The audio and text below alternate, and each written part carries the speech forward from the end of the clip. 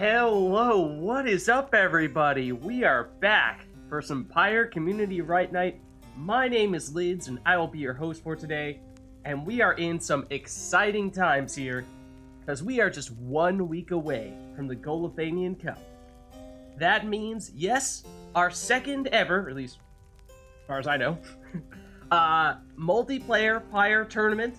And you just saw some highlights from our previous go-round. So if you haven't signed up for the Golothanian Cup yet, make sure that you do so. The way to do that is by joining the Right Club Discord server if you have not yet done so.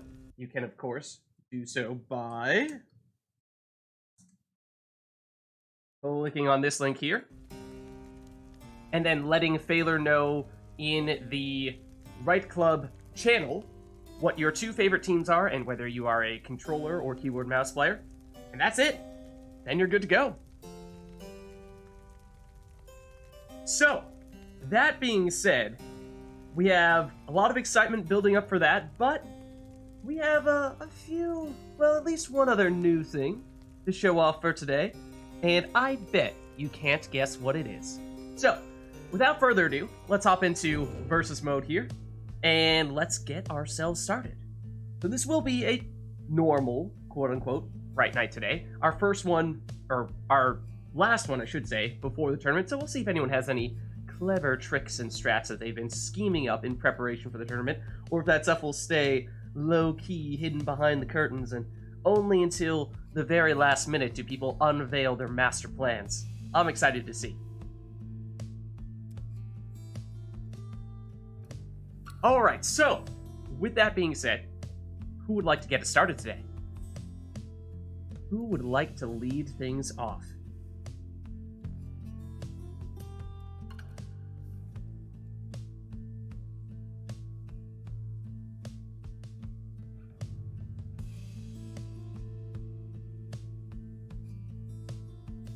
Are we doing what? The lid or the vid? What is this? Well, at least to start things off here, we'll need to get a couple people in to start things, so I'm pretty sure we'll have at least one or two people who might need to get in earlier on in the night, so if you have any sort of time constraints, then I'd like to prioritize getting you in early so that you don't miss out.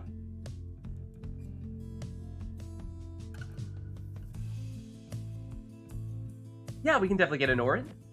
Sure thing. Let me send you an invite now in that case.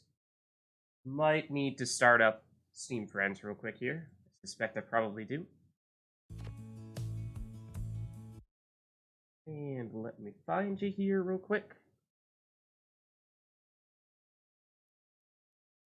Okay. Invite sent. And let me start setting you up here as well. Oh, look at that. Your name is already here. I can just unhide it. And presumably you'll be the Nightwings again today, is that right?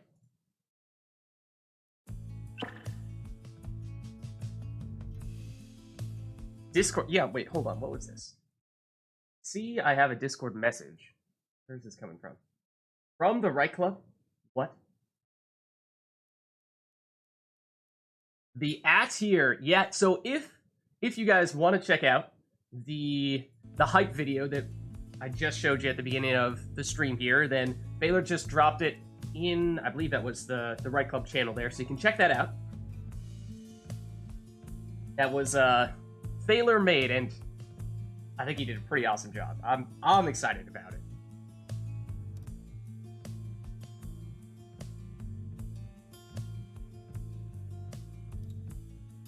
So we have Anor in. We'll need one other person, though, to go against Anor. Who would like to lead things off against her?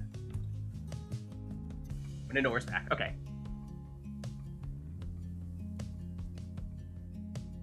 Yeah, Anor, I sent you an invite. I'm not actually sure if you might have stepped away right as I was sending it, but if you aren't in already, then you should have an invite ready to go. Perfect. Okay. So who will be player 2? And I mean, I can hop in as player 2 if needed. I mean, we have enough people in to start things off here that I wouldn't think we need me to jump in here, but Lag says just needs a second, but maybe once we give him a minute, he'll be good to go. Okay. So it's Nightwings versus cooler Nightwings. Who are the real Nightwings? Perhaps that is up to you to decide. In more ways than one? What? You'll see. You'll see.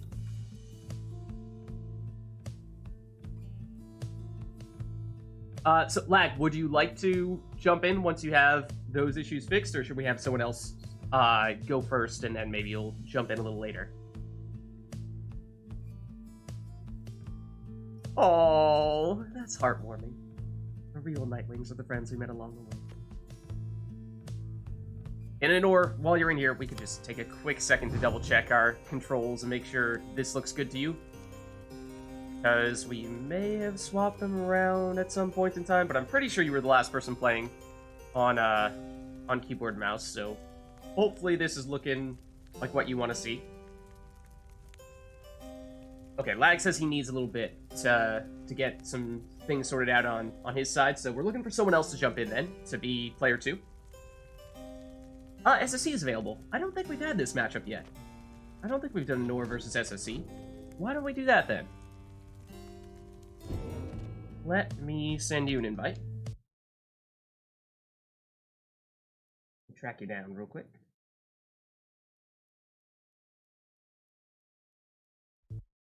Okay, invite sent to you, SSC. And will you be Chastity today?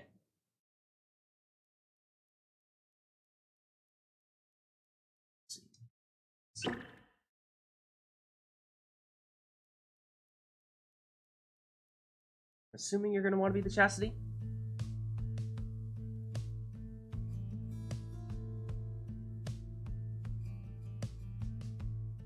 Who the people we left to rot in the downside? Wow. Harsh. Harsh words. And I think, let's see, so Anor I invited first. I'm assuming Anor will be on player 1. SSC, I think you're going to end up being player 2 here.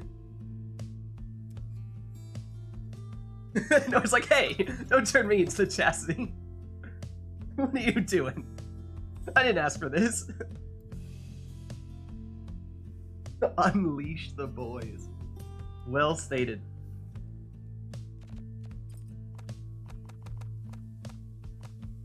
And SSC, remind me, do you go controller or do you go mouse keyboard? I don't remember. I go controller, yeah. Okay, perfect. Perfect.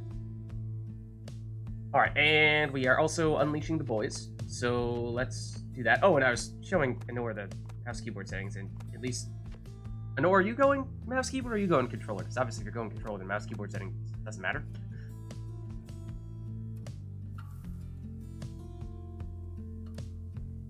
For some reason, I don't recall as to which one you prefer. Oh, let me unplug my controller. Now you'll be able to go mouse keyboard. If that is what you prefer. I mean, whatever you prefer, I just don't remember which one it is. There you go. Keyboard? There we go. Perfect. Alright. So, looks like we'll have Anor, SSC here. And like I said, I don't think we've seen these two go against each other yet. So, let's make it happen.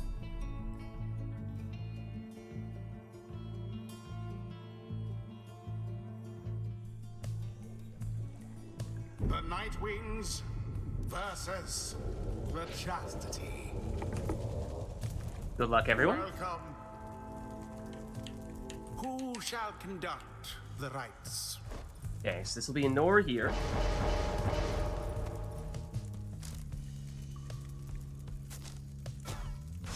And Anor does like to use the harps. So she's leading off with Pamitha on the legendary harp talisman to start things off here. And wait, whoa, what is this? What is happening? What is happening? What is that banner in chat? Did someone catch that? Oh my goodness. It couldn't be. It couldn't be. We have, ladies and gentlemen, introduced predictions, so to speak. Or, in other words, betting. So, you are now able to predict who you believe will succeed in the rites. Put your lid coin on the line. You bet my CSGO skins. We're still working on that one.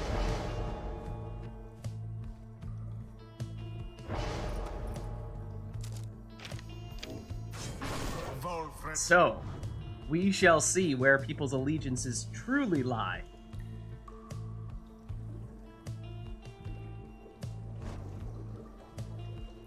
Oh wait, is this in the game right now? So, let's see. I didn't check exactly how Thaler phrased it, but I believe it will be for maybe not this specific right, but more so this quote-unquote series between the two of you. That's a lot of pressure then. No pressure or anything. I mean, people, you're free to throw in as few or as many Bitcoin as you'd like. So the way it works is basically you can predict who you think will be the victor in these rights, and by putting your points on one person, you are, once the set of rights are over, you will see either that you will, well, gain additional points if you predicted correctly, or lose those points if you predicted incorrectly. And the number of points that you are betting against is basically the pool from which you can gain additional points. So that means that, well, if it's 50-50 split, you know, half people saying, oh, they think it's going to be an O, or half people saying, no, I think it's SSC, then, you know, there's equal amount to gain on either side. But if, say, you know, 95% of the points are on one side and you're the one person who bets against it and you're right, then you got a lot of points right there.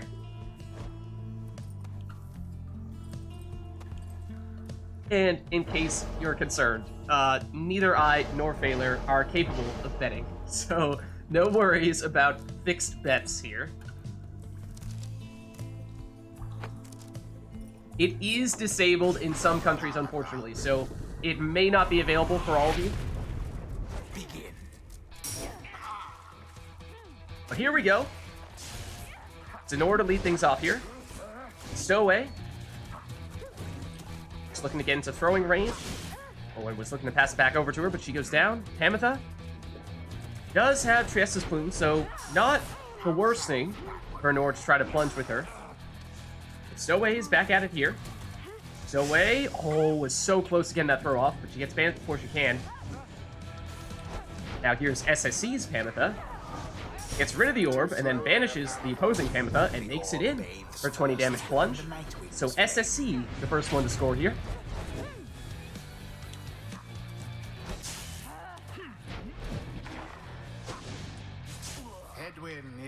Yeah, so you'll get a split of the pot.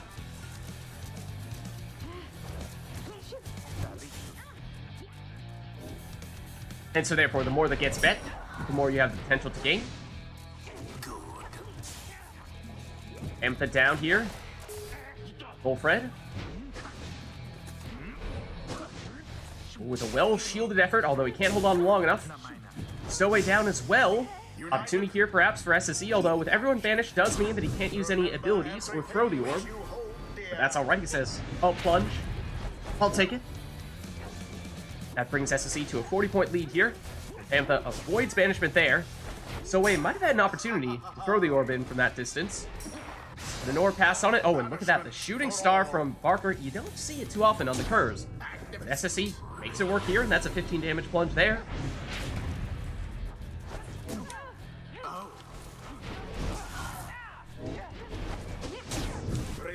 SSE gaining some serious momentum here, and Nor with not much time left. A couple more scores could do the trick for SSE. But Nor has had some opportunities. This could be one of them right here. And that she does. She seizes on it. 20 damage throw with the Stowaway. It needs more of that if she's to catch up here. Stowaway back at it. Ooh, and clever jump to the other side. Oh, but she can't get the throw off before she gets banished. Barker, he can banish with the throws, remember. But Tamitha scoops it up before he can do anything with it. Gets it back to the Stowaway.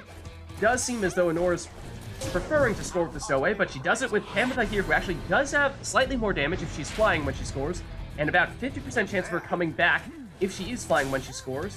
And she does that here, so bit of a lucky break. for Anor here. And suddenly, oh my goodness, what is this? Volfred! In goes the And those sap throws are high enough up that they are functionally unblockable from close range.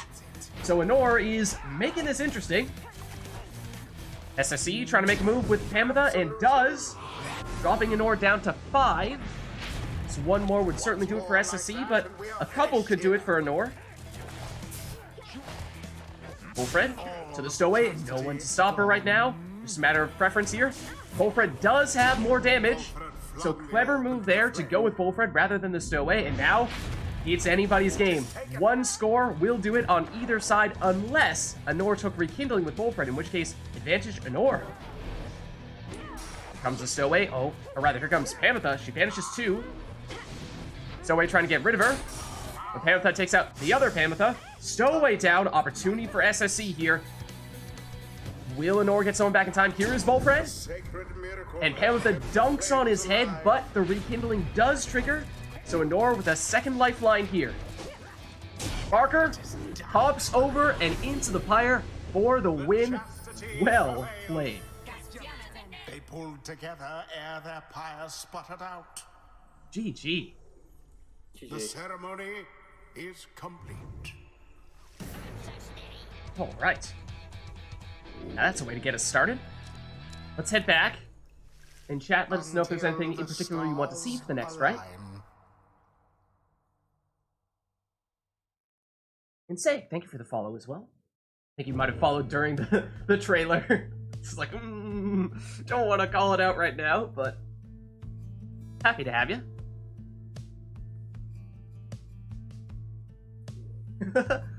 And iHerder says, Isla Kalimur, because if we're gonna have betting, might as well have the right arena for it. You know, you're not wrong. The whole Feats of Glory, they do, at least initially, become available in your initial playthrough at the Isla Kalimur. So, fitting, perhaps. We'll go back to a random song, unless you have anything else in mind.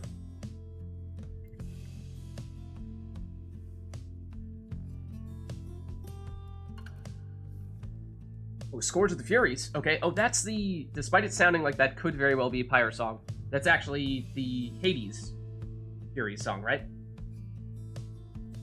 Furies and harps are kind of like... I don't know. I kind of looped them, or bundled them together in my mind a little bit. That's Hades. So that means we'll need to get Streetbot in here, actually. So let me do that real quick. Oh, except someone beat me to it. Thank you. Pretty sure that's what's playing in the background right now. Yeah, okay, so let me turn off our in-game music for a second, Ben. We'll rely on Treekbot.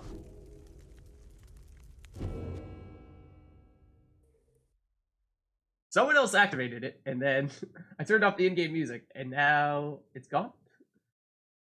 It worked. It was fine. You didn't have to undo it. I was going to do it myself, but that's cool. And now it's back. I mean, I am curious now to see who this is. Getting so many new messages in Discord that it's not letting up the stat. There we go. Okay, thanks, Failure. Okay. Anything else for this upcoming right here? We have the arena, we have the song.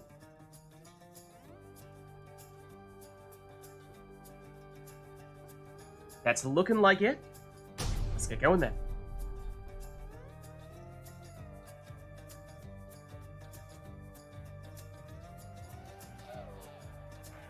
The night winds you typed in the exact name and played the wrong song. Somehow. Welcome. Did Arumi say all imps? Oh, hold on. Before... Or, I mean, if you're gonna take all imps, then it doesn't matter anyway, but let me see if I missed that. Tizo. But yeah, Arumi did say all imps. We did get an all imps request. It snuck past me, but it is all imps. That means before you barker, switch that over to an imp. You didn't switch it over to an imp. Shall we reset real quick? Because I did miss it. I did miss it initially. Snuck in right around the Isle of Kalimur. But there was specifically an imp's request. Honor got it. No worries. We'll get it this time. Night wings shall take on the chastity. And Machina123, thank you for following. Hope you're enjoying the stream. Who shall Welcome to conduct Rite the Nite. rites? Tizo. Is actually Barker disguised, or an imp disguised as Barker. No, Barker! No, Barker! That's why we reset. No, Barker! Don't make me manually override this. SSE. Oh, sorry, was I not paying attention to something? Yeah, we have an all imps request. Oh, we have. No worries. We'll get it this time. Sorry, I got distracted by something. No worries. I should be paying attention. I gotcha, no worries. Third time's a charm. We'll have the song kicking up right when the rite starts. Shall now face It's actually just an elaborate plot to delay such that the beat's dropping right when the rite starts. Shall conduct All part of a plan.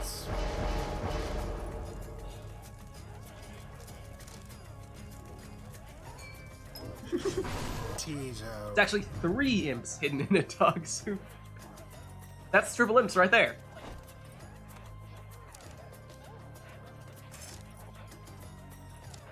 Okay, so the thing with triple imps is that they are extremely strong defensively, but it is really hard to score against them for that reason. So finding any way to sneak out just a little bit of an offensive advantage, anything, can be a huge difference maker.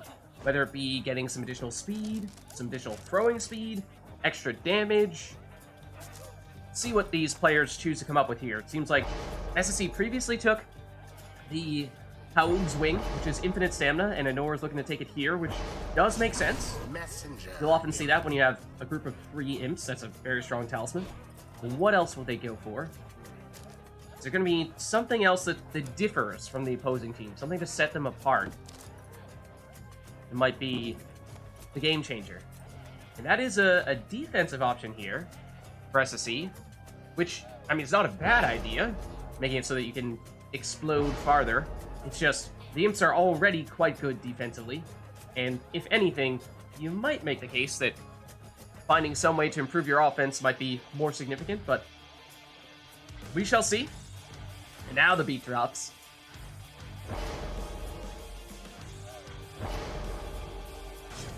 Messenger imp.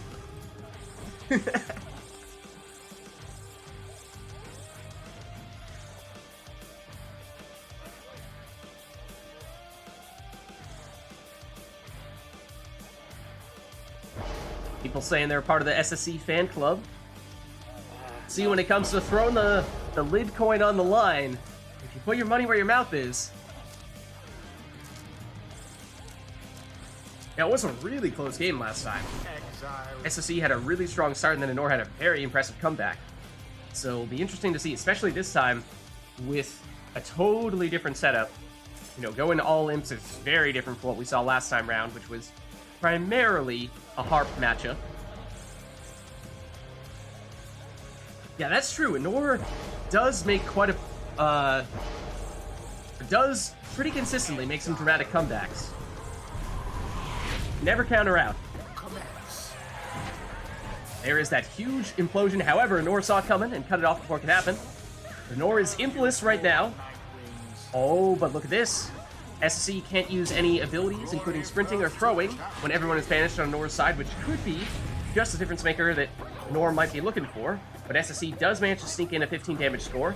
Here's Honor, and there's no one to defend right now. Oh, except SSE gets Raji back just in time and goes through the portal. Has infinite stamina. Oh, but Honor saw it coming. Blocked and banished. So keep a close eye on those portals. The positioning of those will be key, like that one for Honor is right next to SSE's Pyre, which will be very dangerous. Whereas SSE's is right in the middle of the arena, now a little bit closer. But it does mean that Honor could potentially go through that portal and almost instantaneously be right next to SSE's Pyre, but throw for 25 damage here, and that's kind of what I was getting at before. It's going to be a pretty big difference whether these two can score with their 15 damage imps or ones that they took the extra 10 damage on. Honor has scored twice with 25 damage imps, whereas SSE once with a 15 damage imp. And that will pay off in the long term. Wherever did the night But SSC, with a strong defensive play here, is taking out all the Nightwings. Now Tizo back for Anor. SSC says, hold on, let me get rid of this orb real quick. Was maybe thinking about trying to implode on all the defenders and clear the way for another imp to make it through. Here's Anor on the offense now, but SSC has a very dangerous portal right now, so keep an eye on that. He goes through, it's right next to Anor's Pyre, and there's a quick 25 damage like we were saying. So SSC certainly not done yet either, but Anor holding on to a 10-point lead, and that is the difference between scoring with a 15 damage imp and a 25 damage imp, but everyone down here for Anor. And that portal for SSC this time around is not nearly as close as it was before. Oh, and Anor goes through her portal, which actually brought her further away from the defensive position she was looking for. But everyone gone on SSC's side. So Anor throws in for 15 damage this time.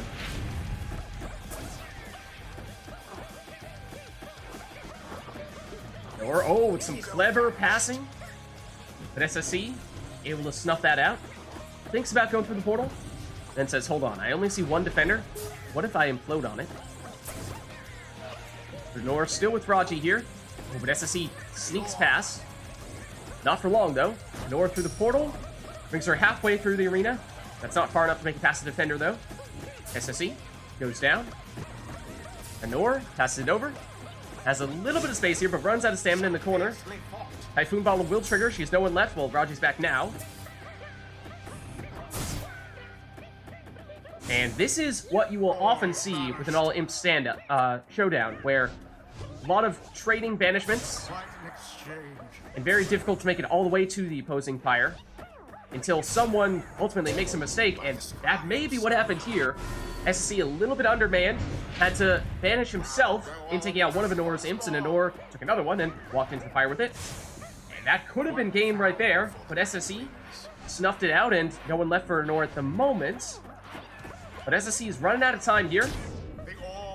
But he's making a comeback. One score for Anor would do it. Would take either 2 or 3 for SSC, depending on which imps he does manage to score with. But opportunity perhaps for Anor. No, SSC back just in time. Infinite stamina for SSC, trying to use that speed. He gets blocked and banished. Now Anor has full strength here. Whereas, bear in mind, SSC did plunge with one of his imps, which means he's permanently down at least one imp, which will make it easier for Anor to seize on, say, these opportunities, where if SSC goes down one imp, gets rid of the other one, and Anor walking on in for the win. GG. Rather shaken after that. The rite GG. is complete. Well played. Alright, let's head back to versus mode then. Until the next rite.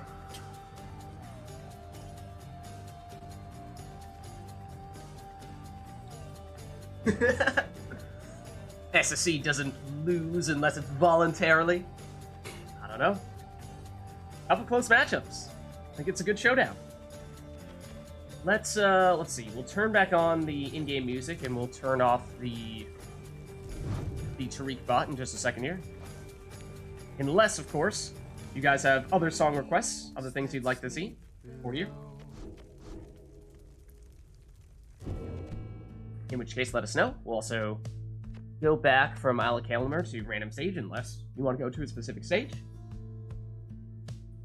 Great design acoustic. Okay, so that will, in that case, be Tariq bot, because we only have the usual, the boring, simple version in here. So actually, I will go back to turning off in-game music in that case.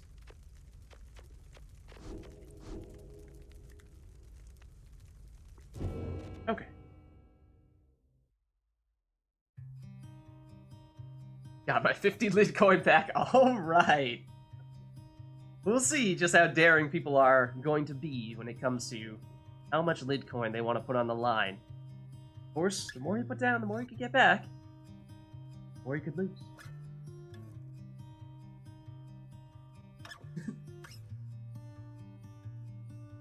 Now, Ruby is definitely a fan of the all-imp setup. It's one of his go-tos. Okay. Other than the song, Not sure I've seen anything here, so let me know if there is anything else you want for this next, right? Otherwise, we'll jump into it.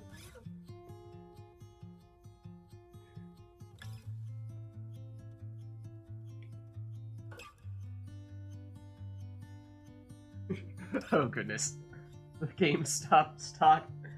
There's no correlation between Lidcoin and GameStop stock, unfortunately. Isn't Litcoin a cryptocurrency? I don't know, is it? What's the definition of cryptocurrency? We might need to see. It technically might meet the definition. The night we It actually might. shall take on the chastity. Well That's what they done. all say. No correlation, huh? Who shall conduct the rites? It's secretly what keeps the economy running. Alright, so no requests here in terms of exiles or talismans or anything, so they'll go back to taking the team they want to take, and Nor leads off with the stowaway. SSC looking like he's leaning toward Barker. He's not an imp this time. I'm sorry. Not secretly 3 imps hiding in a Barker costume. Barker.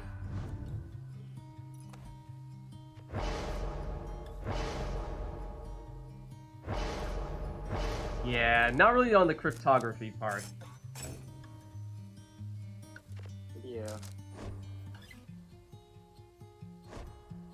I mean, before, everything outside of the cryptography is like, well, you know, maybe it does count as a cryptocurrency, but... Well, unless, behind the scenes... Oh, does anyone really know how Bitcoin works? Could it be? Headwind. It's just a few years. Just a few years away. If you buy in now, you could be part of the select few who rise to the top of the list when the Lid Empire takes hold.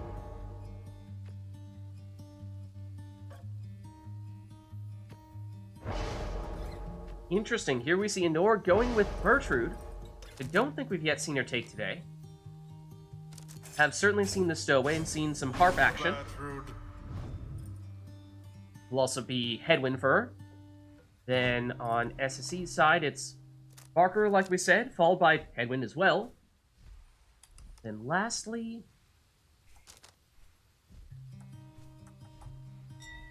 I smell Crone play? I don't know. It's certainly looking like it.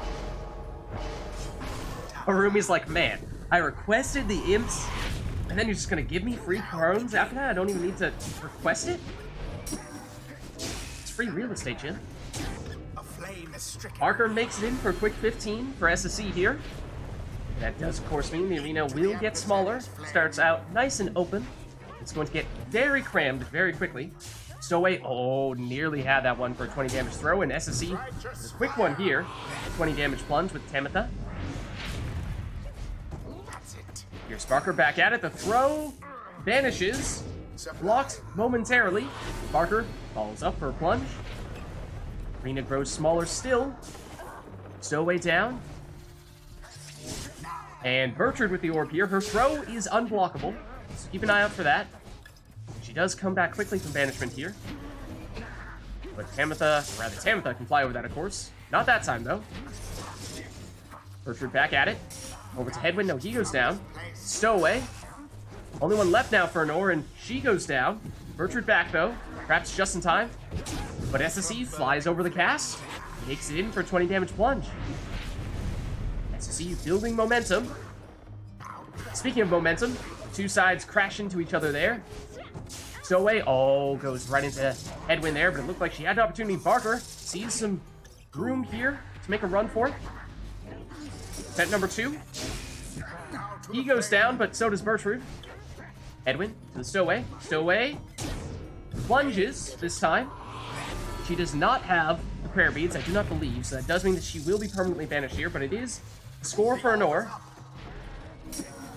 Throw from Barker gets blocked, but it does banish Headwind. He goes flying around the Pyre, but Bertrude does manage to stop him. But Bertrude down here, Headwind back. Is he quick enough to stop the other Headwind? No. So SSE plunges for 20, that means just 10 life remaining for Honor here, running out of time. Gets rid of Barker. Here's Bertrude. She plunges for 30 damage, dropping SSE down to 50 fire life. A 1 score would still do it for SSE. This could be it. Oh, but it's just shy. Follows up for the win, though. The chastity prevailed. They brushed aside their adversaries without too much trouble. GG. What do crones Thus smell end like? this night's proceedings. Well played. Well played. Alright, we'll head back. Until the next Rite. I played SSC once a few months back and still haven't recovered. Oh dear. I'm sorry. Yeah, that is that's my SO showing up in chat to deliberately embarrass me. I'm assuming. Oh, don't worry about it. Well, is there anything else we would like to see for this next right here, or do we have these two just take whatever they'd like to take?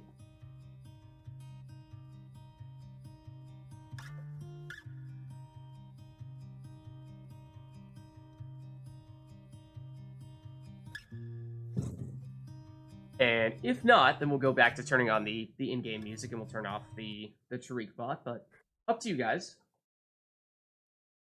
Baylor says Fall of Solium. Okay. That can be arranged for sure. Oh, and Baylor's also choosing Exiles. Okay, hold on. I'll go back to turning on the in-game music because it doesn't look... Oh, no, song. Okay. Accuser's theme. Okay, so let me turn on the music then. And then we'll get the Accuser's theme going in that case. From the plains that sleep below. Okay, so then Accuser's theme will be this.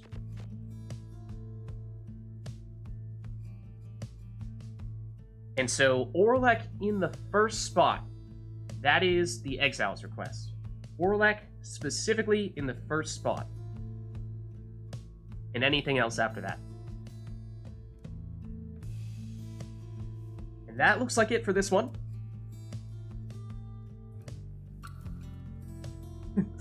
Nora's like, I'm expecting something else. No, not this time. Just a little bit of Orlek.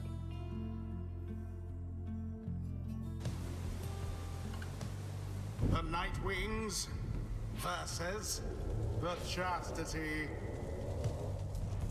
Welcome. So Orlek first, and there Who shall are conduct certainly the rites? pretty significant strengths and weaknesses when it comes to using Orlek because he has the largest presence, so the largest aura. He is far and away the quickest of the demons, although he does have 5 less damage than the other demons. The problem is he has 1 hope, which means he has a 30-second respawn time, which is humongous.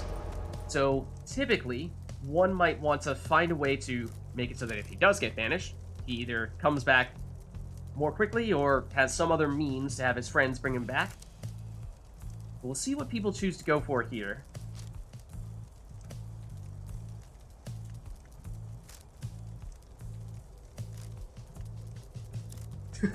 Rumi. Watch who you're picking a fight with.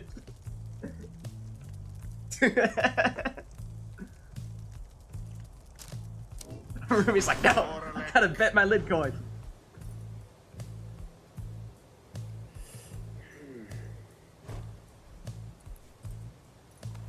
Barking up the wrong tree on this occasion. Was it Orlek in first slot for both of us? Yeah, Orlek in the first spot is the only specific request here. You will need to use him in this spot, but other than that, you have the freedom to take what you'd like.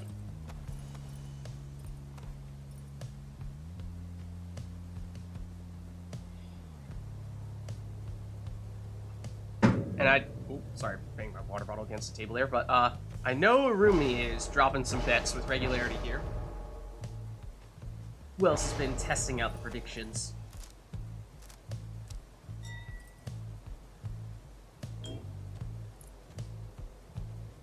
Going with the Star Splinter. It is strong.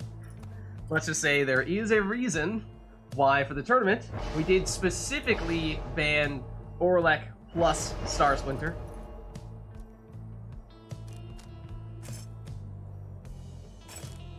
A man robbed of his freedom. Tizo. Okay, so Nor follows up with Tizo. Sorry, what did you SSC. say was banned in the tournament? Orlek plus Star Splinter specifically. Oh, okay.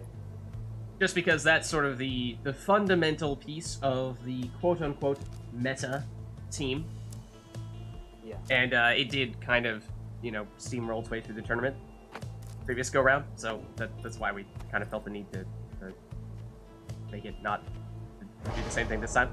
Also, not to mention, the victor of the previous tournament did use Orlek in the first spot Messenger imp. in the final Liberation Rite. So Orlek was freed from the downside. However, in order to bring him back for this tournament, we had to sort of strike a deal, and so we used the Soulstone, the Beyonder Crystal, to sacrifice something that we loved, namely Star Splinter, to bring Orlek back to the realm of the living, or at least the downside. I didn't know the bow was that deep.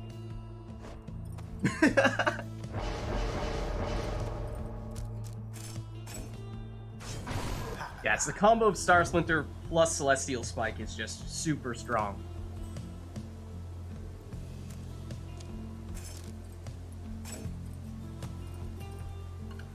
So, I mean, the idea there is hopefully that it leads to people having more creative and varied team setups, and people don't feel like they just need to go with the quote-unquote optimal meta setup.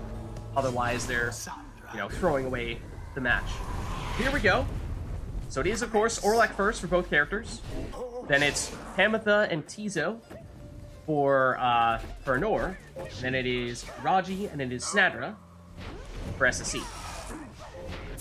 Orlek down for both players, and well, SSE does have a way to bring people back. You see that Snadra has her ability where when SSE steps on anyone's portrait, SSE can bring those people back from banishment, so that's one way you can make it happen more quickly. But this is the problem when you have Orlek getting banished, is you might find yourself with all of your exiles banished fairly often, or at least it's a lot easier for that to happen to you than it would be with characters who take only 5-6 seconds to come back. Hamatha down, and at least for a minute there, or half a second, Anor was defenseless, but Tizo back at the moment. Now go. Tizo with the orb, but he drops down and he goes down. And defenseless for, yes, again, a moment, but Tizo is back quickly. So it looks like Anor maybe made a point of taking a safe return from Tizo so that he will come back more quickly from banishment, which is a way to compensate a bit for, like, being gone many of the times. But SSE is back. Anor able to defend this time. But SSE at a 40-point lead now, but plenty of room here for Hamatha. Glory to the scribe. So Nor plunges for 20. Having the gap. Orlek versus Orlek. Orlek wins. Yes. Here is Orlek. He seemingly jumped over the Pyre that time, but second go round makes it in for a 25 damage plunge. Banished each in turn. SSE called you a significant other. This is the best moment of your life. Oh. I believe he used the phrase SO, technically speaking. Oh, and SSE flies over the Hamatha cast there for a 15 damage plunge, dropping Anor to 20 Pyre life, which means there are some exiles who could get it done in one hit. And they are, in fact, the two exiles that SSE has remaining here, but Anor says, I'm not going to go down quietly here. 15 damage plunge with Tizo. He doesn't have prayer beats. That does mean that Anor is now one person down. Oh, and SSE seemingly walked over the Pyre without plunging, but again, second go round does make it in and does finish it. It was the will of the 8 scribes which GG. kept their flame alive.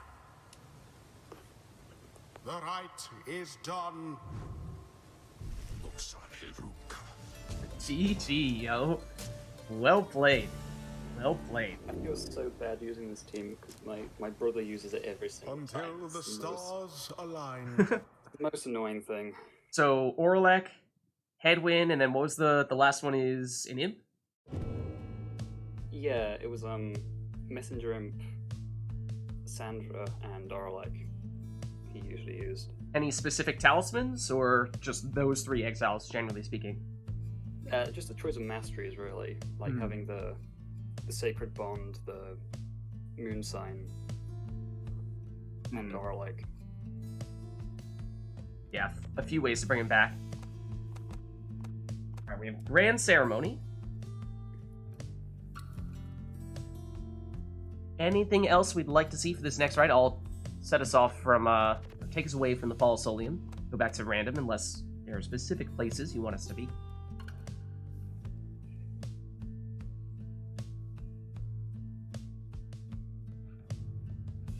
Really is... Are some characters facing one direction, other characters are facing other ones? I didn't realize that.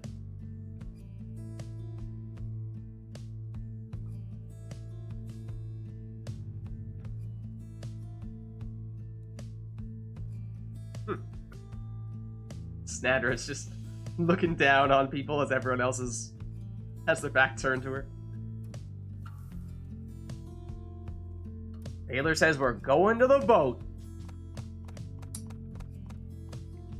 All right. Boat it shall be then. Aw, thanks, Baylor. Not the boat. Anything but the boat. Yar. We be going to the boat, laddies. Let us begin the rite.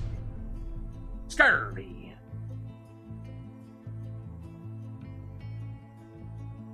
I wonder if we be seeing more worms in this rite. Shall now face the chastity. Yar. Welcome. Who Something shall about buried conduct treasure. the rites? Fountain of youth. Kraken. Shiver me timbers.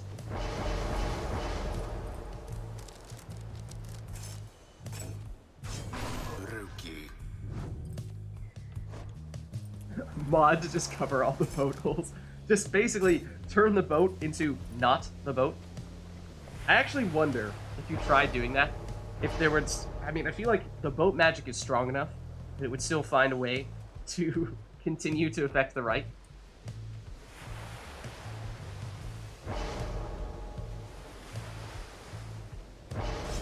Orlick.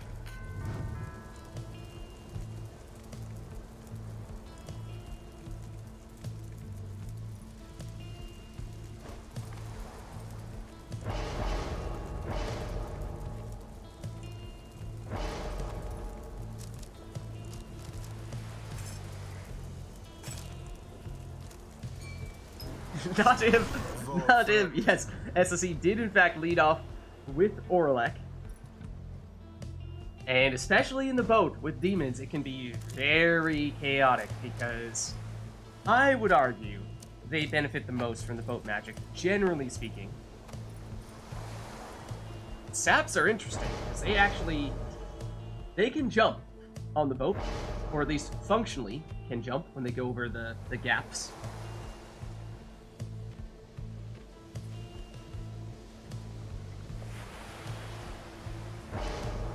Actually can't add additional objects into the map via modding. That's unfortunate. I mean, if you could, then you could basically just build your own map, right? Which would be pretty crazy.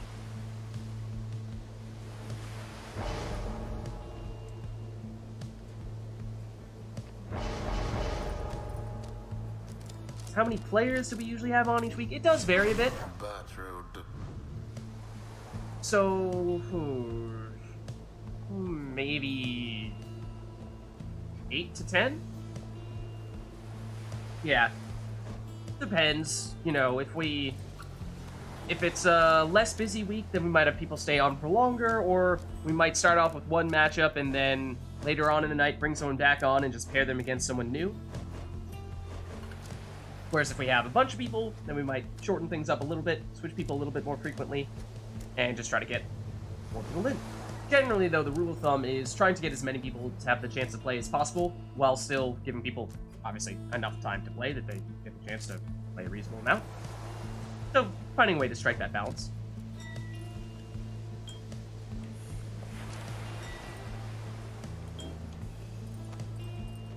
Was there a talisman which lets you cast aura faster? Sorry. There is not, but the crones do have a mastery for it. Yeah. There's kind of a talisman like that for demons with their legendary talisman. It sort of indirectly functions like that. It's probably the closest thing I can think of. Now begin.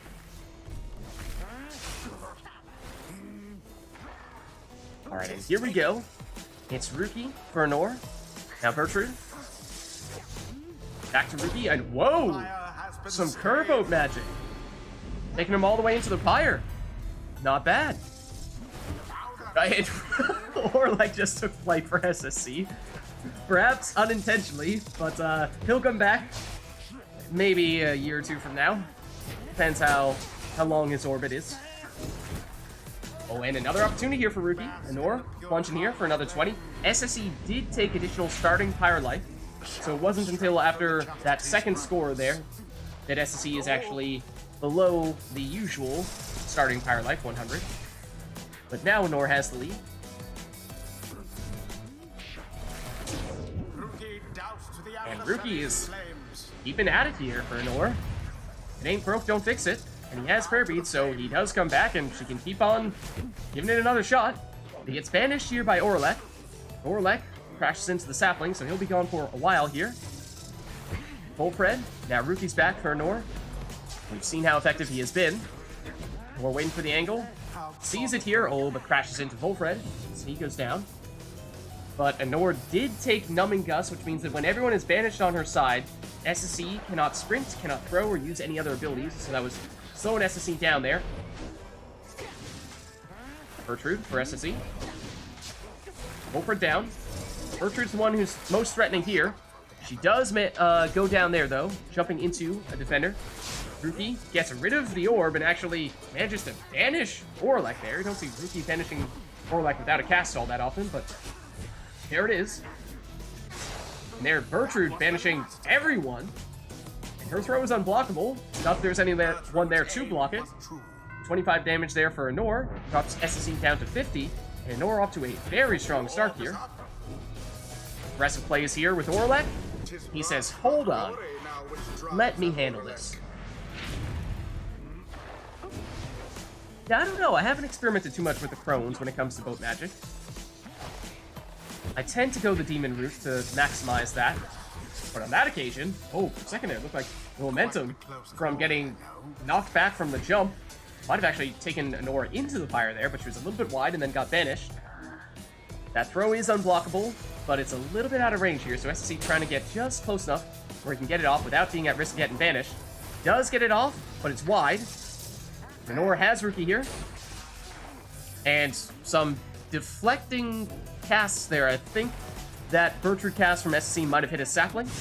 Oh, and look at that. Speaking of saps, Volfred cuts off Ruki. And momentarily there, Anor was defenseless, but everyone's back now. Oh, 1 second. Someone getting laggy. Alright, we're back. And Bertrude makes it in for 30. Shall the chastity press their luck, perhaps? Yeah. Pizza is acquired, then you must specify what kind of pizza you have. It is a rule. What is the best kind of pizza? Ruki, oh, you weren't sure if he was going to manage to make it past the defender there, but he did have just enough on the jump to make it happen, and Anor was momentarily behind by 5 there, but has now retaken the lead. This one's close. Ooh, Orlek avoids banishment there, has the orb, overjumps the Pyre, gets blocked here on his way to try to make it in, and he goes down along with Volfred, but Ruki remains, and he has the speed, make it into the Pyre for another 20, dropping SSE down to just 10. Now, both characters do have a sap, so it is possible that either of them may have some, or potentially as much as 50, rekindling. So there may be a second life bar incoming here, but at least as it currently stands, advantage Anor. Bertrude for SSE. Takes out Volfred. Bertrude is back for Anor, though. So Bertrude versus Bertrude. That throw is unblockable, but it looks off target. It is. Ruki, down to Bertrude. Bertrude. She gets blocked. Now banished. Orlek for SSC. He makes it in with a quick jump there. That puts Anor within 1 score range of going down, unless she has any rekindling. Same story for SSC. Gertrude buys her time, leaps in, and oh, SSC has 50 rekindling confirmed. So, temporarily at least, SSC with the advantage here. Of course, we have yet to see exactly how much rekindling Anor may or may not have. Volfred down. Orlek plunges, Plunged into an adversary's flames. but does not quite have enough there to trigger the rekindling, if it does exist, because SC was actually ahead and therefore triggered the Stubborn Flame ability that I believe that Anor took with Gertrude, which means that whenever Anor is behind, SSC will deal 10 less damage. She did trigger here. Oh, and Gertrude vanished just as she was about to make it into the fire there.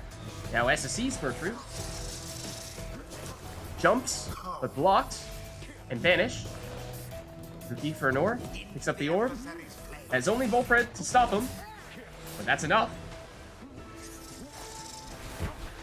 Yeah, Stubborn Flame is tricky like that. There are the occasional times in which you actually don't really want to score, because you might start triggering Stubborn Flame when it comes to rekindling and when it is technically most efficient to trigger it.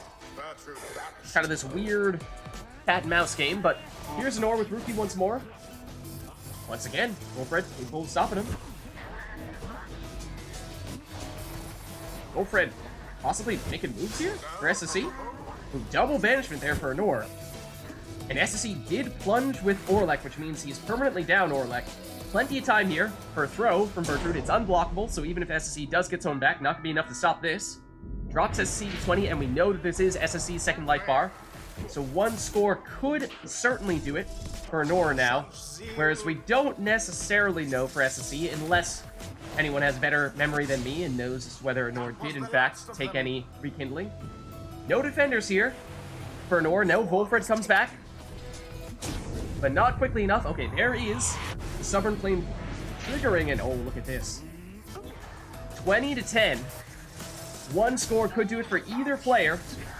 Next score likely will take it. So who will it be? Anor with Gertrude. Volfred back to defend. That's enough to stop Anor here. But SSC presumably would prefer scoring with someone else. And Orlek is still permanently banished, which means SSC at best is at 2 characters.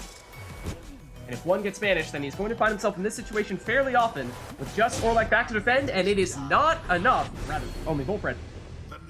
Rookie takes it for Anor. Well played. Nearly was extinguished there, but no. GG.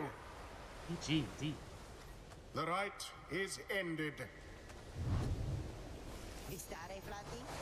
Well played.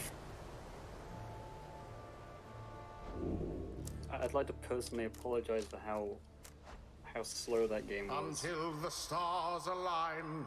Oh, no worries. What do you mean in terms of, like, how long it took to finish it? I don't know, there's just so many situations where I stuck with the sap and I couldn't approach, and I was just waiting for things to respawn, and they all took so long to respawn. I mean, have you seen the cursed rite? The 43-minute rite? Yeah, I suppose that's that. I mean, you gotta go a lot longer than that one right there before you start raising any eyebrows, I think. Given just how extreme we've gone with the long rites. People in chat haven't heard of the 45-minute rite. Come on, it's a legend. It's possibly the most notable rite we've ever had.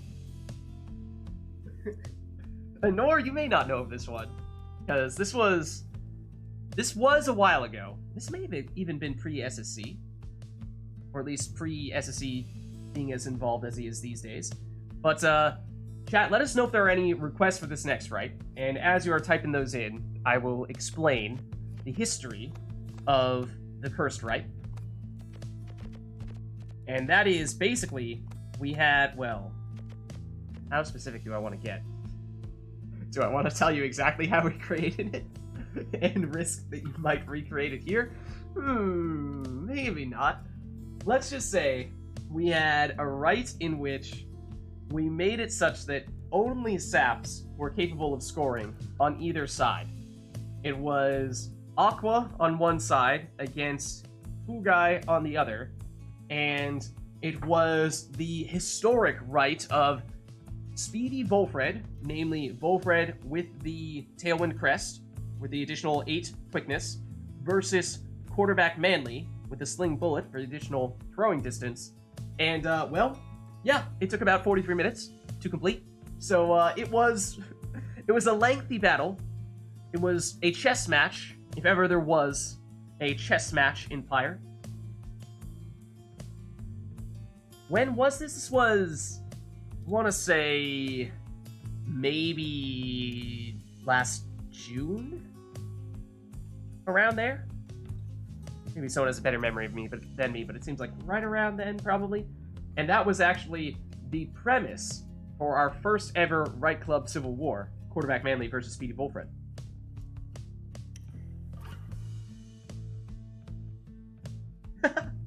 Arch Justice just leaves after 15 minutes. It'd be in character for him. It probably would be.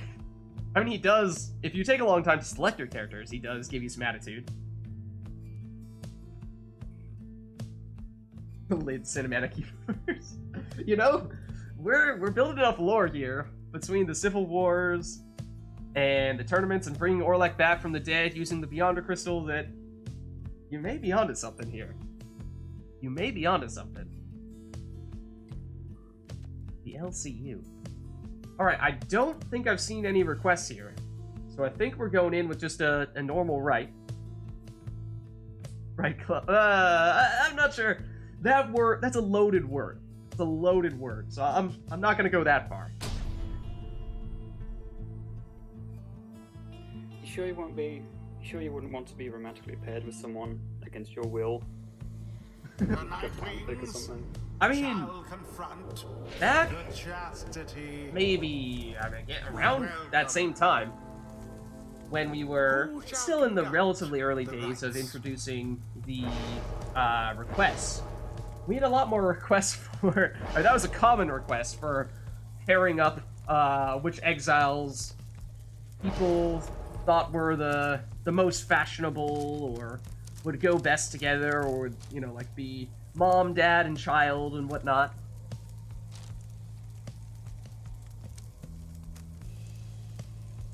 Well, if you're interested about stories and kind of painting a narrative about the downside, then actually we are designing a Pyre-themed tabletop game. If anyone is interested, let me know. I can send you the link for that. Looking for designers and also definitely playtesters for that stuff. So let me know if you're interested in checking any of that stuff out.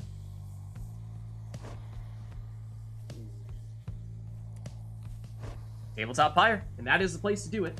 That Discord right there. What's that?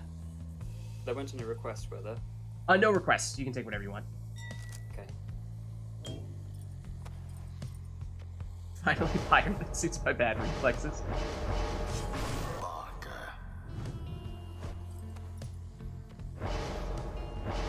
And once upon a time, I set up that Discord link such that it was always expiring, but I think I corrected that, so let me know if anyone tries to click on that and it tells you that the link is expired. I can see if I can fish up a fresh one.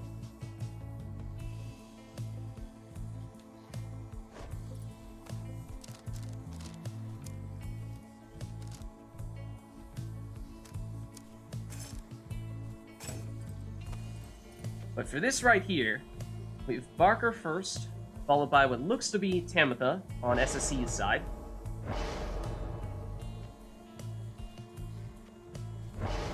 And Tailwind Crest means she's going to be a very speedy Tamitha. Then we have Gilman, followed by Tizo on Anor's side.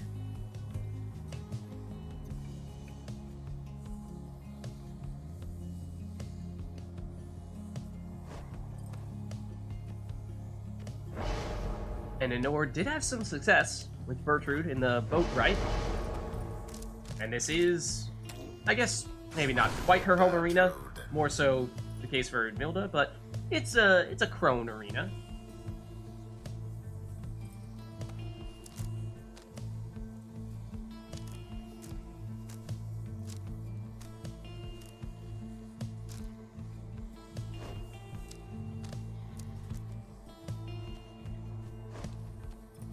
As for the last one for SSC, okay, possibly Typhoon Bottle, which would mean everyone on a North side is unable to sprint, throw, or use any abilities when everyone is banished for SSC. In a small arena such as this, it's fairly common for that to happen. But he says, nah, you know, I might just prefer the bigger aura.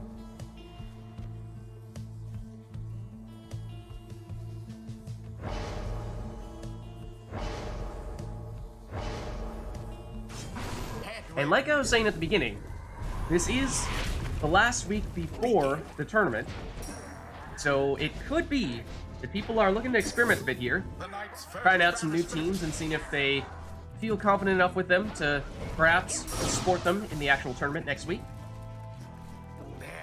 So we might see people using either their preferred teams and just looking to get practice with those, or going a little bit more experimental. But SSC plunges for 20 here with Tamitha. He doesn't have prayer beads, so she's not coming back.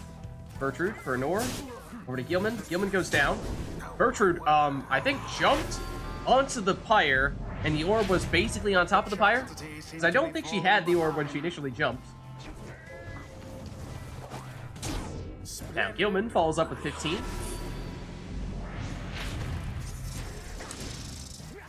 Bertrude versus Barker here. Barker has the banishing throws. And so for a second there, SSC was looking to score and then thought, well, maybe I'll banish instead. Everyone gone here for Nor. No, Tizo is back, except SC sidesteps. And makes it into the Pyre for 20 damage plunge. For Nor holding on to a slim lead here. In what is more or less a tied game. Tizo down, and there is Gilman coming back with infinite stamina. But he goes down. That makes Nor defenseless. Oh, but Bertrude back just in time to stop that one. Gilman can't make it into the Pyre, but he's back here. Misses the banishment. Tamitha speeds on past for 20 damage plunge. And now SSC takes the lead. Parker. No one banished that time. He goes down, in fact. Bertrude, she makes it in. Hex of Defeat gives her additional damage here. A whopping 30, dropping SSC to 25. One more of those, and it would be game for SSC. Whereas Nor at this point, with 20 Pyre life, could withstand 2 hits from SSC in all likelihood. So advantage Nor. Here comes Gilman with infinite stamina, but that's not enough. Not on this occasion. But he's back. Not for long, though. Tizo gets rid of 1, but it's Barker who's the threat here. He has the orb. He makes it in. For 15 damage plunge. Dropping Nor to 25, which is an interesting point. Because I believe that SSE only can do 20 damage at most, so I think that is still a 2 damage match. But Nor finishes it with Gilman.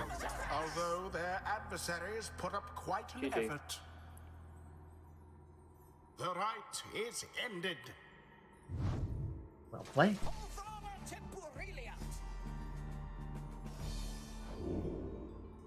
All right.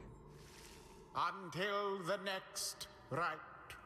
GG you both, and just to check in with you, Anor and SSE, how are you guys doing? You good to stick around? You want to swap out? How you feeling? I'm gonna stay on for like a few more. Okay. Anor, how you feeling? You want to stick around? You want to switch? Because I think we may, at this point, be looking to switch in the not-so-distant future, because I think we perhaps have a little bit... Anor says she does want to switch. Okay.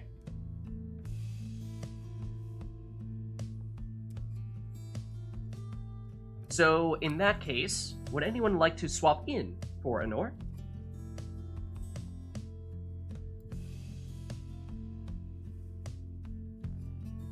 I know, Lag, you were saying earlier that you just needed to do some things on your end, fix up some stuff, and then you'd be good to swap in. But I see you in chat now, so if you're up for it, this could be a good time to get you in. If not, we can of course get you later. Yeah, I can boot you. No worries. No worries.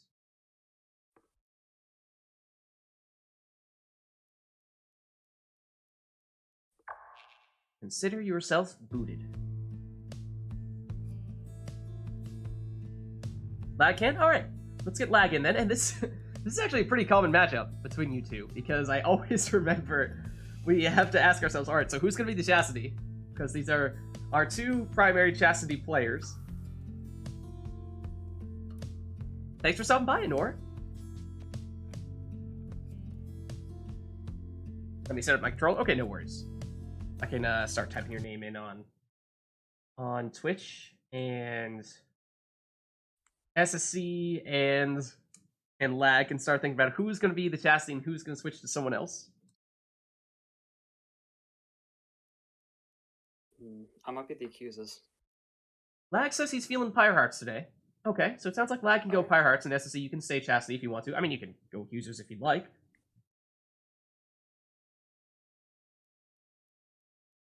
Why so many people pick the Chastity? I don't think it's that common of a pick. It just so happens that these are the two Chastity players, and for whatever reason, they always seem to go up against each other, timing-wise. Just works out that way.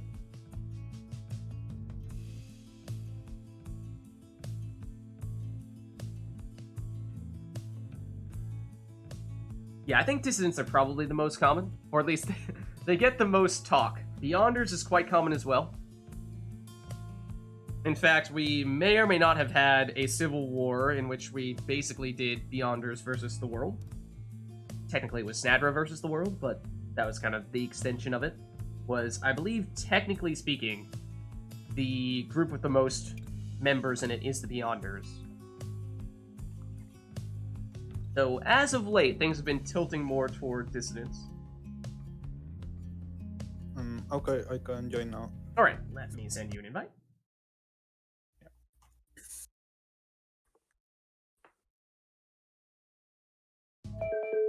Okay, invite sent. Okay, Okay. I think I'm in. Alright. Once you are, feel free to... Oh, I meant to swap you over to the... you said Pyre Hearts? I forgot to switch you over on my end. I can do that as well. Let me switch that real quick.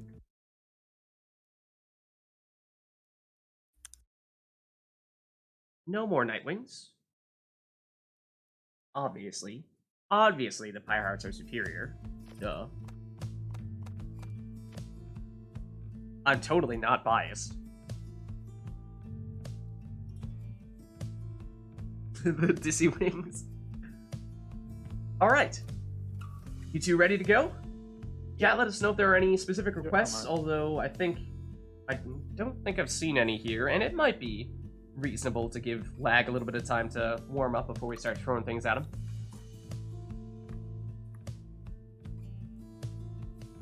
Alright, so, let's get going then.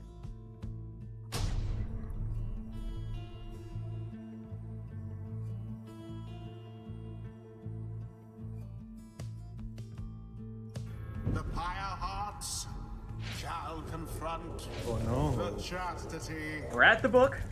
Welcome. Small See, arena? Who shall conduct the I will rites? touch something. This will be a normal match or end extremely quickly. Okay. Lag is doing something in the name of science. Lag has been doing some pretty awesome testing as of late regarding what were the I always forget which of the classes you've been focusing on thus far. You did what? I did nomads and worms now. Nomads and worms. Yeah, some really interesting insights with regard to exactly when and where you can pull off some of the nomad Wait, tricks. whoops. My controller is counts as player 2. I am controlling this now. SSC, do you also have control over player 2, or is this just Lag? No, I can't do anything. Sorry. Okay, can we no. have... Lag, can you unplug and replug your controller? Yeah, wait a second. When my internet is done, you'll have another withdrawn player? Nice. Okay, now?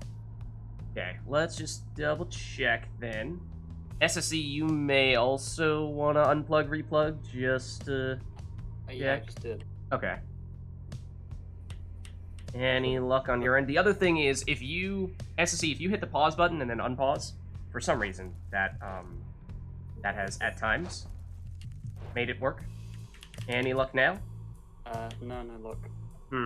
Okay, let me, SSC, I'm gonna uninvite and reinvite you. I'm gonna give you a quick Right. boot. See if that kicks Pyre into gear.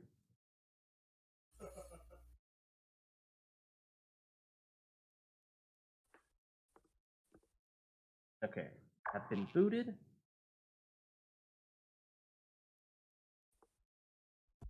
And now you have been reinvited. Now you're showing up blue for me, Arumi. I actually don't know how to switch that. How do you switch that? There's a setting somewhere to make it happen, right? Any luck this time? I'm in port 1 now. Controller number 1. It's weird. Okay. Do we just technically make have it you a guys scale. switch places? Yeah, should we have Lag actually is player 2 and SSE actually is player 1? Is that what this all has amounted to? That might be what Okay. happened here. Shall we... Well, now I'm seeing that the controller has started registering. And yeah, that's me. Okay, that's that's me. Lag. Yeah, I think we should do that. In that I am player 2 and SSC is player 1. Okay. Yeah, I can go with whoever you picked. Alright, let me just switch your names around on stream so people aren't thinking that Lag is going on Lag and SSE is going on SSE. But once we've done that, then we'll be good. Just limit the confusion there.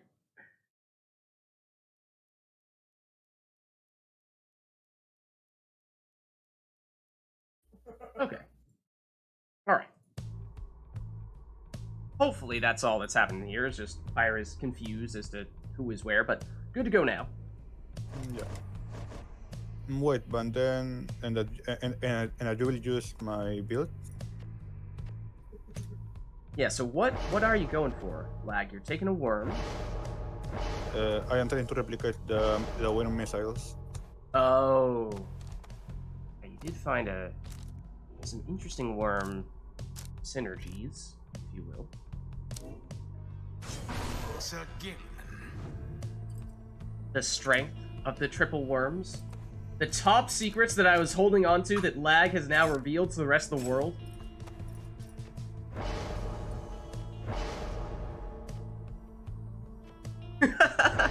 Maybe. Maybe. You'll see why in just a minute. You'll see why in just a minute. Edwin. And SSC, is that working fine on your end now if we just keep you in as player 1? Does that work? Yeah, that's fine. Okay, great. Rocket powered Gilman? Maybe. Maybe.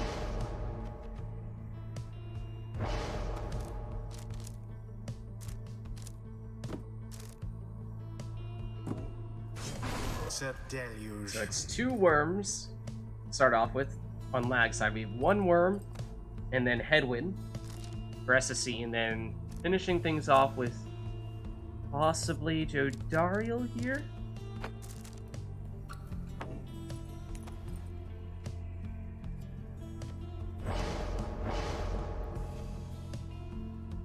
Does seem to be going that route and has taken the additional hope to make her respawn more quickly. Jodariel. Now, last one here for Lag. And it's going with Ignarius, so not a 3rd worm.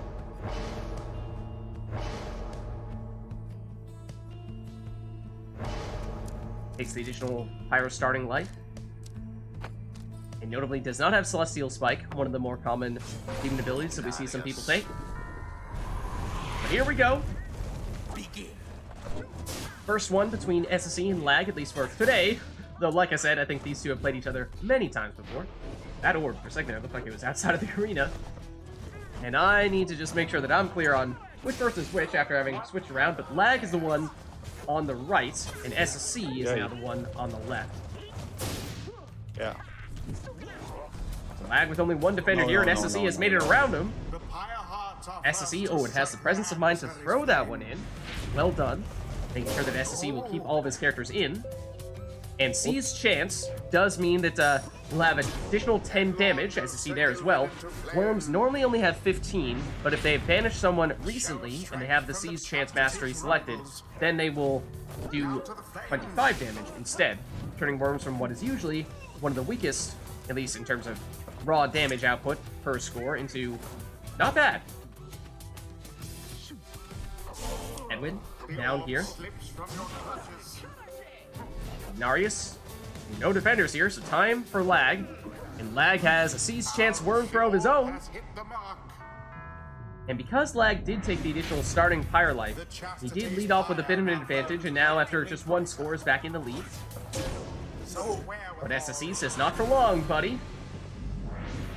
Bring on the worms. And lots of Seize Chance happening here. And also, randomly, the worm song as well. Nice little twist.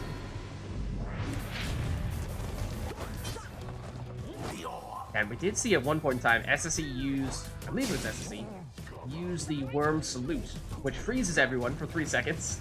That's why you heard the carry on. And why you might have been wondering, it seemed as though everything stopped for a minute there. It did. Ooh, okay. Plunge there for 15 damage this time from Lag. So less damage, did not trigger Seize Chance, and also was a plunge, not a throw, so that does mean that Lag is down one character now. So advantage SSC. Well, the Lag nearly made that one in. One worm versus one worm, both with infinite stamina. But SSE wins the race. That drops Lag to 15 Pyre life, so one more of those would do the trick for SSE. Does take out a couple people, but doesn't finish the job this time, at least. Infinite stamina here for Lag. One just for 25. Dropping SSE down to 35, meaning 2 scores would do it at this point. For Lag, 1 score still for SSE. And this might be the opportunity. And he takes it. Well, GG. GG. The strat needs refinement. Well, it's a work in progress. You still got a week to work out any of the issues.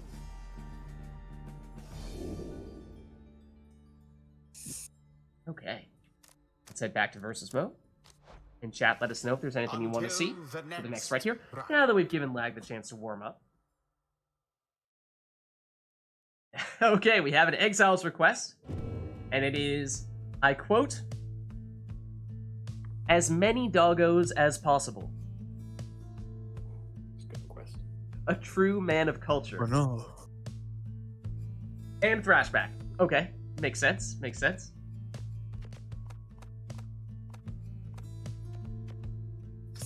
Anything else, or will that be it?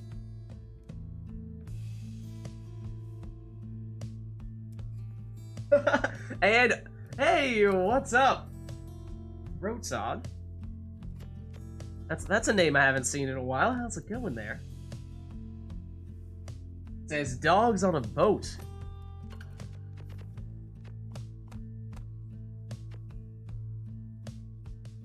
Lurking around? What's up, Ponzi? I just don't know how to spend my money. Well, you can now bet on the outcome of the Rite. If you have any thoughts as to who you think is going to succeed.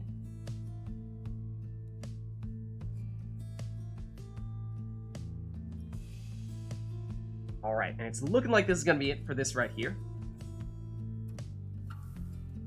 May I request talismans? You may. Absolutely.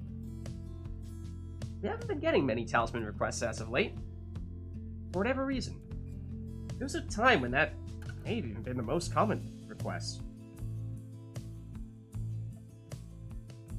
Okay. All leech talismans. You want to throw down the official request for it as well? Have you done any full-blown requests yet, Anor? Or is this actually your first?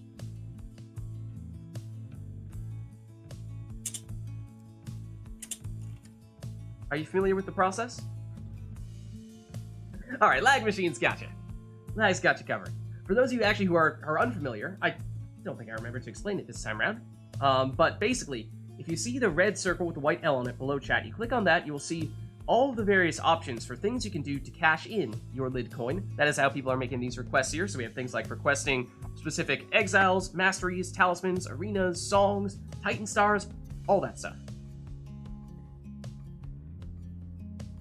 Yeah, the lag's got you this time. All right, let's make it happen.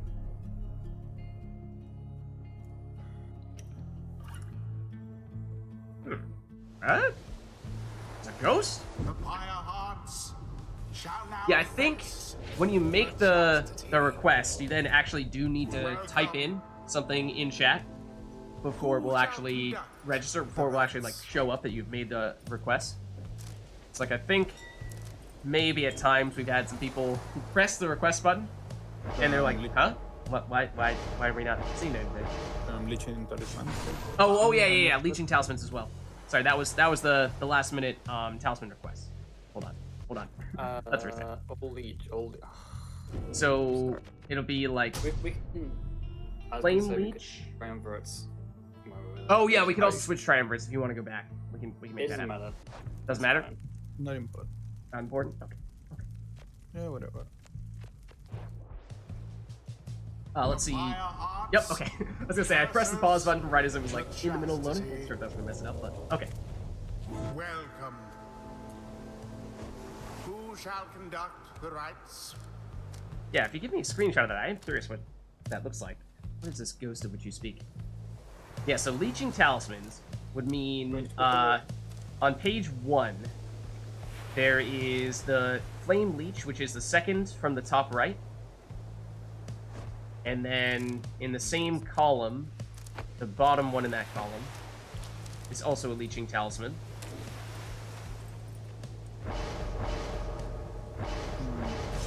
Wait, but don't we only have two leeching talismans?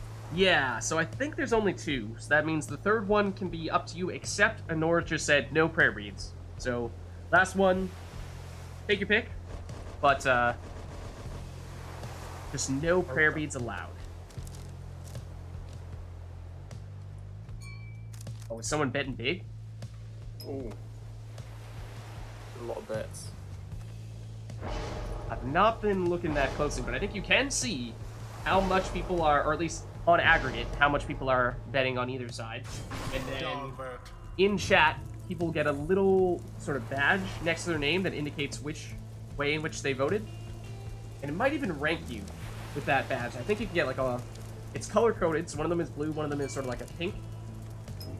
And then I think it puts in a little number there, like a 1 or a 2, that says, like, I'm pretty sure that indicates you're the number 1 better for this direction, or the number 2 better for this direction. I'm not entirely sure if that's the way in which the number gets assigned to you.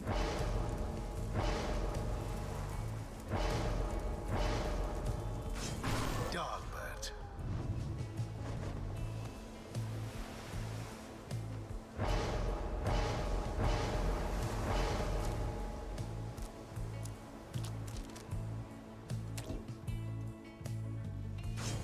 Rookie.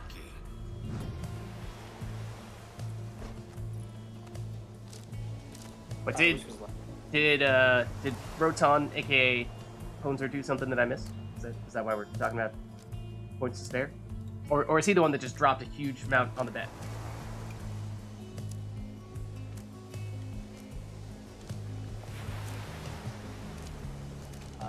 which one?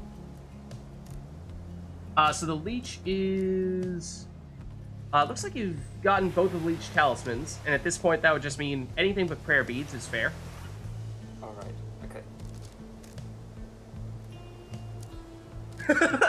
Sounds like Rotan's the one who's throwing around the big bucks, and he goes... Side note, lag, please don't lose. Someone may have just put a lot of coins on you.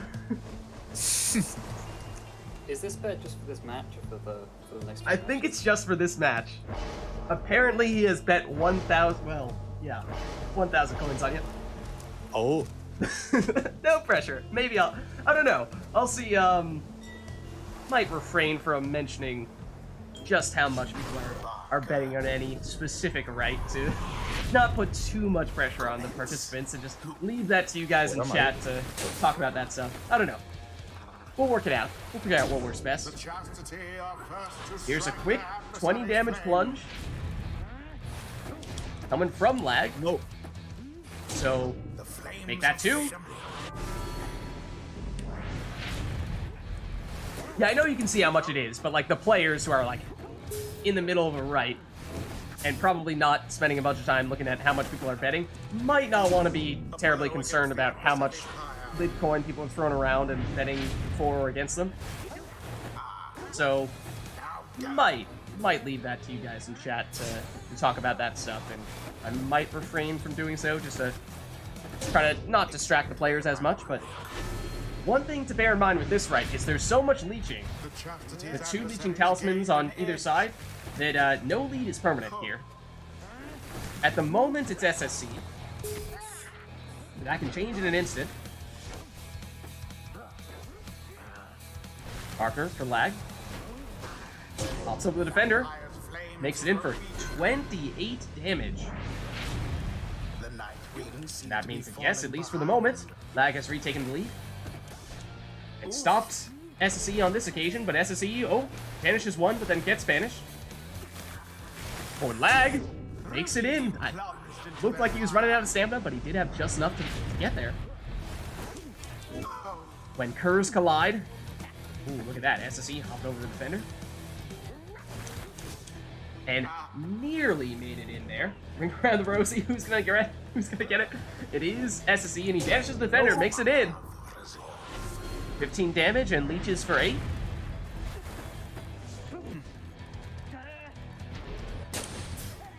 Whoa, what a snipe. Yeah, we may need to say that you can't bet on rights in which you are currently participating. I think that's perfectly reasonable.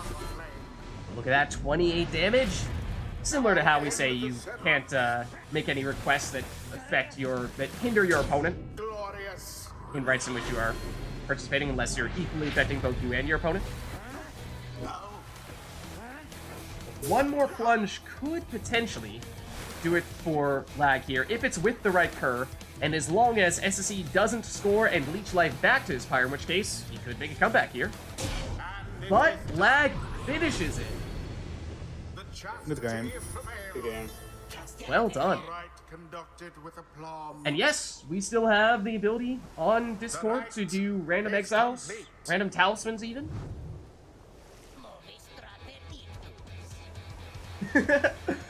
And I think you just made someone a lot richer.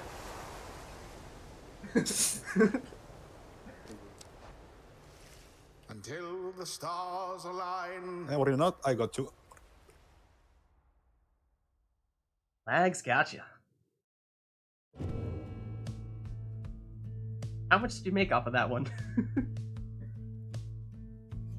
Oh yeah, and triumvirates. If you want to change. Yeah, do you guys want to change triumvirates this time around? Well, we have a minute. Can do. Well, meanwhile, other people might have lost a bit of lid coin on that one. Alright, let me switch it around on stream as well, just so that they're consistent there between the actual game and your little sigils here as well. Okay, so now we're gonna have basically a flip.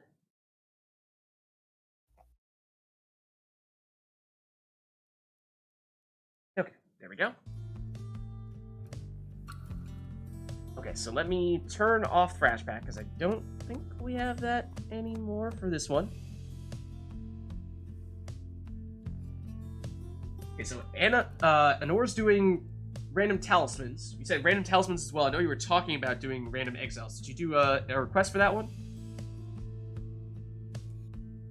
You did. Okay, so random talismans and exiles. It's been a while since we've done that. It's been a while. Let's go to random arena as well, unless anyone wants to choose something for that. But let us switch on over to Discord real quick here and take a look at which random exiles we're going to get. So as a reminder for you two participating in this, right? The way you can do this is exile, I believe is the nomenclature for it. And then that will show you your random exile. You can do that in the bot commands channel in the Right Club Discord. And that's how we'll get our random exiles for it. And same thing for talismans. Let the chaos begin. So, I mean, I can do it for you if you want, but oftentimes I think people prefer to do it themselves and then can see what the results are, right? Where do we do that, sorry? So in the bot commands channel on Discord, yeah, you can do exile. We'll show you which random exile you're gonna get. SSC's leading us off here. We'll see, and it will be in this order as well. So let's see. So SSC first one will be Lady River, and if you get a duplicate, then you can just do it again. Second one will be Vorfrit, Sister of the Arch, which is the Beyonder's Crone. So we've got first Worm, then Crone, and then another Beyonder, Palmus, which is the sap from the Beyonders. Okay, so that's everything for SSC, at least exiles-wise. And Lag, you want to go exiles next, or SSC, you could go talismans, and same thing, just talisman.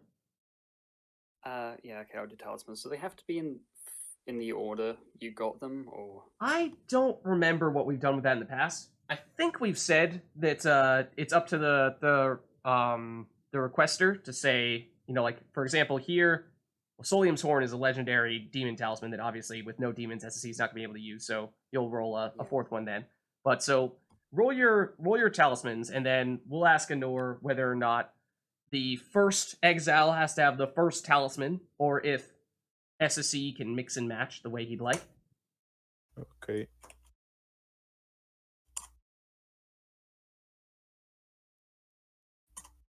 When I apologize, but I don't know necessarily how to pronounce your name properly, at least, but Czake, thanks for stopping by. Happy to have you. Is this the main Pyre multiplayer platform? What exactly do you mean by platform, I suppose, would be my question then. This is the primary Pyre multiplayer Discord group and stream, so I mean, I would say yes. Okay. It's basically the only one. Okay, so let's see. As a review here, we have SSC got in order Lady River, Vorfrit, and Palmus, so all modded exiles, interestingly. Then for talismans, got Ashen Coal, Scribe Rock, and did you get a last talisman, SSC? I think you need one more, because you can't use Solium's Horn, because that's a legendary demon talisman. Mooncrest. Oh, did you get one? Mooncrest? Okay, I just missed it then. That was the first, yeah. Oh, okay, Mooncrest, gotcha. So then we got Manly, Messenger Imp, and Gilman will be the 3 exiles for Lag Machine, and Goals Bracer, which is the legendary Nomad talisman, so we won't be able to use that, so we'll get something else for him. Frozen Soul, Righteous Flame, and Star Splinter will be the 3. And it was actually Saxiana. Oh, sorry, what did I say? Saxiana. Saxiana. Oh, Saxiana. Cohort. Oh, Manly's cohort. You got me. Saxiana, not Manly. Okay, perfect. So, Anor, just to clarify here, so we have 3 exiles, and we have 3 random talismans. Do they need to be the first exile gets the first talisman? Or can it be the player gets to choose, Zaxiana can get whatever talisman you want of those 3 that got selected? If that makes any sense. They can mix and match? Okay. So, in that case, yeah, you can choose whichever one of those talismans on whichever character you'd like. Okay. And did we get anything else above and beyond that, or was it just the random talismans and the random exiles? Hey, thanks for stopping by, Laughing Pineapple. Have a good night.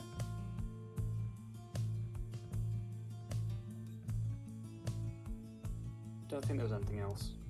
Yeah, that looks like it, so let's get going.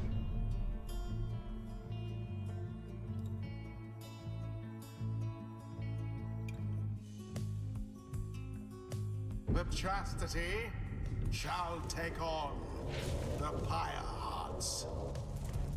Welcome. Who shall conduct the rites? What am I working here then? Mooncrest, Ashen Coal, Scribe Rock. Oh, stream is frozen. Okay, 1 second here. Can I just tab out for a second? Let me give the stream a little kick. Let me do the good old flip. And usually that fixes it. Let's just make sure that that is behaving. Yep, there we go. Okay, thanks for letting me know. I can just remember what these names are. We can probably hop back over to the Discord if you need a reminder. But I think you got... I have it in front of me, it's just I can't remember what tasks. Ash and Coal was one of them, right? And that's the top left. Yeah, I know that. Which other ones did you get? Scribe Rock. Scribe Rock. Scribe Rock is one up from where you are right now. That one there. Oh, Yeah, extra presence. Okay. And then what was your last one? Mooncrest. Which is over to the left, right? One up from there? Yeah, this guy. Okay. They're alphabetical, if that helps. Okay. That can help out a bit.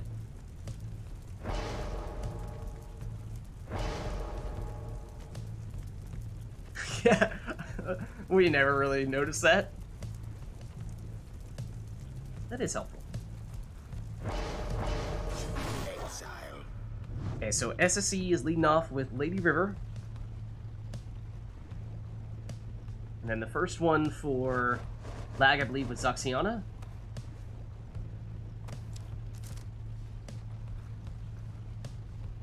Yeah, that makes sense. Leads off with Ash and Cold. Ends with Blood Lanthorn. Yeah, suppose that does check out. And for Lag's options, he did get Star Splinter, which is a very good talisman for the quick throws. Just a matter of, did he necessarily get one of the classes that you would normally put with it? I mean, we have seen some people put the quick throwing talisman on the harps. It's not that common, but it's a strong enough talisman that it can certainly work.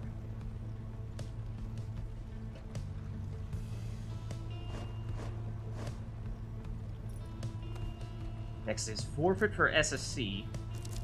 Is Scribe Rock and Ash and Coal remaining. Ash and Coal will just give him 30 additional Pyre life. It is not really directly tied to the character at all, whereas Scribe Rock does give the specific character on which you are giving that talisman additional 8 presence. So, be interesting to see how SSC opts to approach that. Seems to be prioritizing Forfeit in that way, giving her the additional presence, whereas it will be his last character who will have the Ash and Coal, and therefore will not have any talisman that is directly affecting them specifically. Exile. Then for Lag, next one was Gilman. He has a Righteous Flame, which is the Leech. Guaranteed 10 Leech, which also can be solid. We're, of course, doing a Leech Rite not so long ago. Sir Gil. Oh, and may have forgotten to allocate masteries. No problem, no problem. I can handle this. I think. Lag says, bring it on. Challenge accepted.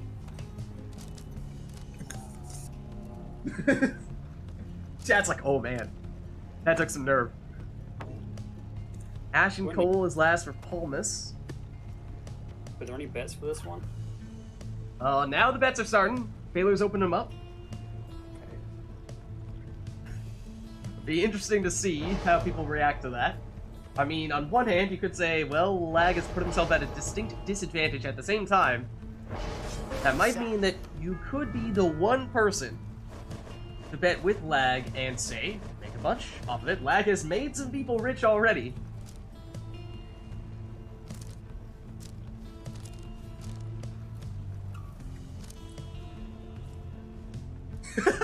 Well done, Kraja. Well done.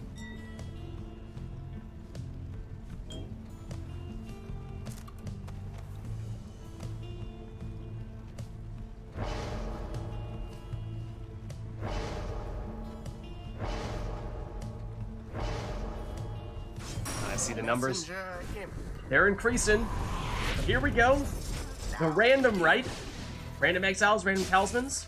See how these two can operate in with a team that is perhaps not one that they might have planned on taking, but perhaps that is a test of their true Pyre capabilities here. Even with what some might say would be a suboptimal team, can they still make it work? SSE with Lady River. Gets a stamina back. Makes a move. And makes it in.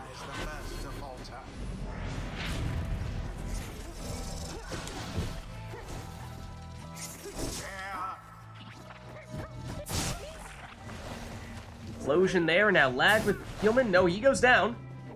And Palmas, probably not the exile that SSE would like to be making moves with, but making it work here. Palmas down now. Zoxiana for Lag.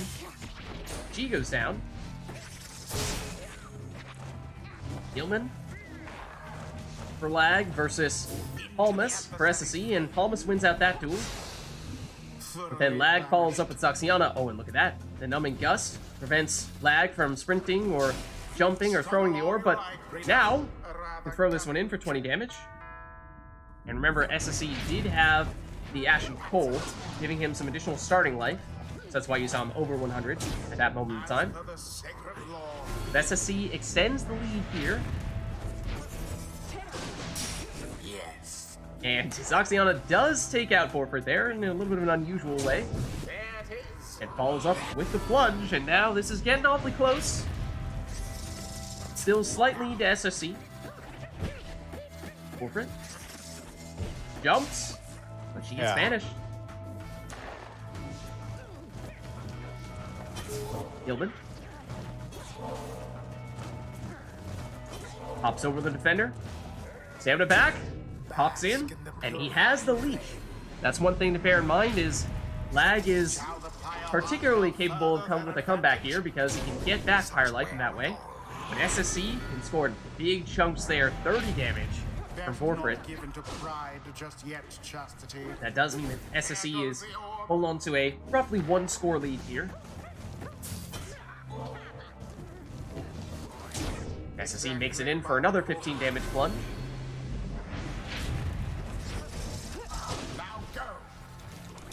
And Forfeit plunges for 25, dropping Lag to just 10.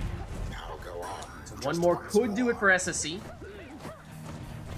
But as we said, Lag does have some leech. If he can score with Gilman, he's the one who can do it, but he's not quick enough. SSE beats him to the punch and takes it. A perfectly agreeable performance overall. GG. Well played. The ceremony is complete. The masteries have changed that. Probably. I don't know. What's that? Would the masteries have let him on that? Right. Yo, so what did you end up missing out on there? It was Gilman, right? Yeah, Gilman's masteries. Did you get any, or was it none at all? None at all. Oof, that is rough.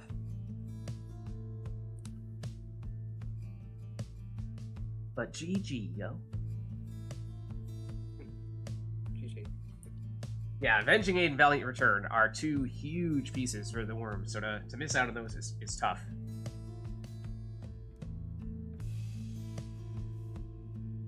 Yeah, those I think are up there as some of the most powerful skills in the game. In my totally unbiased opinion. I mean, it's the primary reason why I play Worms. I might drop out now. Alright. Well, thanks for stopping by. Happy to have you. Yeah, thanks. And if I'm not mistaken, we'll see you next week for the tournament. Is that right? I believe you signed Yeah, up. that's right. Alright. Looking forward to seeing you then. Do you want to boot me off or? Yeah, sure, no Sure. problem. I can boot you if you'd like. Just a second here. Alright, you have been booted. Okay. And that means we're looking for someone else here to jump in to replace SSE. And Lag, just to check in on you, I know you've been in here, or you got in more recently, but you good to stick around? You want to switch out as well? Yeah, I can stick around. Okay. So in that case, we're looking for one. We're looking for one to switch in for SSC. Is anyone who'd like to go next? Kraja's got to go. Well, thanks for stopping by, Kraja. Happy to have you. And Arumi is saying Arumi can stop by. So why don't we get you in? Let me send you a quick invite.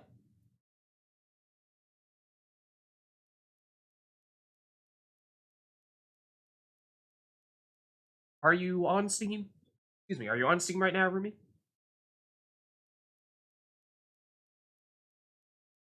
I am not currently seeing you.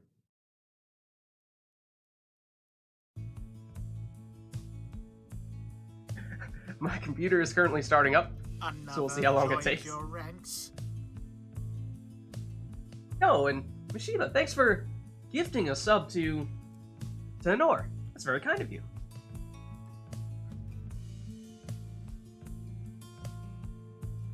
In fact, apparently that is the first gifted sub on the channel. What? Congratulations to you both, and thank you both. Thank you both for stopping by. And Nor, that means that you will now generate those lid coins more quickly, and you also have access to some additional emotes as well.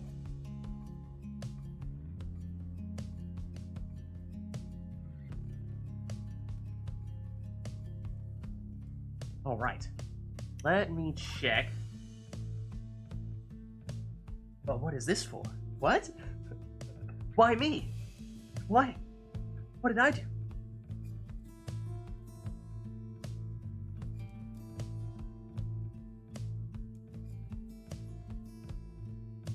I want to play a match in the meantime? Okay.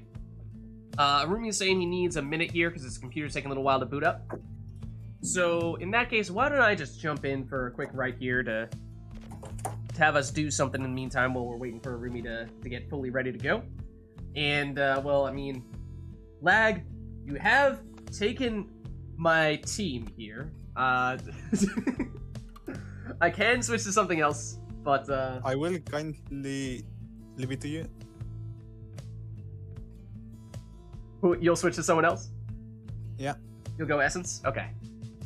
Thank you. Thank you. I'll throw on the Pyre Ascent. I'm assuming I'm going to end up being player 1. Because although you were obviously playing before, I'm hosting, so I assume I'm technically in here first. I don't know. We'll see. Let me just plug in my controller real quick, and I'll see if I seem to load in as player 1 or player 2.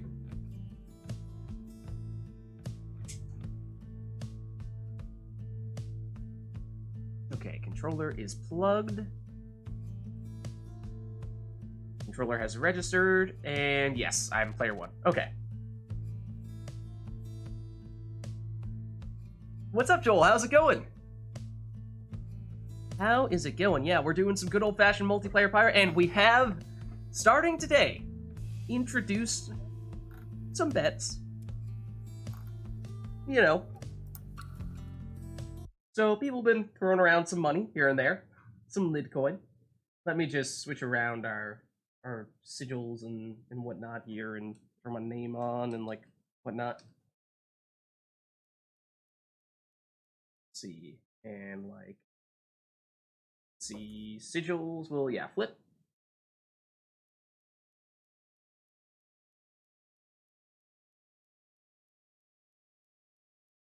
There we go. Yeah, we've since you were last here, we've all become gamblers. In short.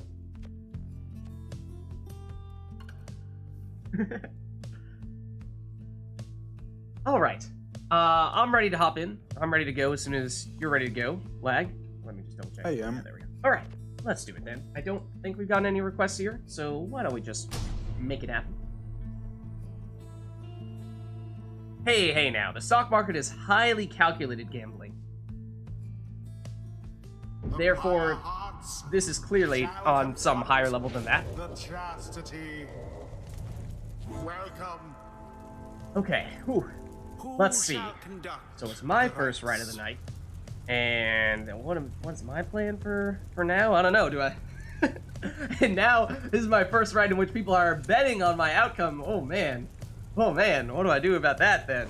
Do I give them my 18? Yeah, we'll go with Tamitha here, and we'll give her the Luminous Idol. Or actually, no, I'm gonna give her prayer beads.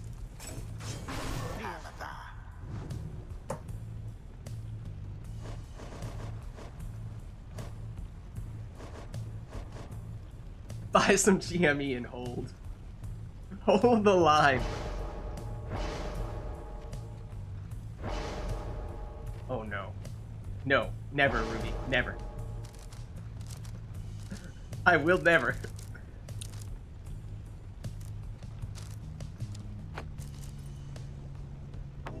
So I am curious to see. I see that Arumi has betted. I didn't check to see on which side. I'm curious to see if Arumi betted for or against me.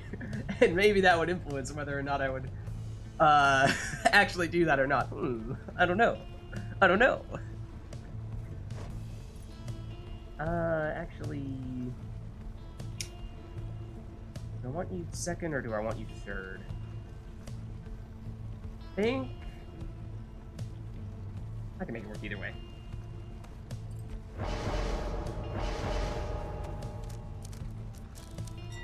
So this will be my sniper into trees. Bones is throwing the big money around again. Okay. Living dangerously. It paid off previously. We'll have to see about this time, though.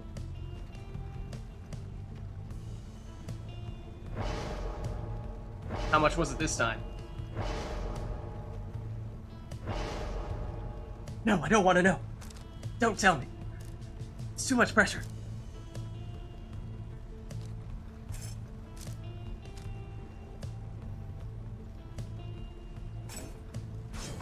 Okay, interesting. Almer with prayer beads, suggesting that he might be more of a plunger rather than a thrower.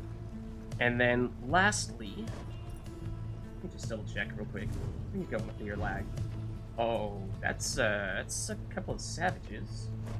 So, that's like, that's because you're throwing and you're plunging. Okay, this will be interesting. Well, I think I'm still gonna stick with Tizo here.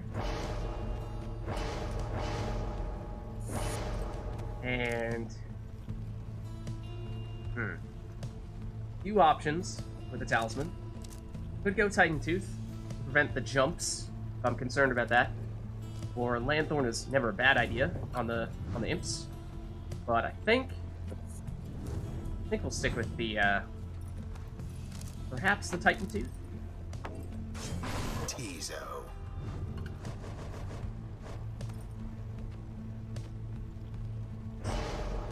And how dare you use Gareth against me? I mean, do we have other savages? I will show you. I will show you what it takes to be the most fashionable exile in the downside. Exile. Oh, begin. Aye. Oh, that's not the exile I wanted. This is the exile I wanted. Please don't do that. Don't appreciate that. I missed. 'Twas dangerously close. Actually, Kizo, can you just, like, scooch out of here? Thank you. Oh! You intercepted it! Rude? How rude indeed. Okay, he's the jumper, That one almost not the got thrower. through. I saw that! Ah, ran out of stamina. Just when I needed it. Okay, still the jumper. One down, but he's coming back. Simply monstrous.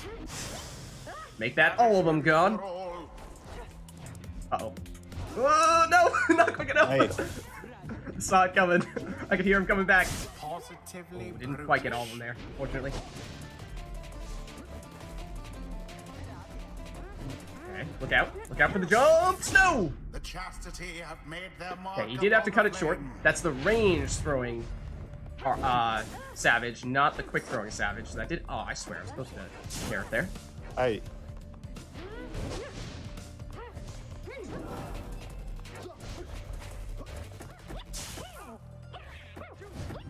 The orb is up. Don't mind if I do. Excuse me. Where did you come from? How did he get there? He was not there previously. That was nearly a big problem. I'd like Tizo back. Thank you. A deftly thwarted drive. Make it in. No. Okay, that's not really who I wanted to be scoring with. he neither has prayer beads nor did he throw it. The chastity seems So this to is be a falling bit behind. problematic, Engulfed but in we'll the see if we can make do. And that's also less than ideal. That Yeah. helps though. Oh, that was a little preemptive. There we go. Oh, I was trying to jump in the opposite direction. To each his own. Oh no! Retreat! That could have ended very poorly. Oh, and that did end poorly. Flame to ash. How very fortunate for the chastity. That's not really what I wanted to do. I actually wanted to go to the side and then throw it in, but I suppose I'll have to take it. How very Means I'm down a fortunate Gareth, for the though. Pyre hearts.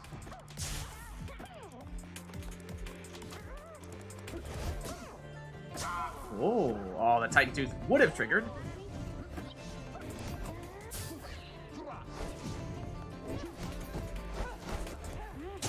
There we go. Okay, she has Fair Beat, so it's fine to plunge with her. Does mean Gareth is coming back as well, which is also helpful. There we go.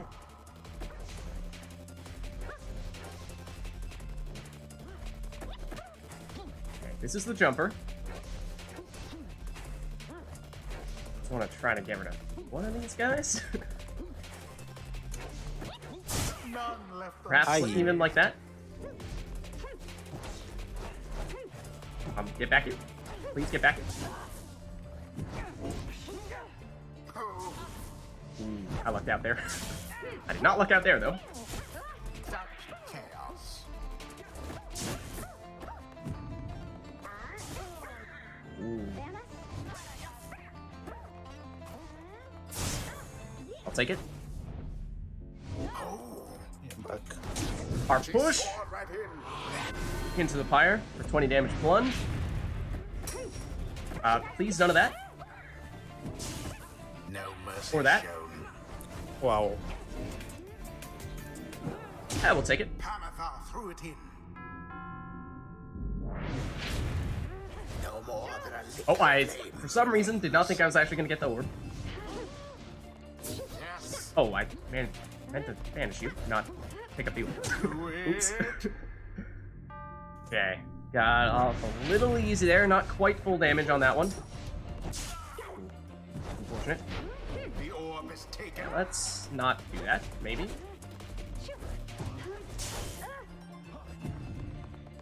Oh, missed. Yeah, I'd prefer to, yeah, have you? You are the designated defender of sorts, A mere attempt. and may even use you on a few occasions here, offensively. Because, oh, look at that. Titan Tooth means I can banish you, and you, and ideally you. Now to the flame. No. And there it is! GG. Good game. Hearts prevail. Do it! Their pyre burns whilst Well that played. of their adversaries is but ash. Thus end this night's proceedings. GG.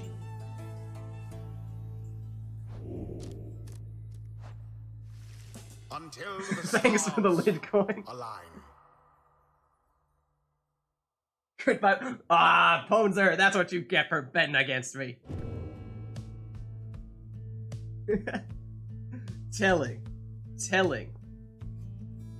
Alright, well, I was mostly hopping in here just to fill in while Rumi was getting booted up. Rumi, are you good to hop in now? Ready now? Okay. Let me swap you in then. Let me send you an invite. There you are. And Lag, are you still good to stick around? Yeah, I still am. Okay. I think I can stay for two or 3 more rights. Okay, we'll give you a chance to play Rumi a few times then. Sounds good. And Rumi, who will you be today? Will you be Dissidence, Essence? Also, this is your name, not your triumvirate. Dissidence? Okay.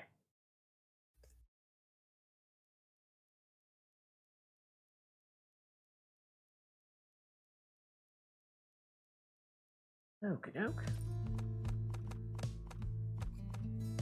we go. Let me unplug my controller as well.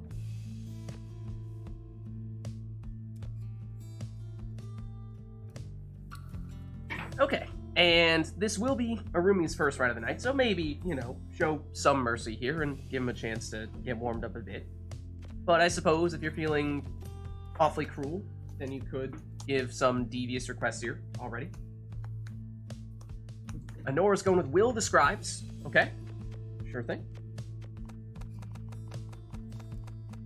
Once Upon a Time, I think that was actually our most popular song request.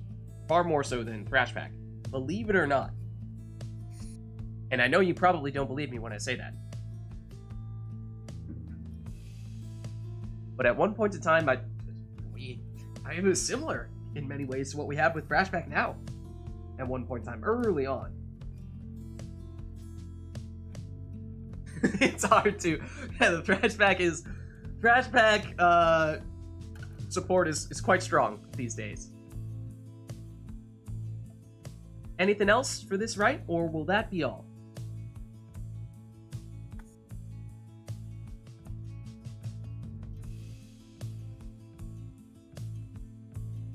Looking like that'll be all.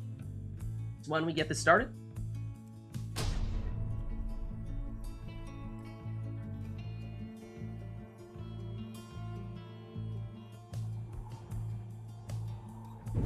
That is true. Yeah, there have been a lot of distant players.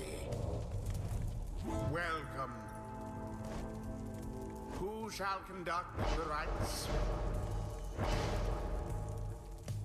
Let's see. So, Arumi here is known for going with the Crones. A known Crone player. Goes with Gertrude first.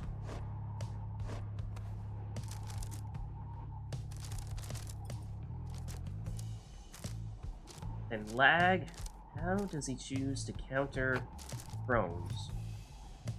Well, if they're going to be jumping a lot, then Titan 2s could be effective, giving them a stun whenever Saxiana crashes into them while flying.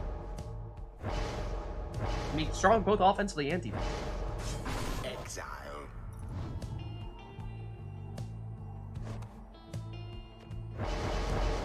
Ruby says, give me them flip-flaps, Lag. Bring it on. I don't know. There are only a select few people who do the flip-flaps with the harps. Harumi is one of them. That's you went. Oh no! Don't do it, Lag! Don't do it, Lag! Don't fall to the dark side.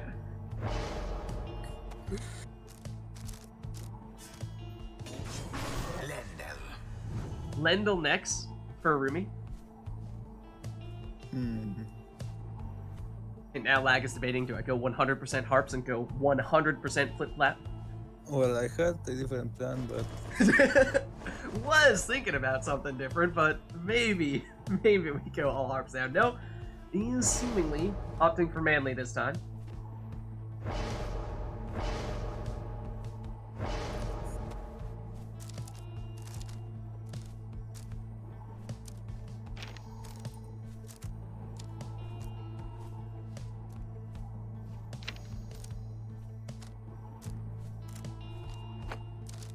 Harumi says he messed up. Manly. What? Happened?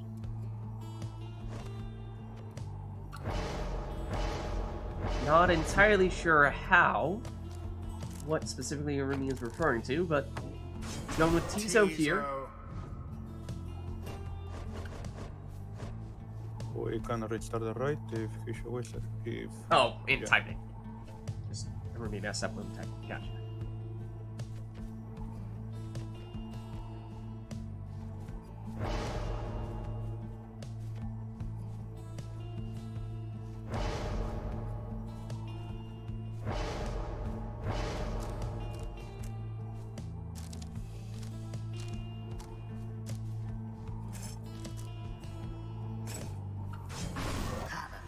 And then it's Pam with the last, so 2 harps for Lag. See, oh no, there it is. It's already here. It's already here. The flip-flaps have arrived.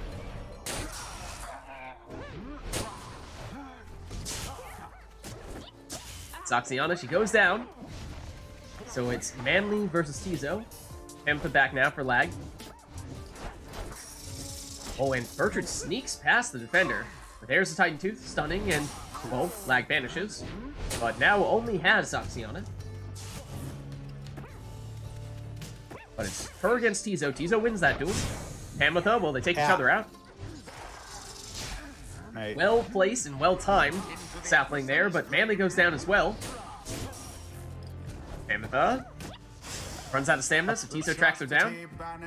And we did see Lag take Numbing Gust, which means that when everyone is banished on Lag's side, Arumi cannot jump, throw, sprint, or use any other special abilities. Nope. Somehow Lag wormed his way around with a harp past the defender. Manly down. Pamatha and Tizo. Pamatha emerges from that. And oh! Flip-flaps over the defender and into the Pyre for a 20 damage plunge. Gertrude, she goes down. Pamatha. And Zoxiana pushes Zoxiana into the defender and then loses both of Lag's players in the process. I almost pity what transpired there. Lendl. He goes down by a nifty teleportation there from Manly, but now Manly goes down. Zoxiana goes down. Tizo's out for blood. He retreats. Gives up to Bertrude. Everyone gone on Lag side, but then at least for a moment there, Arumi was stuck with the Numbing Gust effect. Zoxiana down. Manly down. Bertrude against Pamatha. They collide mid-flight. But Bertrand makes it in now for 30 damage plunge. Oh no. Tizo gives up to Bertrand. Now Bertrand doing the Crone equivalent of the flip-flap. Not even sure it has any real use other than just messing with your opponent's head. Look at that, Tizo takes everyone out on Lag side, but Lag gets Oxiana back. Even now for, yes, that portal there from Rumi is quite close to Lag's Pyre, but there you see Lag's Titan Tooth stunned to Rumi, meaning that Lag could follow up with a straightforward banishment there, but Oxiana down, Hamatha down. Lendl down, though, for Rumi. Manly banishes one and starts charging up a throw, but doesn't have time to get it off. Oxiana, oh, 50. Sprinted and flew over the defender, and he's in for 20 damage plunge. And that means we're tied here, 40 points apiece. Now we do have a sap on Lag's side. He did go all the way down to Numbing Gust, which is on the opposite side of all the rekindling, so we know that he may not have much rekindling, but he might still have 10. Arumi might be waiting for Lag to come back so that he can charge up a throw, but does so, and waits too long, gets banished in the process, and misses the opportunity to score there. Perhaps should have just gone for the plunge and sacrificed, losing Lendl for a round. Manly, now Pamatha, Pamatha down. Lendl's Power Caster goes backwards. Everyone down here for Lag. Time perhaps for Rumi, but he retreats. Gives up to Bertrude here. He hops, gets blocked, and banish. Hamatha down. And ooh, good shield there from Manly, deflecting it back in Lendl's face, banishing him. Manly slowly plodding forward, and he goes down. Hamatha down as well means no one here for Lag, and opportunity for Rumi. Will he opt to plunge this time? This time, yes, he does. Does not wait to go for a throw. And that does mean that Arumi takes the lead here, and is within range of taking out Lag in one hit, unless Lag does in fact have any rekindling. Hamatha, she goes down. Zoxiana for Lag, also goes down. Manly blocks Bertrude, banishes Bertrude. Takes the orb and goes down to Tizo. Tizo picks it up. He goes down, but keep an eye on that portal there for Rumi, because that's not right next to Lag's Pyre, but it's close. So Rumi might be able to sneak in for a quick score catching Lag off guard with that. Oh, it nearly sneaks into the Pyre there. That throw is unblockable from the prone, but it's a little bit short. Oh, but look at that! Bertrand banishes everyone, plunges, but Lag does have rekindling. So the final life bar revealed, and Lag is hanging on, at least for now. He needs to get likely 2 scores to finish the job against Arumi, who does not have any saps and therefore likely does not have any rekindling. No. But it's not going to matter, because Arumi finishes it. Good game. GG. What's up, JP? How's it going? How are you? Well played. Well played, you two. Close match. Until the next Rite. Now you get the chance to see the multiplayer Pyre action firsthand. And as of today, with betting, adding a fun little twist to it. What's up, Dusk? Yeah, we've rated JP a few times at the end of the Rite Nite, so good to see JP stopping by as well. Happy to have you. In chat, let us know if there's anything you want to see for this next Rite between these two. You can, of course, make any requests using your channel points down there. And now that we've given, I think that was the first Rite for Arumi, wasn't it? So now we've given Arumi time to warm up. So, throw anything you want.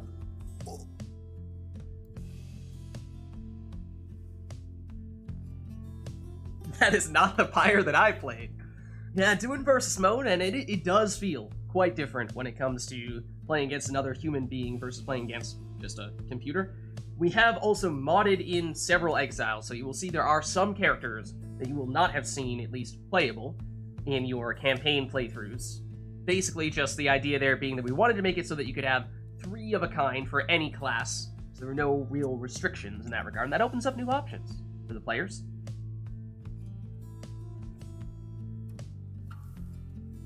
Well, we did have Will the Scribe to the previous Rite, so let's undo that unless you guys have any specific songs that you'd like to request. Otherwise, not seeing much for this one here, so maybe we'll go straight into the next one. Oh, Dread Design. Okay, sure. We can make that happen. Playing at a completely different level.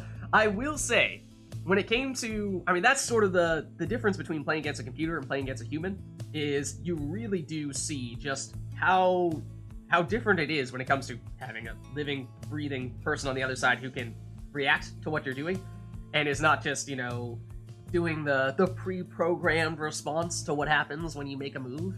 And even, you'll see when we're setting up our teams and whatnot, you know, the game theory of counter-picking what your opponent is trying to pick and getting the best matchup possible. It's a lot of fun.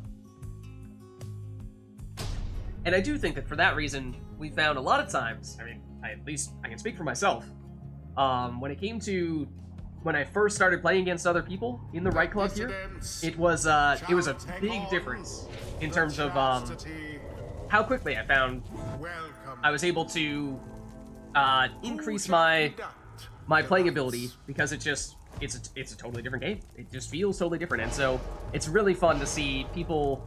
You can see them improve as they are starting to play and get used to going against other human beings. So we'll have the Stowaway first for Arumi, but I believe that was the Throwing Talisman, so that'll be the range score in all likelihood. Likely one of Arumi's primary scores. Then Lag is going with Gilman first here. Vengeful Vow, so he will explode upon crashing into people. Sir Gilman.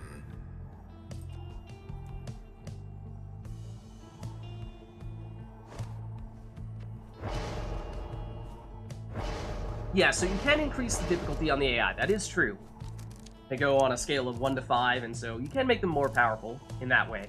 But they're still ultimately a bit of a limit in terms of how far they can go.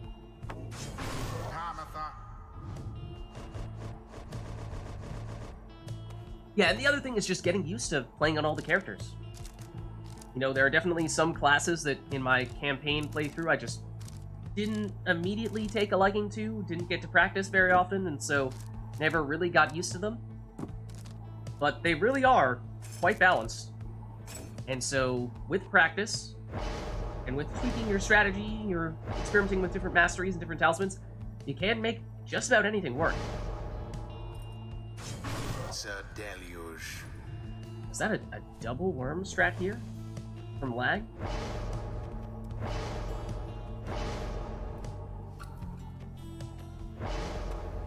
Rumi says, Frozen Soul is your favorite talisman? What? Excuse me? Are you kidding? Not sure I believe you, because that is like the least commonly taken talisman. Volfred.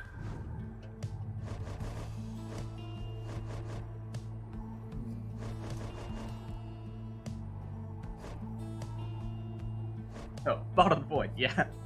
Bottled Void and Frozen Soul, perhaps the what would often be considered the worst of the talismans, but we'll see. Here we have what looks to be a speedy Jodariel. Interesting choice there, complementing the certainly speedy worms on Lag's side. And that is how we'll start off here with those speedy worms, but passing over to Jodariel, back to Gilman here. He gets pushed into the corner and banished. Aye. Wolfred for Arumi. Now to Stowaway. This is likely the character that Arumi wants to be scoring with.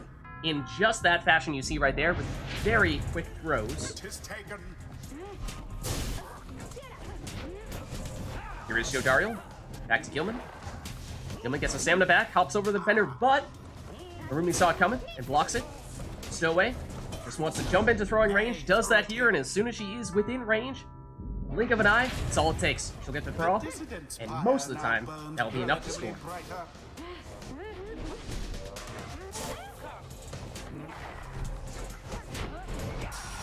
Deluge retreats, gets past the defender, actually passes it over to the teammate there. Gilman plunging for 15. And that does mean that now Lag has taken the lead here. Jody with the orb plunges for a big 30 damage here. So Lag building on that lead.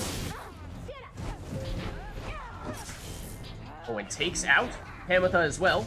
So just Volfred back to defend. But that is enough for Rumi. Rumi with Hamatha here. Stamina back. Gets blocked. And banishes one worm. Gives it up to the Stowaway.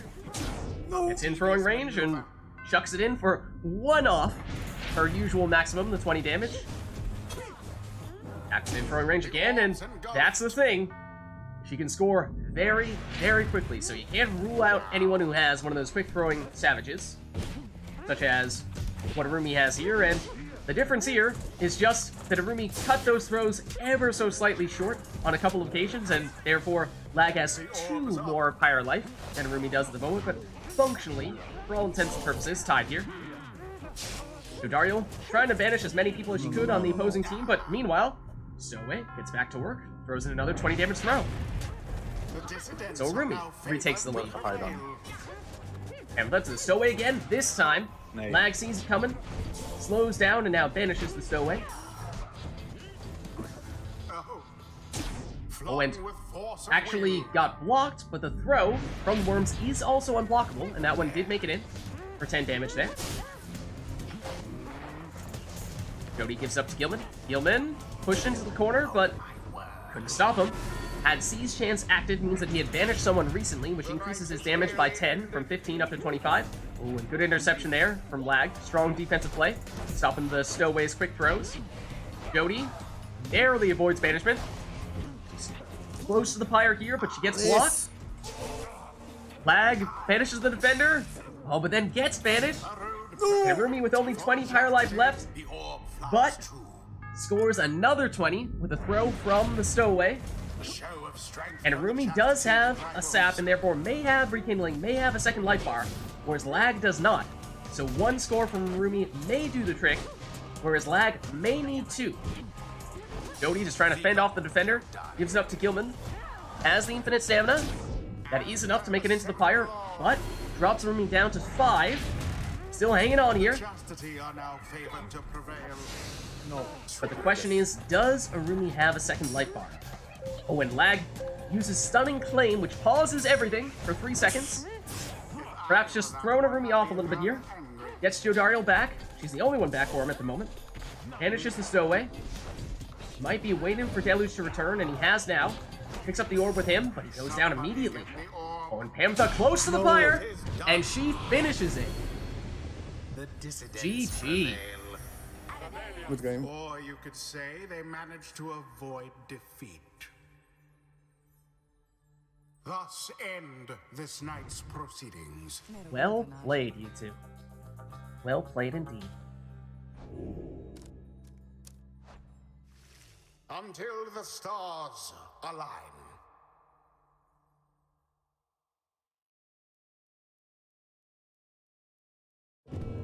All right. Let us reset to our defaults here, unless you guys have any other requests you'd like to make. In which case, let us know. Baylor is selecting Exiles.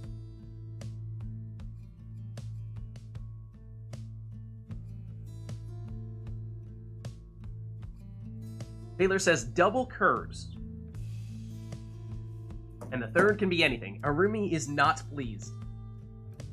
Arumi is not pleased with that request. So read into that how you will, chat. Maybe that means it's an opportunity to bet big on this one, but you never know. I do recall, at least on one previous occasion, might have been last week, Arumi was displeased with a request in a rite in which he was participating and then proceeded to win anyway.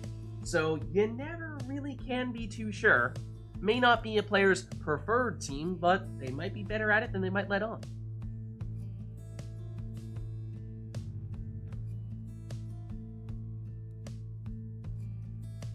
But what was that talisman request, Taylor? Is that supposed to be no prayer beads? Is that what you mean? Is that what that's supposed to mean? No prayer beads? Okay. So yeah. 2 curves, 3rd exile is up to you, but no prayer beads. No prayer beads allowed. Welcome. And Isuak, thank you for the follow. Hope you're enjoying the stream.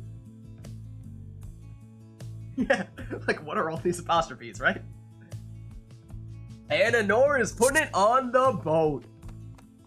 Bring on the boat.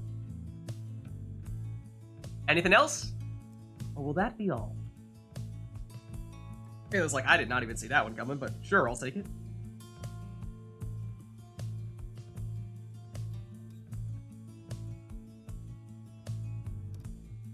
Okay, why don't we leave it at that then? Oh. Arumi may have been even more displeased with that one, so much so that Nightbot has intervened. Let's begin. All the sad emotes. The dissidents versus the chastity. Welcome. Alright, so again, that is 2 curves and 1 exile of your choosing. No prayer beads. Prayer beads, of course, being one of, if not arguably the strongest of the talismans, allowing characters to plunge into the Pyre and then come back in the next round, when normally they would be permanently banished in that situation. And it'll be interesting to see what these two opt to do with their non-cur. I mean, they could even make that third character a third cur if they really wanted to. But that could be the distinguishing factor between these two teams. They could even put that non-cur first if they wanted to, but it seems like neither of them will here, although, technically speaking, on the boat, for player 2, the character that you pick second is usually going to be the one that begins, but that's an aside, I suppose. Rookie. Not going with the extra damage, but lower hope. Now, it seems as though Arumi is going for the non-cur here and was considering going with the Savage, but has shifted over to a Worm instead. He's going with Deluge. Now, Lag, this is the character who will most often actually be starting off in a round, and it does seem as though Lag is opting for a cur to assume that responsibility, and is thinking Titan Tooth, which is an interesting strategy on the boat in particular, because it will stun anyone that Lag jumps into, and when you're going over those gaps, or those little bits of water, that does technically count as a jump, and you can be stunned by Titan Tooth, even from that, so perhaps more opportunity to put Titan Tooth to good use here.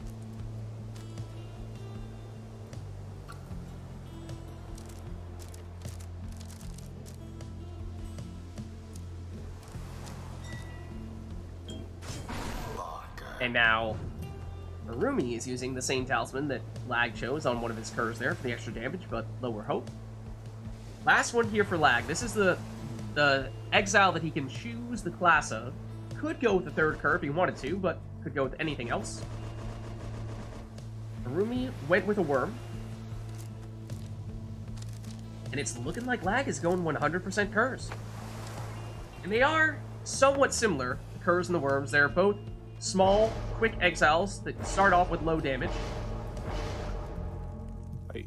Oh, Rumi says, I need to go for dinner. Alright, no worries, Rumi. Oh, Thanks no. for stopping by. That does mean we'll need to swap someone in for Rumi in this case.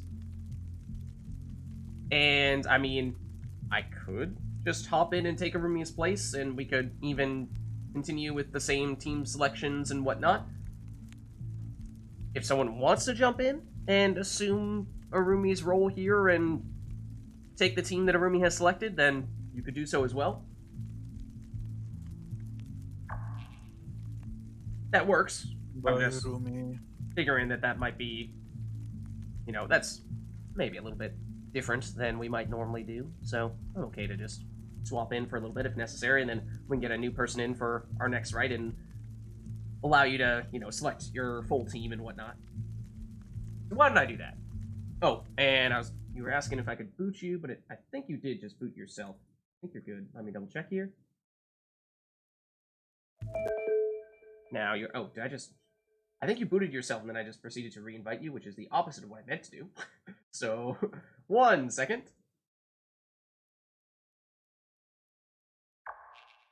Now Arumi is gone.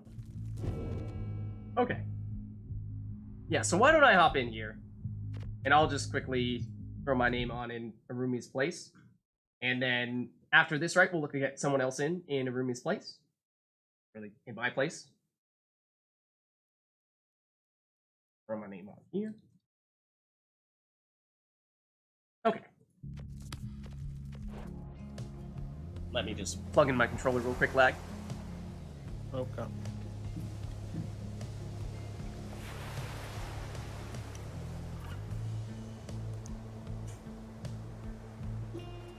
Alright, controller is plugged, and probably just take a second to register here. Yep.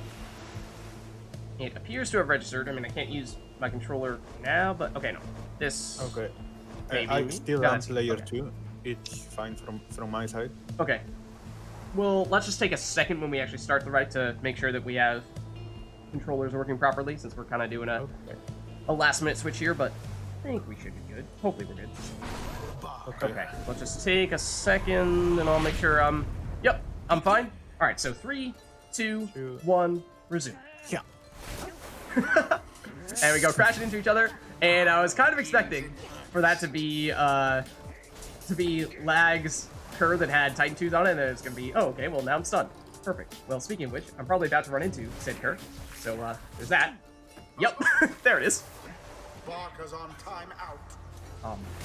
There we go. Oh, nope, this one. In honor of the scribes. It's tough to recover from that Titan Tooth. Please, none of that. Thank you.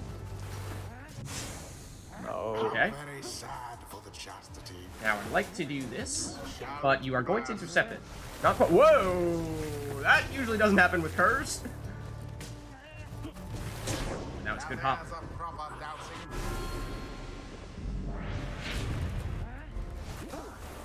That is the Titan Tooth one. Okay, yep. So that is the situation that I was fearful of. Please switch. Also, less than ideal.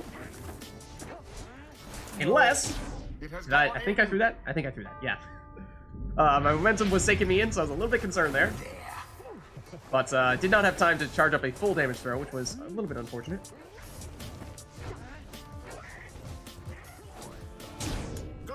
I don't know what talismans Rumi put on these guys. I don't remember. So that does also complicate matters a bit. Whoa, there's Lag taking off. Yep. Oh, I didn't really want to jump there, did I?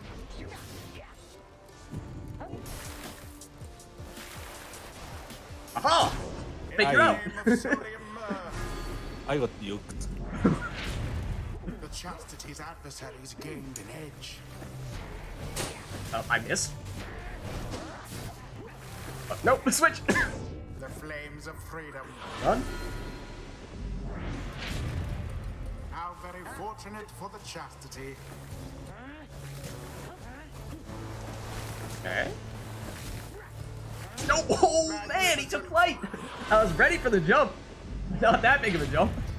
What's more like that, and we are finished here. Oh no, I charged up the throw. I didn't have time for the throw. What the? Wait, where's you? Okay, you have the orb. Oh, that's also not a good idea.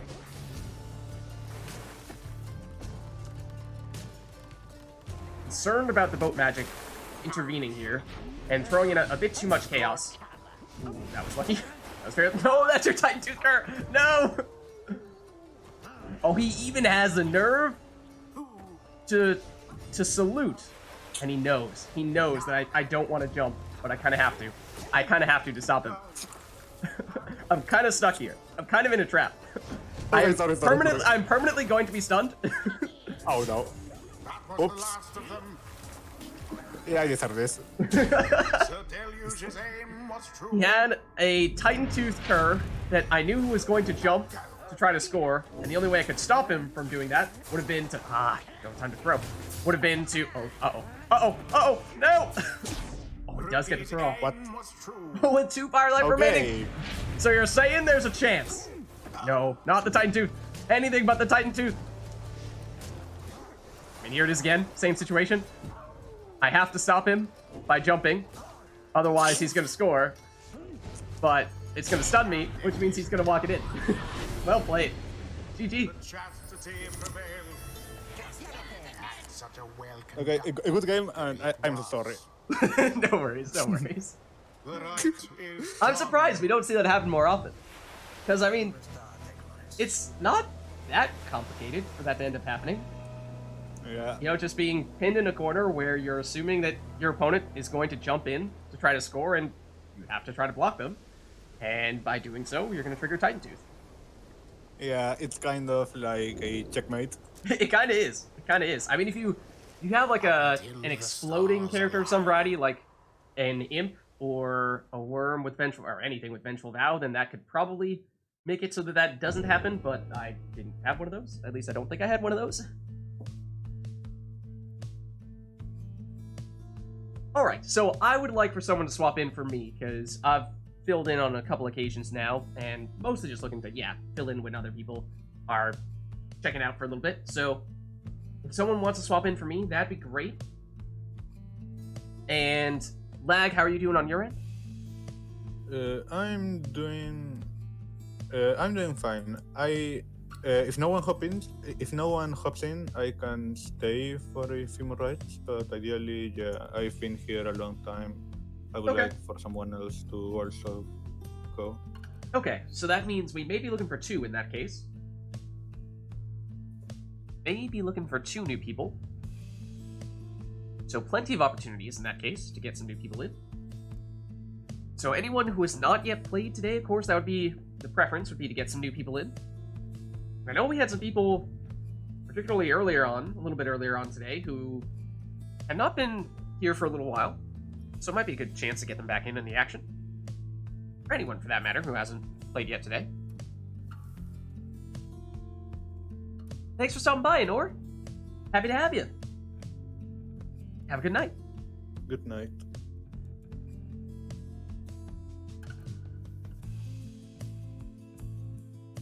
So is there anyone else who would like to hop in my place, or Lag's place as well? 1 or 2 people? A good night or day, or whatever time it is. No worries.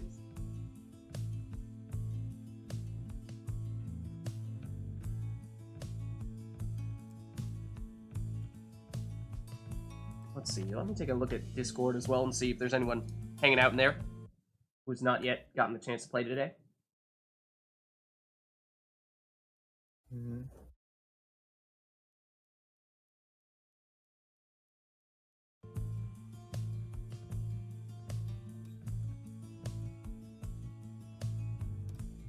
I can think of at least one person who has not yet played today who could potentially get in. But, open invitation at least.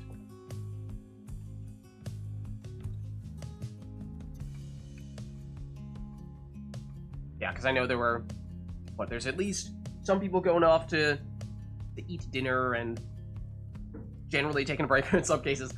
It may be quite late for you. You are further east than myself. In which case, understandable. It is perhaps bedtime.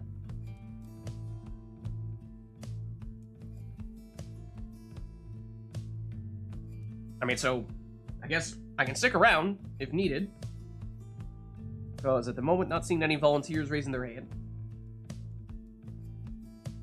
Lag, I don't know if you're good to stick around as well. I Does can it mean- stick around. Yeah, right now, does not appear as though anyone is looking to jump in, but if and when someone does want to get in, is interested and available, then I am absolutely happy to swap out for you. And it sounds like Lag is in the same boat. Yeah, in some cases, internet not upgraded yet, so not gonna work out so well. No worries. No worries.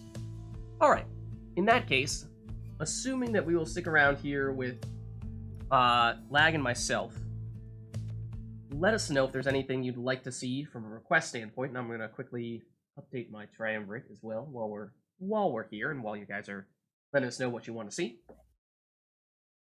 I'm gonna turn off dissonance. I'm gonna turn on Pyre Hearts.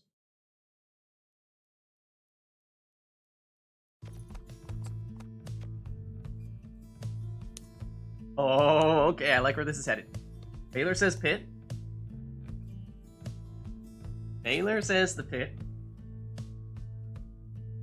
Anything else?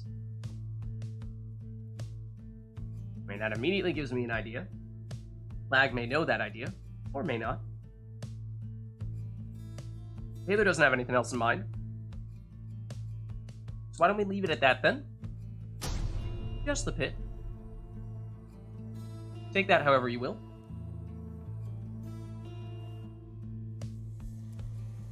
The Pyre Hearts shall now face the chastity.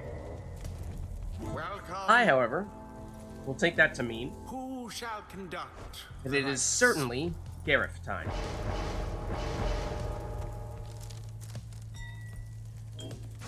Exile. See what Lag does in response.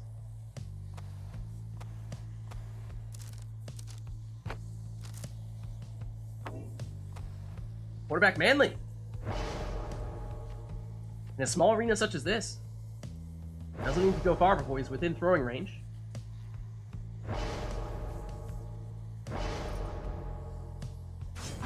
Manly.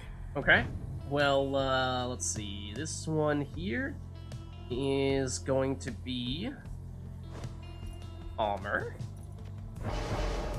May start to sense a bit of a theme here. Alma. And some of you may have seen this coming.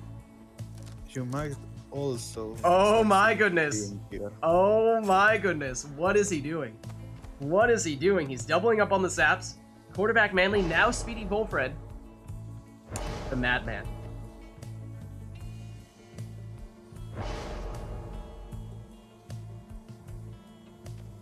Oh, no worries. Yeah, why not? Happy to see that, Volfred. well, happy to tell you that we've got a group of people who are very much still doing it. You found the right place. Okay, and so last for me is going to be, where are you hiding? Stowaway. So 100% savages, and you are going to have the range throw. And so we'll see if there is a nifty little trick you can do, specifically in this arena, that is most effective, I find, with the savages. Lag is going with a super defensive team of 100% saps, whereas I'm going with a very offensive team, 100% savages. So we'll see unstoppable force meeting immovable object. Which one wins out? Time will tell. Begin.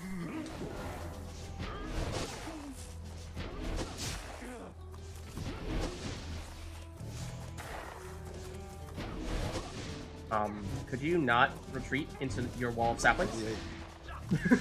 That I would appreciate that. Too bad for that one. Oh, nope, not quite. There's gonna be very little room in which to actually walk here. There's gonna be a lot of saps and a lot of saplings. Maybe speedy. You're not speedy enough. Not this time. Yeah. That one, Well, not very happy with that throw. You'll see why in just a second. The orb is taken. Speedy. He's speedy, but he's not speedy enough. There. What did he just do? Did he just bounce the orb off the wall? Also, did he just run into the sapling? Yeah, he definitely did that one. That much is true. Now go. Oh, thought I had Yeah. enough to get past him. So close. Oh, I didn't get my orb back. Not quickly enough, at least. Alright, Manly. Saw that one coming. Ah, it's high enough that you can't catch it. Quarterback Manly. Strike Seer and Strike Spear. That's right, it's not actually the direction in which I wanted to jump at all.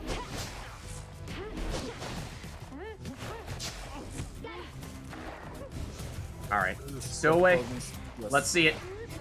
The cannon! That is No. abs. Did you see the direction I was aiming that throw? It's like 45 degrees Fire now burns in the other with a direction. brighter. Aye.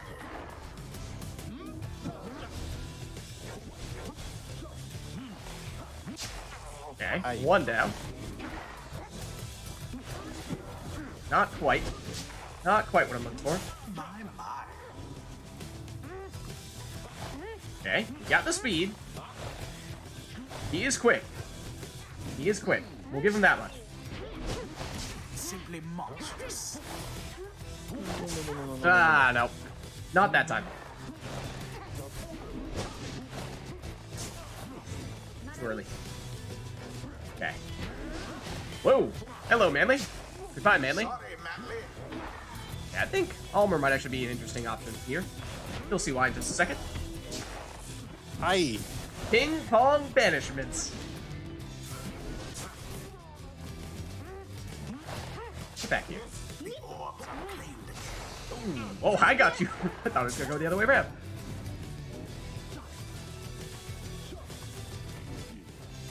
No promise.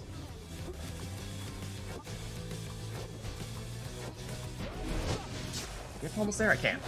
Boom. That was a quick Aye. pull for there. He was speedy indeed. Lived up to the name. Oh, I was about to jump. No, the orb. That's not where I want it. Gotta be careful about hitting those saplings with the casts as well.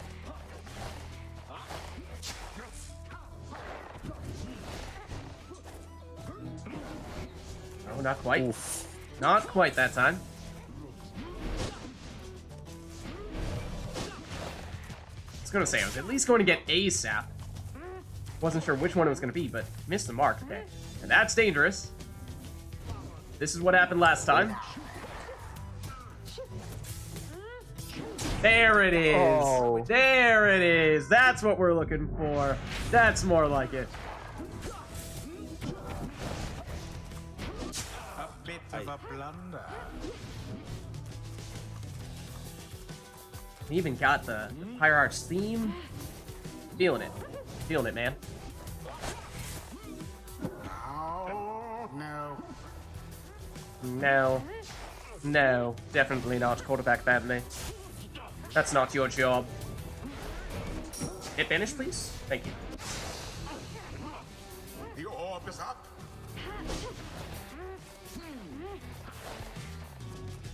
He's not supposed to be the shifty one. This is the quick guy.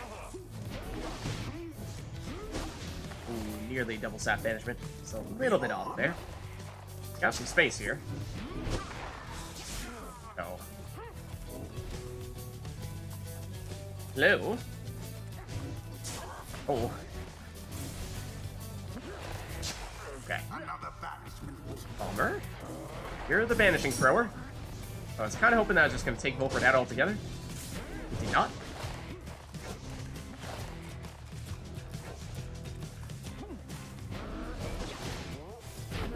Surely not from there, right? Oh, everyone gone? Vanished. Do I have time? Oh no, I missed!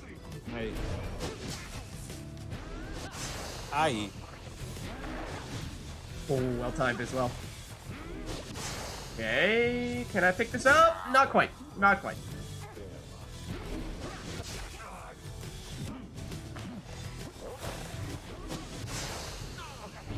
Get it, Gareth. No!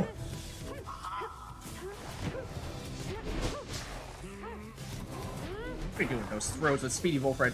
That's not his job. That's not his job. One triumvirate stands He- unopposed. Nab that. Oh, in mid-flight. Hello. How's it going? Nice to see you here. Ooh, turn around just in time. Yeah, he's a speedy one. He's a throwing one. I don't like this sap siege that we're about to experience here. No. Oh no! The ore placement pains me. Aye. One down, two down. Come on, Gareth. There it is. Far into the Pyre's flame. There. Oh, a little too much on the jump.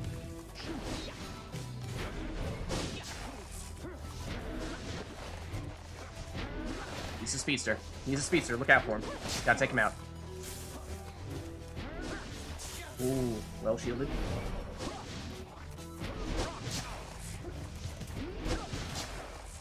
All right, Volfred, just you and me. Just you and me, buddy. Well shielded again.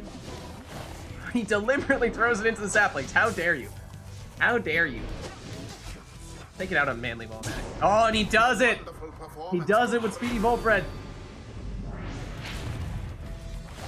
Tis taken. No, missed.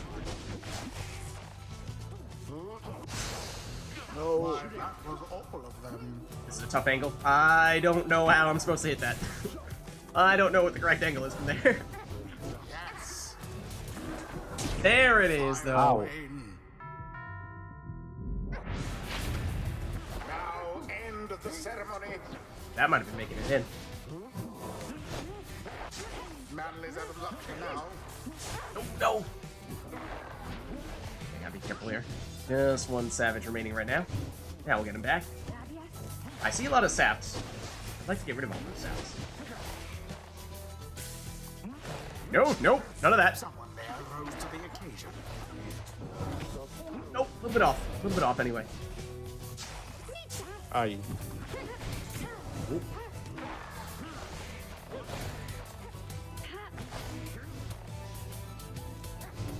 I don't know.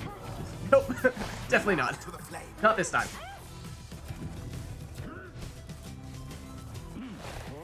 Uh-oh. This could be a problem. This could be a problem. With? Tried to jump to intercept it. Didn't really work, but fortunately, you miss. Hey, come on. No, what? It's auto-targeted. No, absolutely not with quarterback Manly. That is against the rules. I refuse to believe that will happen. Nope. Not quite. Not quite.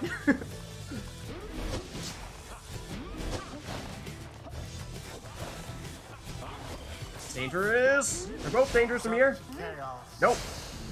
As long as you don't have time to do that. Oh no, so Oof. close! So close.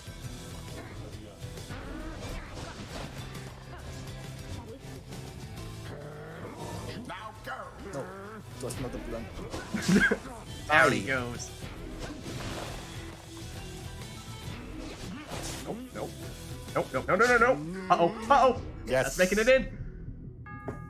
Lag's not done yet. But neither am I. Oh, well placed, sapling. This is, quite a wall you've constructed here. we gotta take out some of these saps. Like that.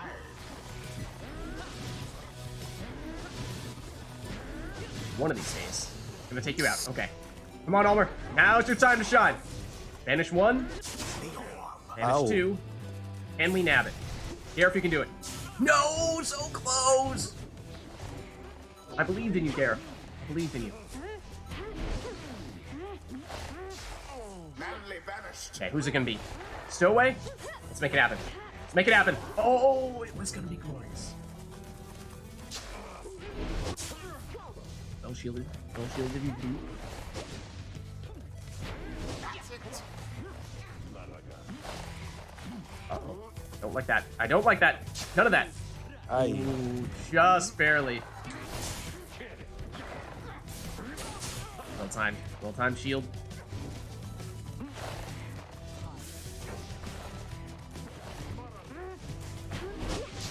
One down.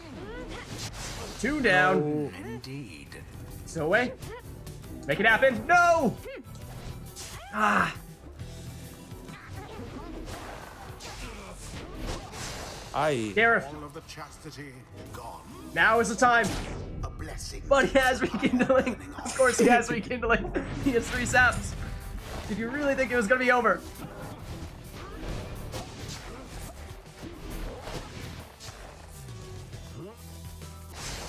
Aye. Unfortunate for the chastity. Nope, not quite.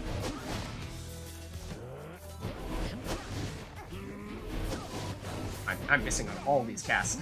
Missing stationary saps. There we go. That's more like it. In Oh no! Careful! No! Again? There we Wow. go.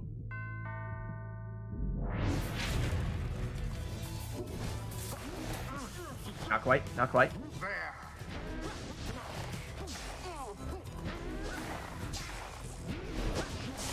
Ooh, well done.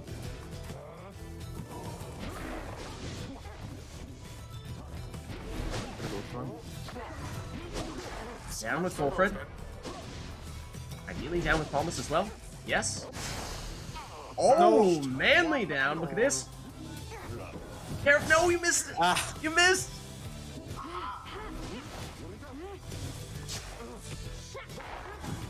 Oh, well played sapling as well.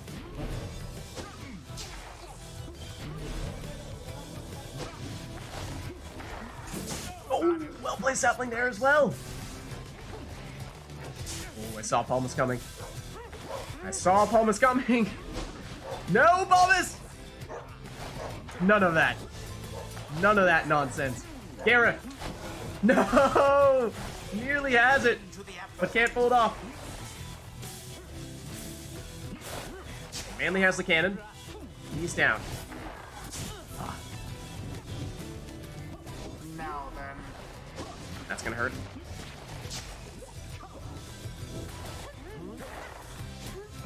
No!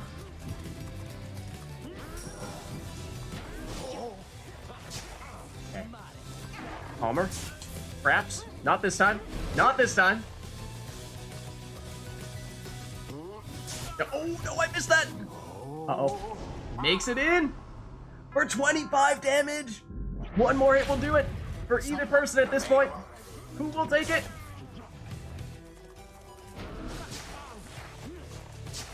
A match for the ages. No. Vanishes!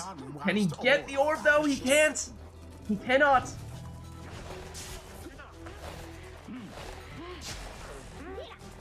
One down. Bullprint. Also down. Palmas. Shields through it. Shields through that one as well. Manly down. Oh no! Okay, watch out for Bullprint. He's the speedster. He is down though. Orbs unclaimed again. Gareth for the win! There it is. GG. The Pyre heart prevails. GG. Their adversaries Good came game. ever so close. The ceremony is complete. Well played. Well played. Yeah, yeah, well played. Until the next Now round. I actually have to go, so All right, no worries. Thanks for stopping by, Lag. Happy to have you. I can give you the boot if you'd like. That helps. I can kick myself out. Okay. And that definitely does mean we'll be looking for someone else to jump in then. We'll need someone to fill in for Lag, and then if there's another person who wants to jump in, you can swap in for me as well. So if there are any takers in chat or Discord, then let us know. We can get you in now. Don't worry, it doesn't have to be a triple sap or triple savage match with bouncing orbs off of walls and whatnot. You can do a quote-unquote normal rite, that's okay. That's fine. Whatever you'd like. We'll go back to our random or default settings here.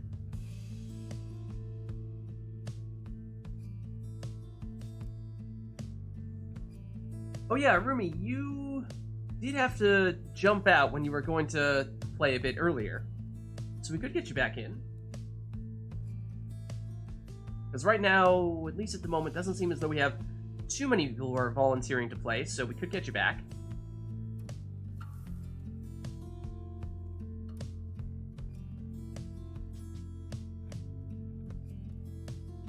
Might take a bit as I shut down my computer. Okay, no worries, no worries. Yeah, in that case, is there... I mean, if there's someone else who wants to swap in for me, we could get you in as well. And then we can start setting up names and sigils and whatnot, and hopefully by then Arumi will be good to go. Yeah, why don't we get Phaler in then? Okay. So, let's see. Phaler, I'll put you in as player 1. Arumi is not pleased. Not pleased with that. Well, I mean... good practice for the tournament. I'd say that at the very least. And Phaler, I assume you will be the Fate?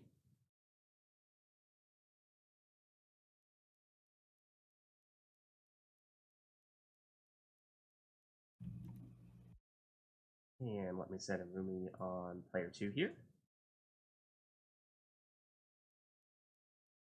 There we are.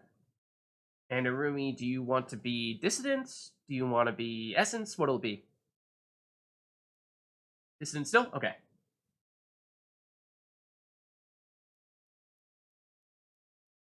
Okie doke. Got you guys set up there, and let me send the invite to, at the very least, Phaler. If not Arumi, depending on if the computer is booted up yet. But... okay. Invite sent to Phaler. Let me take a quick check, see if Arumi is popping up yet. Not yet. Okay. No worries. Now how are you doing, Phaler? Doing all right. How about you? Doing all right. Thanks for setting up all the predictions in between rites. Oh yeah, happy to.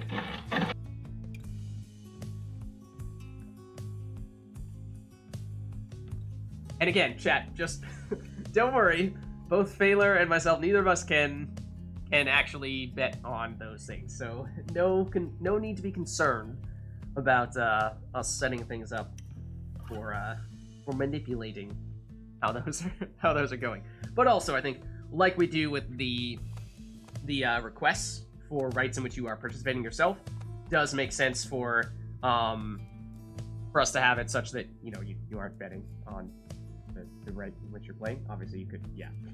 I think you understand why that would be.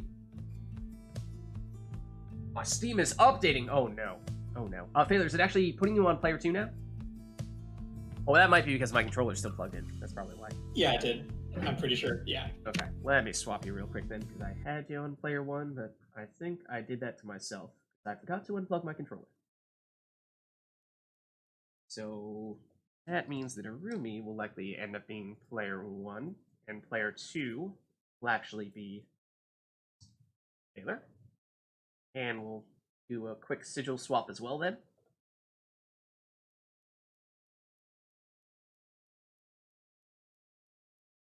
Okay. Looking good in that case. In chat, let us know if there's any other requests you want to have for this rite. Obviously, Arumi was in earlier and then took a step away for a second, take a quick break. Now is coming back, so I think it's fair to say Arumi is still in the flow of things. It's still, you know, you can throw things at Arumi. Phaler, maybe you could make the case. Could use a rite to warm up, but yeah, you could throw something at him if you'd like. Steam is up. Okay, let me send you the invite then. There you are. Invite sent. Yeah, Rumi says hit me with what you got, so throw whatever request you'd like in that case.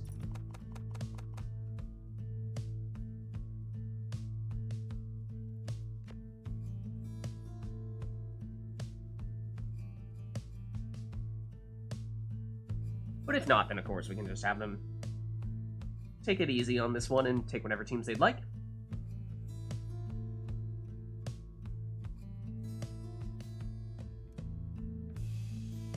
Right, look at that. Phaler still setting up the predictions, even when he is participating in the rite. Obviously, he's not betting in them, he's just setting them up, but appreciate it.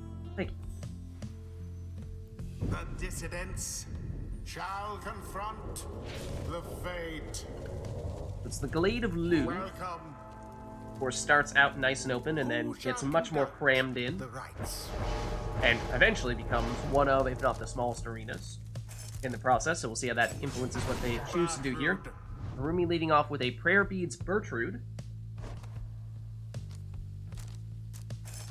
So Harumi likely looking for some crone jumping there, some plunges with Bertrude. Then Phaler going with Dalbert with Prayer Beads first. Now, this is usually Phaler's first choice. Question is he going to go for 100% Fate and choose Almer and Raji next, or is he going to go possibly with 100% Curse?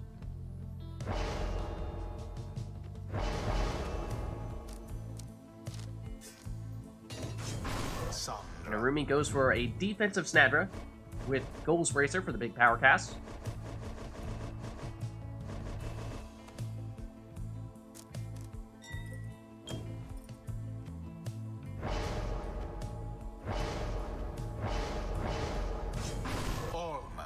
And that is Almer with a quick throwing talisman. So that would suggest that we are going to be looking at a 100% Fate team from Phaler. And then it's going to be Titan Tooth Tizo in the last spot for Arumi. For the stuns whenever Arumi flies into anyone with Titan Tooth Tizo. And as expected, it is Raji last for Phaler. And here we go. First ride of the night for Phaler. Arumi back at it after a quick break. And Phaler off to a quick start here with a 20 damage plunge from Dalbert. And the arena will, of course, get smaller. And we got a random Thrash pack.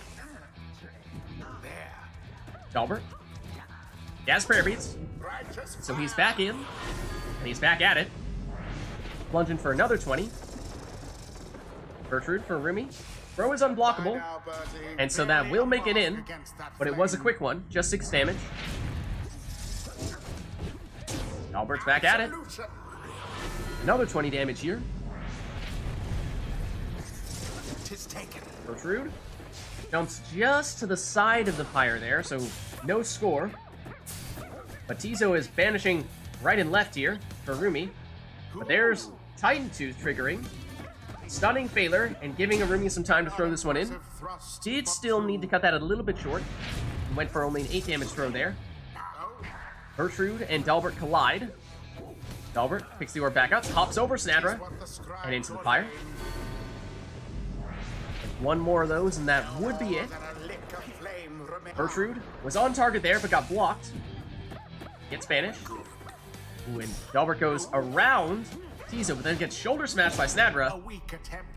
And this time, another quick throw from Arumi. Might have had time to charge that one all the way up. Gets in a throw from Tizo. Dalbert for Phaler, sneaks past Tizo, then Tizo recovers in time to banish him before he can score. Snadra gets rid of Almer. Now, this is probably not the character that Arumi wants to be playing offensively with. She's mostly a defensive character, so she gets banished here. And Arumi was expecting the jump, and Phaler sprints under the flying Tizo for the Good win. game. Clever play. Glorious performance, GG. I must say. The rite is complete. All right. Let's head on back then. I was worried you were going to notice what I was doing and get back on the ground fast The enough, stars but align.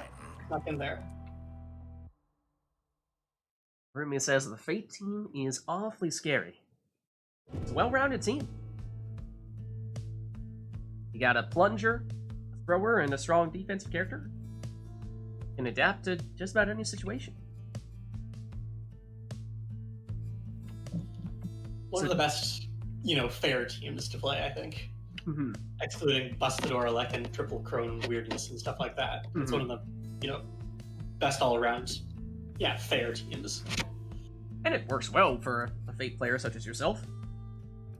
Do you think you would play it as often if you didn't play as the Fate? Or do you think there's kind of like the I'd probably extra just make thing the to it? team. Well, I mean, yeah, I don't know. Maybe I'd use someone else's thrower, but like, Mhm. Crones are pretty good throwers. Maybe a harp as the dive scorer. Mhm. Maybe. I don't know. But yeah, an imp on the defense is just essential. Yeah. So let us know, chat, if there's anything you want to see for the next Rite. Otherwise, we'll have these two pick whatever they'd like.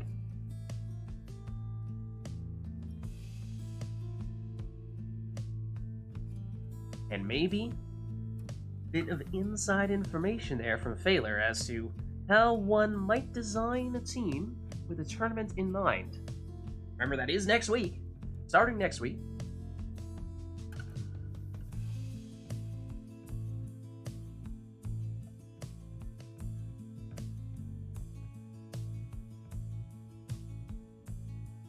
Okay, but seeing no such requests, why don't we get this one started then?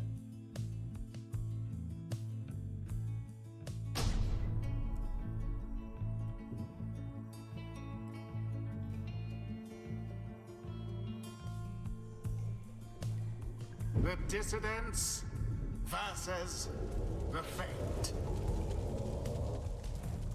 Welcome.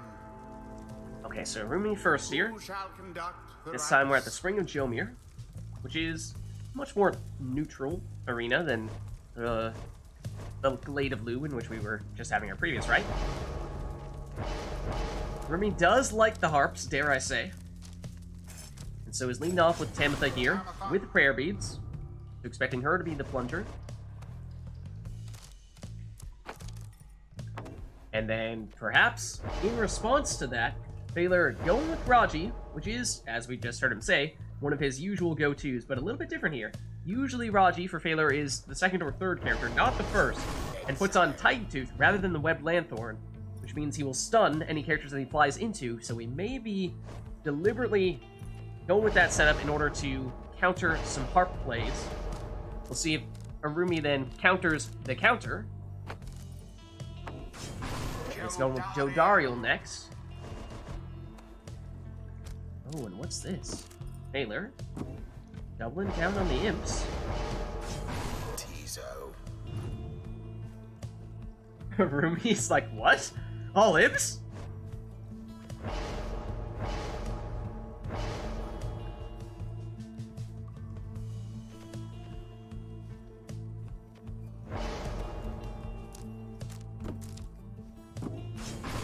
The deluge.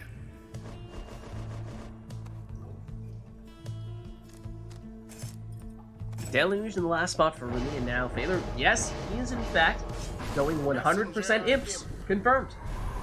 So here we go. Commence. Raji down. Tizo down, but takes someone out with him. Just messenger in for remaining, but he brings someone back in the process, so Phaler still has Raji. And that is the Titan Tooth imp. So he stuns Arumi there, goes through his portal, which sends him about 2/3 of the way across the arena, but that's not enough to get over there. Oh no. Slappy Bird goes down. Phaler, back through the portal. Goes down. Now go. Flappy Bird is back. Blocked and banished.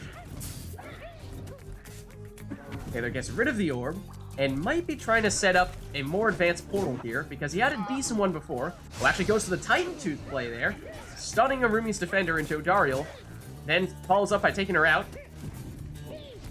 And same thing happens here, but doesn't go for the banishment. This time tries to go for the score, but gets pushed out of the way, throwing off the targeting on his throw.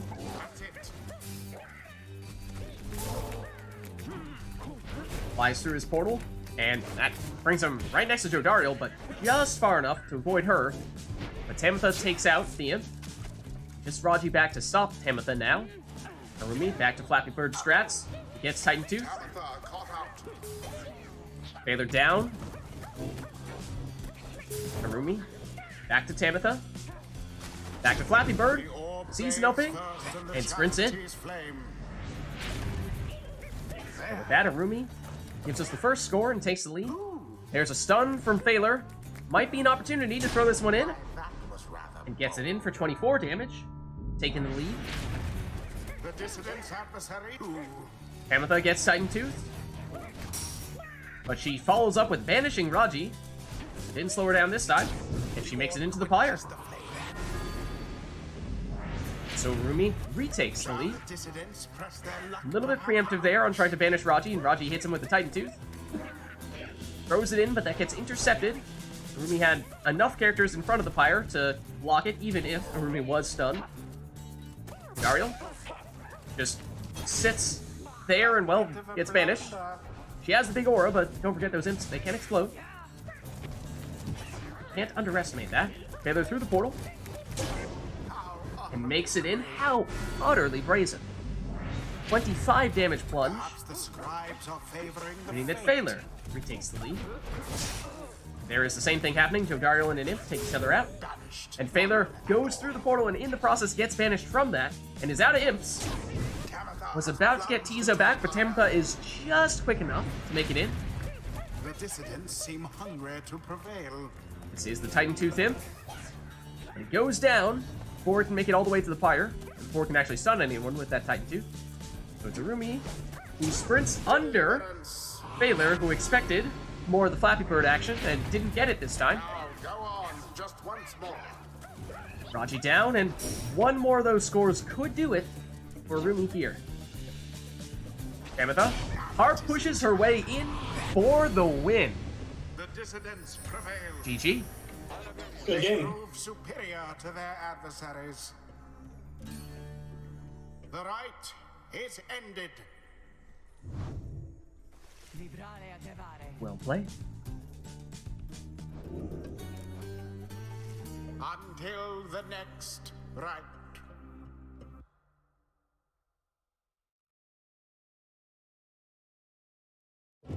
Okay, so chat, let us know if there's anything else you want to see.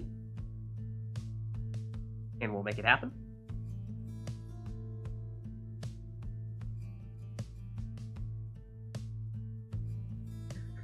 Can't believe Joel bet on me. Oh.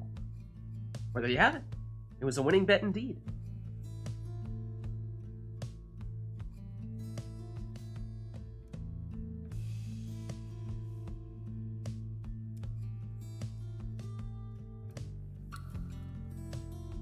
Anything else we have in mind for this one, or shall we hop back in?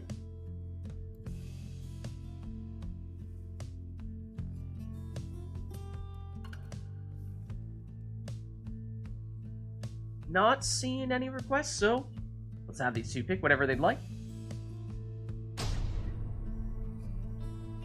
And we saw Phaler go with all imps last time. That wasn't a request, though. It's just Phaler opting to do so voluntarily. So there is always that chance that one of the players mixes things up a little bit. The fate. Back at the spring, Welcome. Who shall conduct the rites? Rumi leads things off, but with what? Crone, namely with Milda.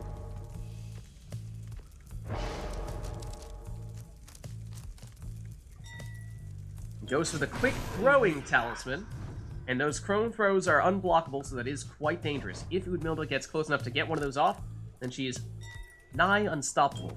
Just a matter of taking her out before she can get that close. And Phaler, well, says, maybe I'll do something similar myself. And keep a close eye out. Phaler may have taken a very notable mastery from that crone.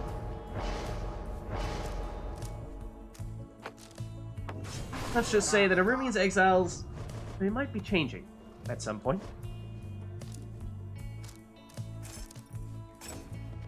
Saxiana. That's a second pick for Phaler. And for Rumi, maybe a worm, but maybe a demon. Looking like it will be a demon. This Paleth with... Oh, 1 second. Oh, Phaler may need to set up the prediction for this one. That's my guess. Oh, Arumi's got to take a quick bathroom break. No worries. Okay. In that case, why don't we... We could have someone swap in and just do a Rite. It'll be a minute. Time. Yeah. You know, maybe don't have Arumi feeling like we're breathing down his back. Or we could just give you the reminder that we are, of course, doing at our usual start time next week, 3:30 p.m. U.S. Eastern Time, our Rite Nite. However, it will be the tournament, the Golthanian Cup. So if you have not signed up for the Cup and you are interested in participating, then definitely let us know. You can do so in the Discord group, in the Rite Club. And if you have not joined the Rite Club, then I suppose I can drop you the link to that real quick here. I don't know how to do that.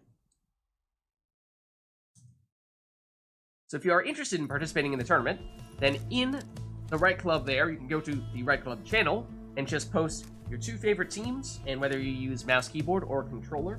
And that's all you need to do to sign up, and then you are good to go.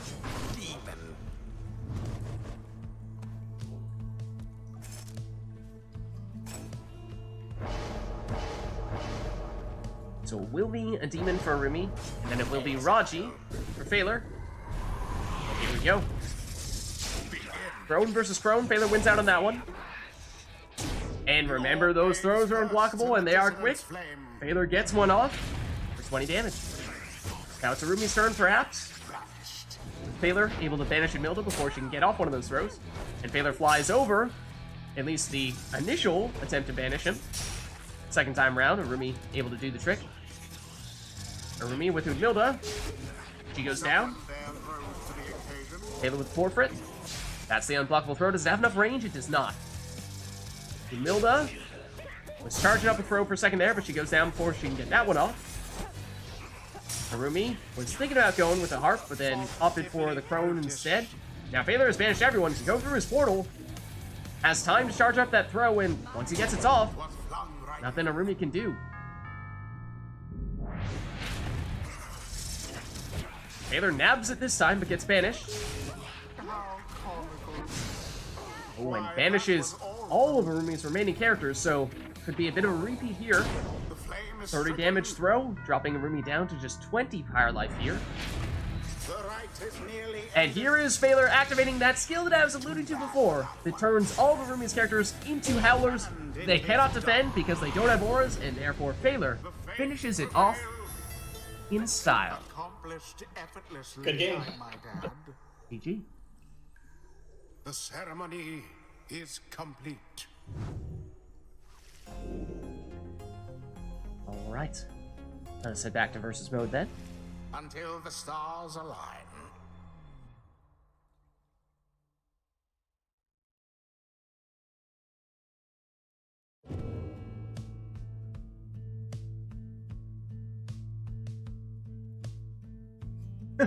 Just can't deal with Chrome Throws. It's both your biggest strength and your biggest weakness. It's a tough one. Because yeah, once they get close enough, they can throw it quickly, and once they get the throw off, it's unblockable. So you just need to always keep an eye on those crones. And as soon as you see them starting to make a move, you need to go and prioritize banishing them. You basically need to banish them before they are in throwing range, which means you need to go after them a little more aggressively, or at least a little bit more proactively than you would normally go against an opponent.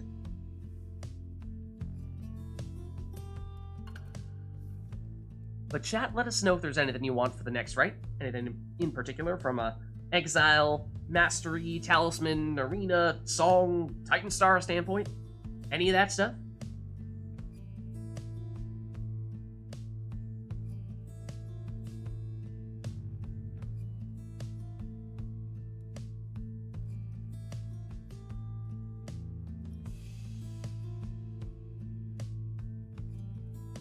Otherwise, we'll just, you know, keep on throwing these two at each other.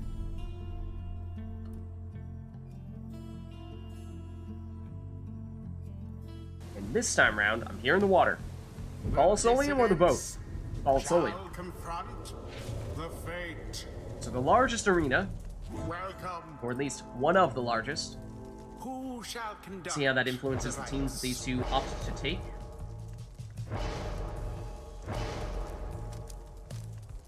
Rumi is leaning toward worms.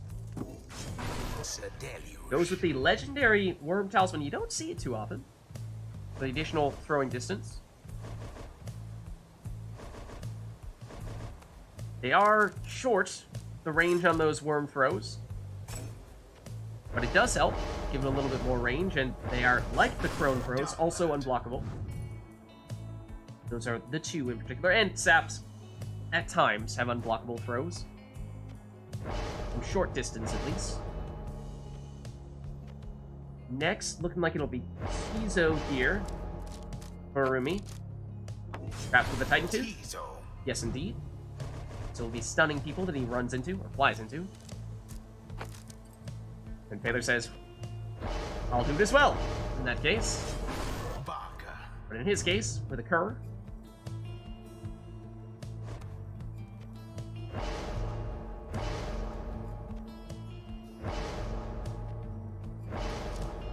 Then Arumi, going with another worm here. Gilman. And Phaler, okay, had two curs there. For a second you thought, maybe he's going 100% curs. But not this time, going with the Web Lanthorn Raji. Strong defensive complement to the more offensive curs. And the worm and cur collide. But Dalbert Glory makes it of through all the way to the Pyre here for a 20 damage plunge. And the Titan Tooth this time stuns Arumi, giving Taylor the opportunity to have a simpler plunge for 20 this time around. The orb is up. This time Arumi nabs the orb The and orb sneaks is past going Phaler for to 15 damage fire. plunge. Dalbert hops over and into the Pyre. Now to the flame. Deluge blocked, but he still has it here. But he goes down now. And the orb is in the corner on Phaler's side. Phaler has it now. Slowly biding his time as Phaler. Now he charges up, but gets blocked. And Arumi had it for a minute there.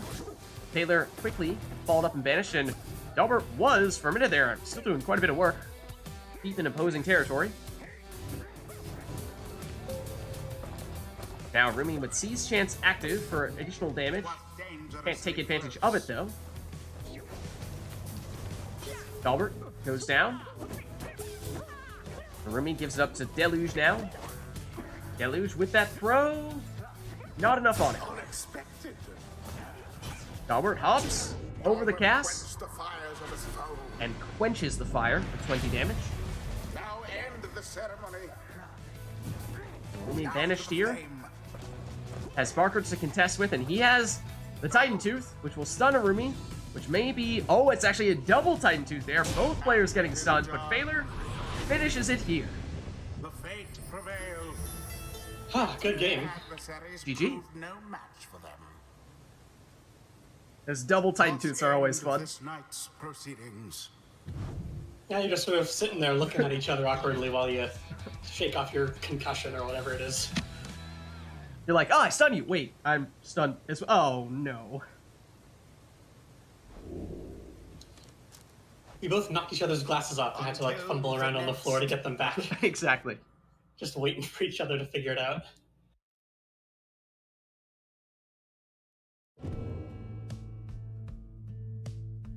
All right, chat. Let us know if there's anything you want to see for the next one. Otherwise, we'll just go with the random stuffs and let these two pick whatever they'd like from their team standpoint.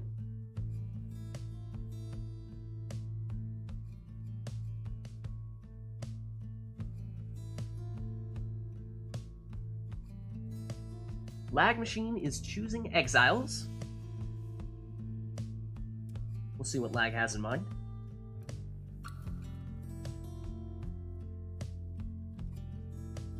Lag made the request, and then Phaler said 3 saps. And I was like, wait, hold on, what? No, Lag says that Arumi chooses the Exiles. I assume you mean for both people. And Phaler chooses Talismans. Interesting. Very interesting. Okay. Neat way to balance things out. Arumi picks the players. Phaler picks the Talismans. And both requests are for both people. Okay. First Exile, then Talisman. Okay, thanks for clarifying. Alright, let's do it then. That means that what happens first is Arumi determines which Exile someone is going to use, and then once the Exile has been determined, then Phaler will decide what Talisman that character will use. So we'll see how merciful these two are feeling. Do they give each other characters that they think the opposing player wants? Or are they thinking that they'll act a little bit more cruel than that and give them perhaps a more difficult character to use? Arumi, pick all saps. I'll give one of them the black hoof so that we don't break the game with 6 saplings. Phaler's asking for all saps. Arumi doesn't seem to be thinking that's the route that he was going to take, but perhaps after Phaler posits the question, Arumi refuses. Also, this will be interesting to see how people choose to bet on this one, because it could go in any of a number of directions here. Okay, so it's 2 nomads and a savage. Okay. Yeah, and it doesn't have to be the same for each character, mind you, or each person. Like, you could have different exiles for you and different exiles for Phaler, and Phaler could have different talismans for himself and different talismans for Arumi. But up to you.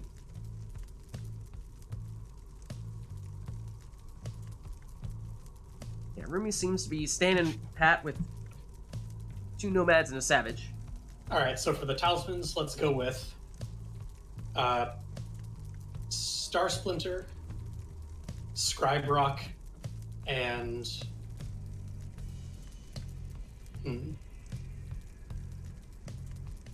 Star Splinter, Scribe Rock, and Web Lanthorn. Star Splinter, Scribe Rock, and Web Lanthorn. Star Splinter being the quick throwing talisman, Scribe Rock being the additional presence. We'll see. I mean, one would think the Star Splinter would go on one of the savages. That is a natural fit. That is usually the favorite, if not... it's usually the favorite talisman for savages. Let's not kid ourselves. Yeah, Web Lanthorn will be the last one. That is the bring someone back whenever you banish someone. Bring someone back from your team whenever you banish an opponent. And so, that's also definitely a defensive one, and probably does make more sense to put on a Nomad, which I think we will see from both players here.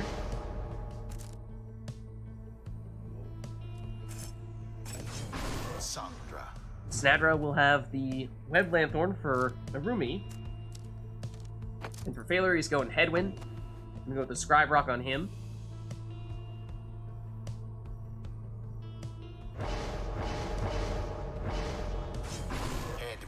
Okay, locked in. Then Headwind last for Arumi.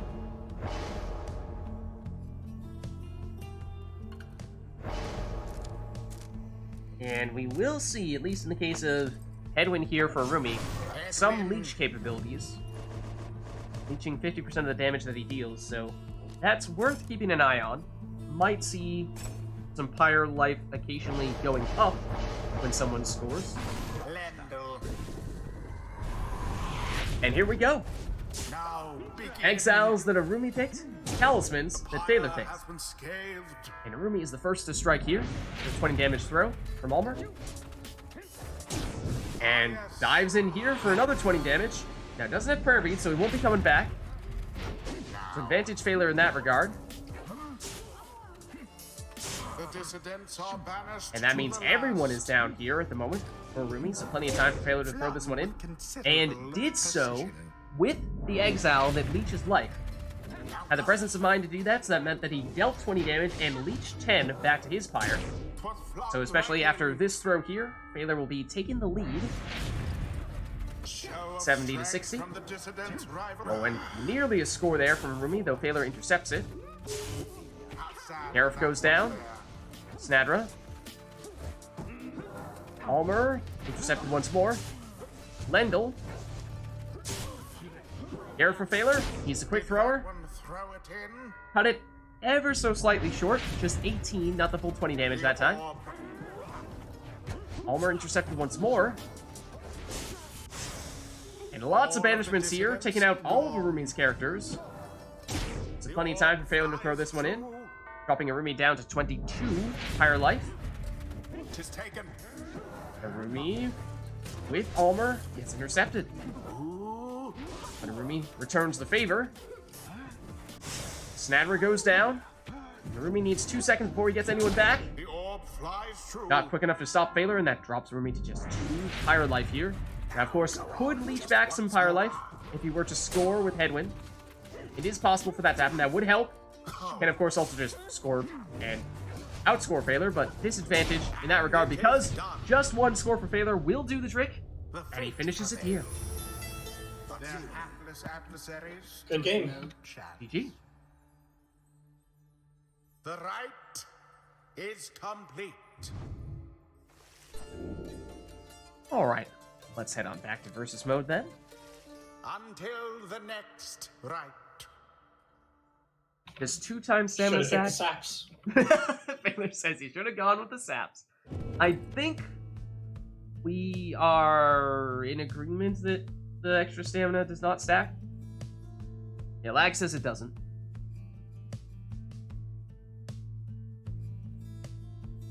Rumi says I'm worse at saps, but then again, I mean, if you go with some crazy sap shenanigans, you never know what's going to happen. Just a wild card right. It's going to be crazy, you know that much. But crazy how, that's a different question.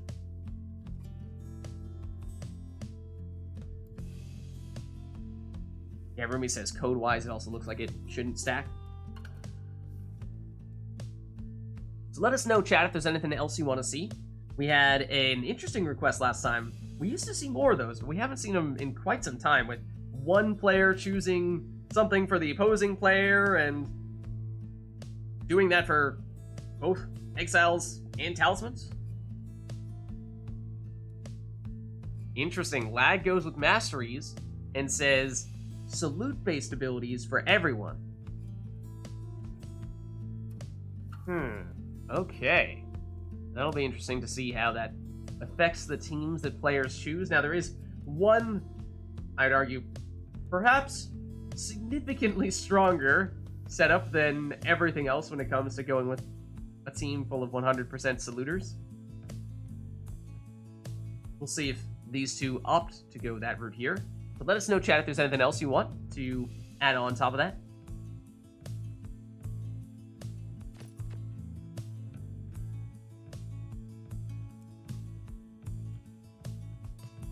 And Phaler's choosing exiles, okay. And Phaler says max 1 Chrono, okay, so that's what I was alluding to. If you go 100% Crones and you go all of them with the salute, then you can basically automatically win. So, max 1 Crone limits the amount that you can abuse the Crone salute OP-ness.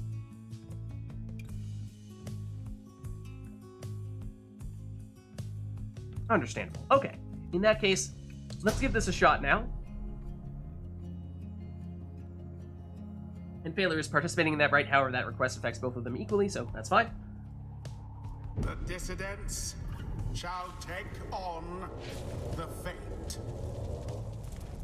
Welcome. Who shall conduct the rites?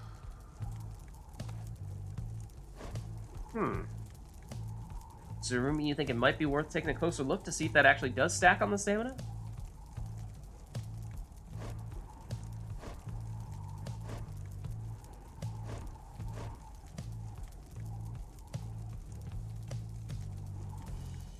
I mean, we could do some races in which one team has 100% nomads with all having that ability that increases the stamina, and then one team has 100% nomads, except there's only one nomad with that ability, and we just race from one side of the map to the other and see which nomad can run farther.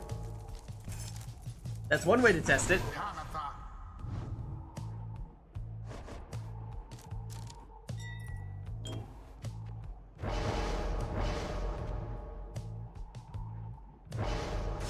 Exile.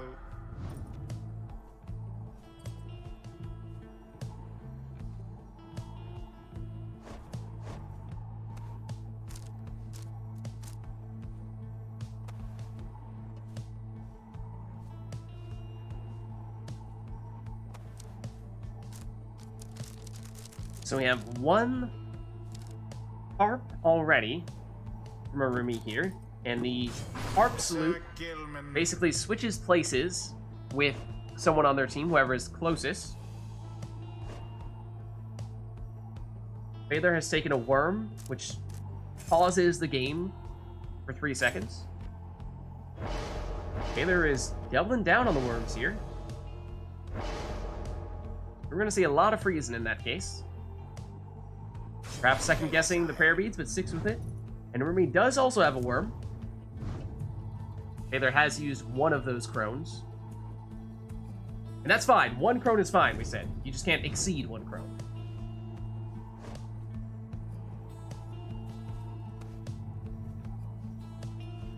And the Savage Salute is to teleport to the orb.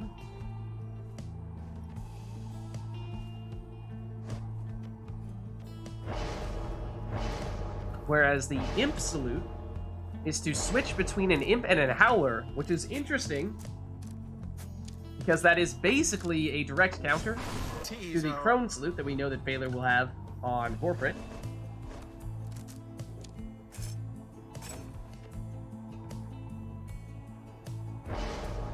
Because Vorfrit will be able to turn everyone on a Rumi's team into a Howler, and they will be defenseless because they have no auras. Which is why that Crone Salute is so powerful, because if you use 3 Crones, all of whom have that ability, then you can use that 3 times, each of which you can basically get an automatic score out of.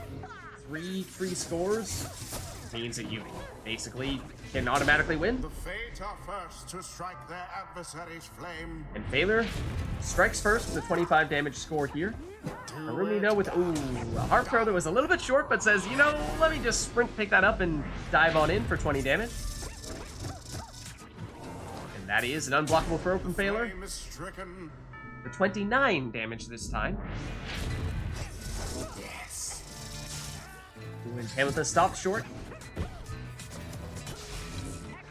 Vorfrit down. Tamitha for Arumi. Goes the flippity flap route. And Sublime. dare I say, it worked. Now, clearly it was just coincidence that it worked that time. There is the Crone Salute, The orb which turned everyone on Arumi's side into imps momentarily. Or rather, into Howlers momentarily, preventing them from doing any defending. Arumi with a last-minute save there. Or actually, was that... That might have been Arumi using the Imp Salute to just change the Imp into one of those Howlers. Because there it is. That is the Howler, and that is certainly... I mean, that is Tizo, and he did definitely use the Salute that time around. So, it is quicker, pity what those Howlers. They are faster than the Imps are. But there is the Worm freezing things for Baylor. Baylor trying to slow things down a little bit and try to get Vorfrit back. And now she is back. Tamitha banished. Vorfrit, it and is she makes done. it in for the win. The fate prevails. Good game. The scribes played. themselves surely have taken note. The rite is done.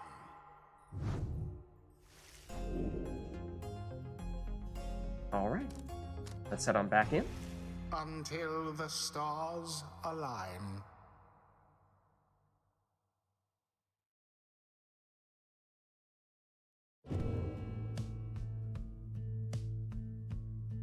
And let us know if there's anything else you want to see for the next Rite, chat. And just to check in, if anyone, well, Phaler and Arumi, how are you two doing with regard to sticking around, swapping out? How you feeling? I'm pretty good. Okay. Could stay for some more. Phaler's feeling good. Arumi, you good to stick around? Arumi's still good as well? Okay. So we'll keep these two in for a bit longer, and in that case, chat, let us know if there's anything you have in mind for these two specifically in this next Rite.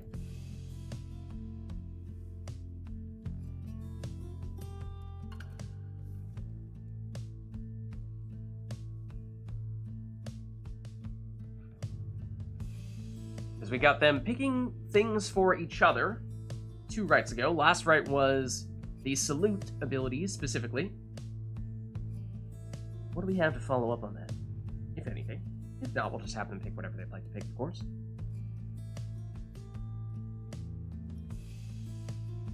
But perhaps for that reason, we give them the chance to take what they'd like this go around.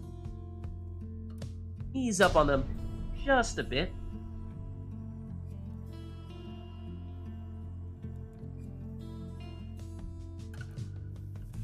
The dissidents And this time we're at versus the Nest of Trieste, which we haven't seen this arena too often today, it doesn't seem. Not quite as much lava as we might normally have.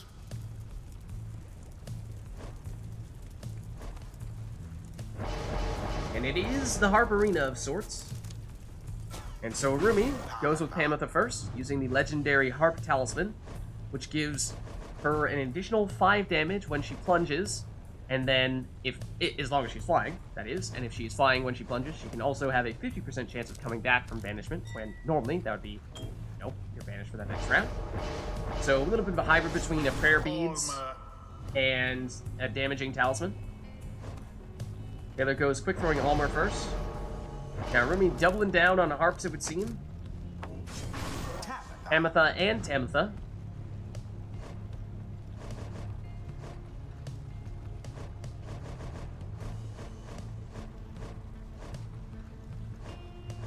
Taylor thinking about his options here. Actually going with Snadra. We don't see him do too often. Some go with Almer first. And so you were thinking maybe he might be going for the All Fate team. Although when he does do that, it is usually not Almer first, it is usually Delbert first. So a little bit different this time around from Phaler. And look at this. Arumi appears to be going 100% harps.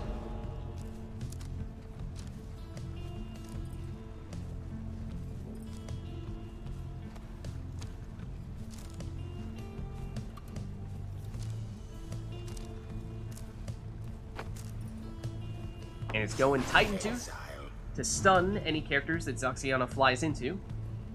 Which, normally, if you're going against a harp, would be sort of a defensive pick to go against the harps to slow them down from, you know, just flying into your Pyre. But when you are putting it on a harp yourself, it can be a bit of an offensive play, stunning the defender and then recovering more quickly than the defender and perhaps making it into the Pyre while your opponent is stunned. So we'll see how Rumi puts it to use here. That's Pamitha first. He has Trieste's Plume, and I suppose, despite the flippity flaps, was technically flying when she scored there, and did get the additional damage, although did not get the 50% chance proc for her to make it back into this round. Here is Tamitha doing the same thing. She gets blocked and banished. There goes the orb. Almer down, as is Zoxiana. Tamitha here flies over the cast from Snadra. Snadra stuns. She does have shoulder smash, so she's going to banish with the jumping blocks. Taylor doesn't need it here. He has Almer, who got harp pushed back right as he was throwing it, but still was in range to get the throw off. There goes the harp. Zoxiana flies around the defenders. Ran out of stamina. Taylor able to banish. Taylor hops over one defender No law against and chucks that one in for 20 damage. Shall the fate press their luck, perhaps? Almer down. A swift recovery. Ametha down. Zoxiana down. Snabber down. Almer with the throw is just short. Tamitha. Flippity flaps. But still runs out of stamina and goes down here, as does Tamitha. Zoxiana's back though. But Almer is quick enough to get that fur off before Zoxiana can intercept it. Almer. Back at it here, except this time, Tamitha is there to intercept. Tamitha does a little bit of loop around, but she gets blocked and banished. Tamitha takes out Snadra. Goes to Tamitha. Tamitha back to Flippity Flap. Goes to the throw, but still gets banished. Almer hops around, but he gets intercepted. Zoxiana flies over that cast, but gets to, oh no, that's the Titan Tooth on Zoxiana there, so Baylor is stunned. And Arumi takes that opportunity to switch harps. Tamitha gets blocked and banished, as does Zoxiana. Just Tamitha here for Arumi. And oh, opportunity here for Almer. Throws that one in for 20. No more than a lick of flame And remains. one more of those would do the trick for Phaler. But here is Arumi, not done yet. Plungers for 25, and two more of those, and Arumi would have it. So still anyone's game here. Almer down. Oh, Glorious. double heart banishment, that's big. But Tamitha has it. Passes it over to Tamitha. She deals the extra damage with the legendary talisman, so that is probably the preferred score for Arumi. She gets taken out here. Zoxiana. Oh, and Almer sneaks past her and plunges into the Pyre for the win. Their adversaries confidently Good game. GG. The rite is ended.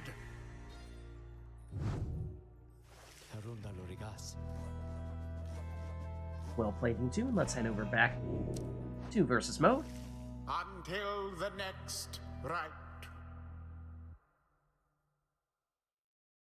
Rumi says I can do 2-3 more. Okay. Sounds good.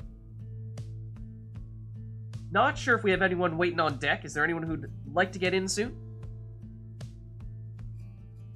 Anyone who'd be looking to swap in for Rumi once Rumi's looking to take a break?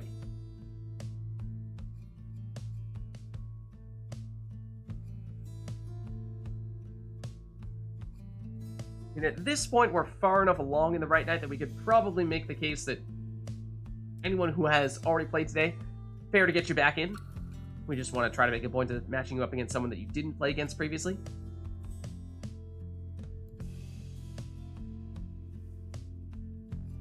But regardless, chat, let us know if there's anything you want to see for the next Rite.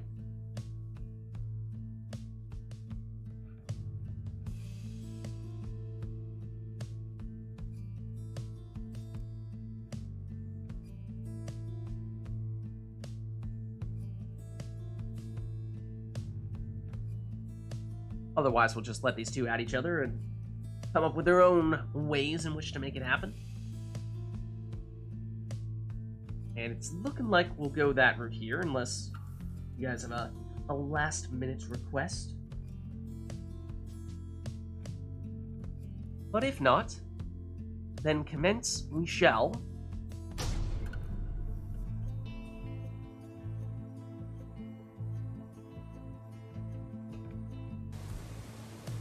And you hear the water. The dissidents.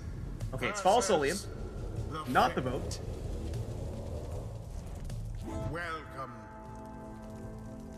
Who shall conduct the rites? And it's Ignarius first here. Does have Celestial Spike. Rumi goes for the speed. Ignarius.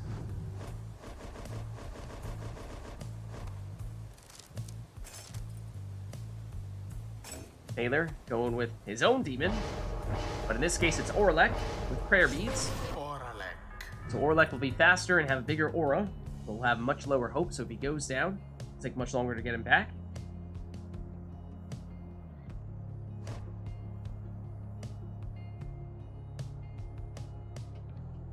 Rumi thinking maybe Imp, but perhaps feeling some uncertainty here as to how best to counter Orlek.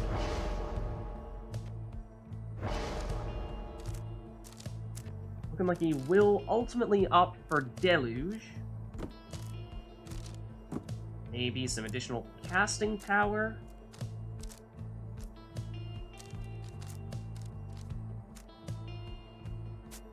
Alternatively, the automatic passing, even when Deluge gets banished.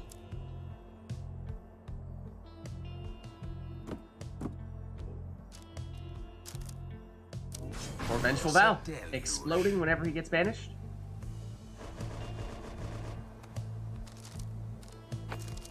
And now Phaler will use Ignarius with the legendary Demon Talisman, which gives him the additional casting range, Ignarius. which can be particularly effective here in Fall of Solium, where there are some long corridors in which you can, have the entire range of that cast. Whereas in other places, oftentimes you're going to run into some kind of obstacle before you can fully benefit from the maximum range. Stowaway with Prayer Beads. That'll be the last pick here for Rumi, and then for Phaler, it's looking like triple demons.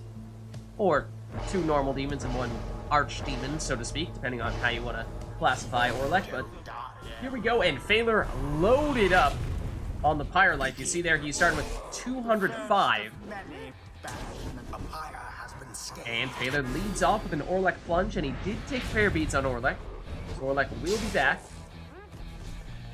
There's Ignarius with a big cast. Orlek down. Another big cast from Ignarius. I mean, you can see the range on it. It's pretty ridiculous. But it doesn't stop Rumi here. Rumi has a long way to go with 205 Pyre life. More than double the amount you would normally see someone starting with. It's perhaps a daunting task, but Rumi could be up for the challenge here. Squeezes in a throw there as the Stowaway is getting banished. When Phaler sneaks past here with Orlek, but gets blocked and banished. Ignarius down. Stowaway steps past Ignarius, jumps past him, really. Deluge comes back. He's blocked. And he explodes on Ignarius. Ignarius versus Jodariel. Neither one opting to take the orb. Ignarius goes down. And we did see Web Lantern on Jodariel for Phaler, means that he can bring someone back whenever he banishes someone with Jodariel. In this case, it was Orlek, and Orlek plunges for 25. Big power cast there from Ignarius. Outranging the opponent, as you can see. That is the benefit of having the legendary Demon Talisman. Deluge takes out one. Ignarius takes out the other, except Orlek has bigger aura. So he shrugs off Ignarius, but now he goes down. That's the last of Phaler's characters, but Jodariel is coming back now. He takes care of the Stowaway and brings back Orlek, because she has that Web Lanthorn, like we said. And so she brings Orlek back again. Ignarius. Now the Stowaway. Stowaway looking for an angle to get that throw off, but not this time. She has false step, though. That means that when she jumps and gets banished, she will reappear at the beginning of where she started that jump. And she goes straight in this time for 20 damage plunge. Phaler nabs it with Orlek, but then Ignarius takes him out. Long cast from Ignarius is not long enough to catch some of Arumi's characters here. But Stowaway goes down second go round. And Deluge sacrifices himself going into Jodariel, but Jodariel brings back Orlek in the process. And Orlek hops in with a 25 damage plunge, dropping Arumi down to 25 Pyre life. So one more of those would do it. With any of Phaler's demons, Orlek's actually the lowest damage of Orlek's demons. He has only 25 versus 30 from either Jodariel or Ignarius. Ignarius goes down to an Ignarius cast. There's Arumi's throw from Deluge. Did cut it a little bit short there. But it does mean that everyone will stay in the field of play for Arumi here. No one permanently banished. Ignarius goes down, though, and Orlek banishes, but gets banished. Ignarius comes back for Arumi.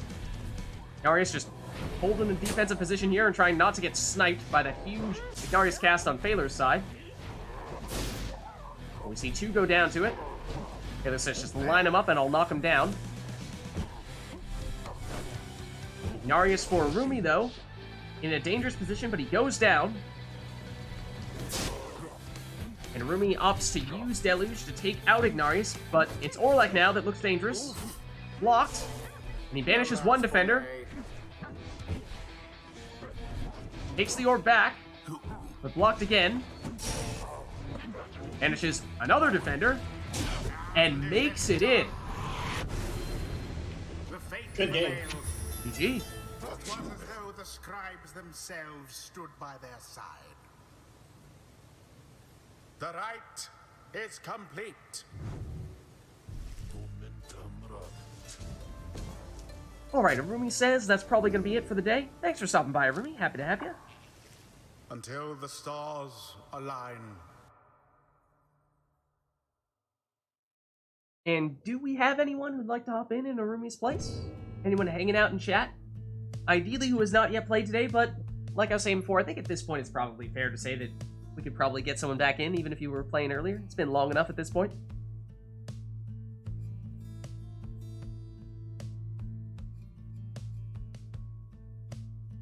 Let me check Discord real quick.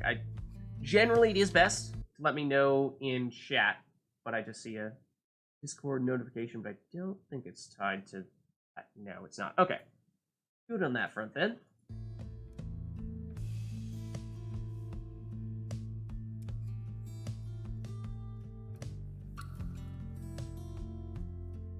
Because if we don't have any takers,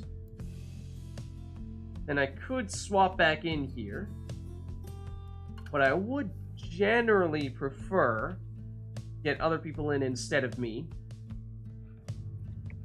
Doesn't look like it. Yeah, not seeing any Voice chat's any volunteers. So I'll plug in the controller.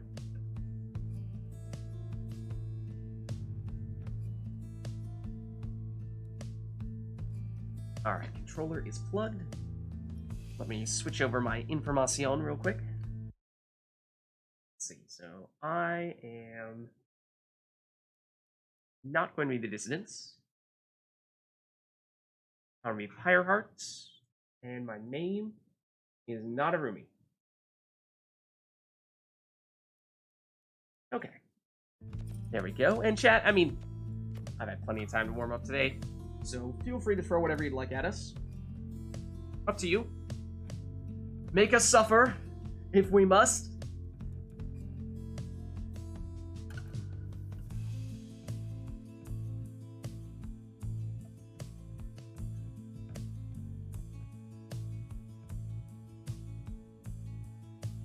Or maybe you're feeling merciful. Maybe you'll let us just go and take whatever we'd like to take. It's up to you. It doesn't matter. We'll roll with it either way. But don't see anything here, so why don't we start things up then?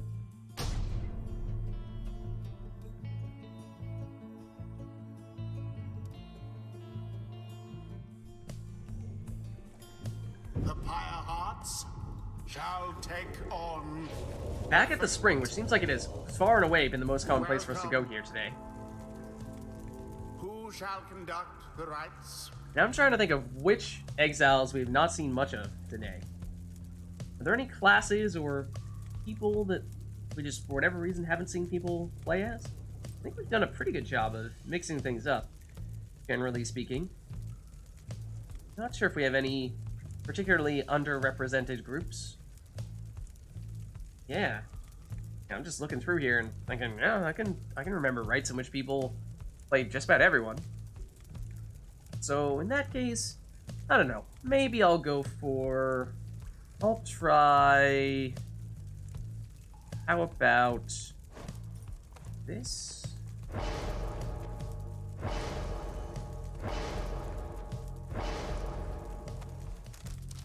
And this? Ignarius. The Nomad's stamina regen does stack Arumi says. But the ball speed does not. Sir Gilman. I mean, I get the sense that generally speaking, people are taking that skill for the stamina and not so much for the passing speed. Okay, and in my next spot, I'll put... Actually, who did you take there, Baylor? I was distracted. You took... Okay. Alright. Fine. Be that way. Be that way.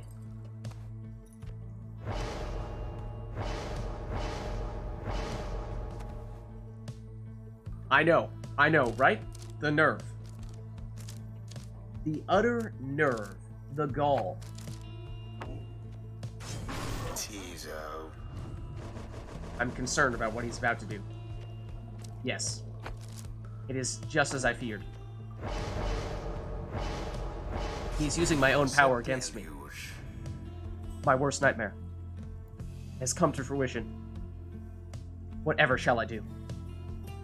I think the answer is go crazy infinite stamina, because that's what the plan was, at least.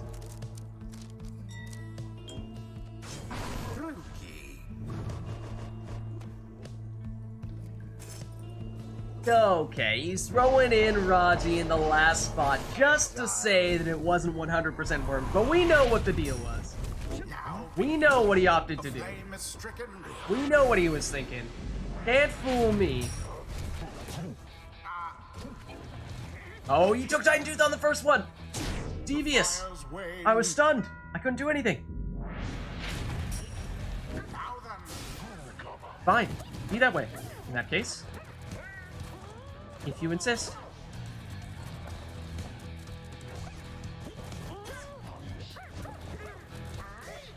Sure you want to do that? I did not take Pyre Beads. That's going to hurt a bit.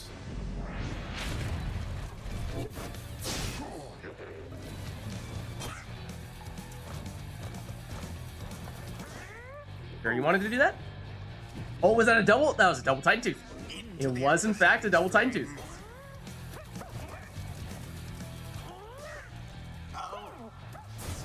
I probably should have just gone for the score there. I also probably should have taken the time to throw that one in.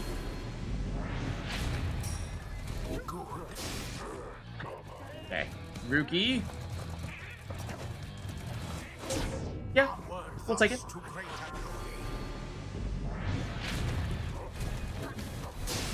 Okay, sure. Is this your Titan Tooth, dude?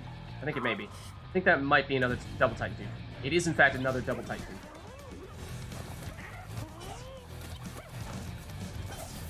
Okay, sure. Was actually part of the plan. Little did he know. That was part of the plan all along. No, that was not, though. That part was not. Going through the portal instead of picking up the orb was not part of the plan.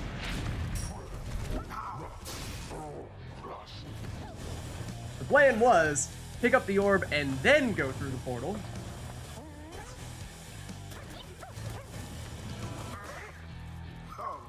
Is that the double Titan Tooth? That is the double Titan Tooth, isn't it?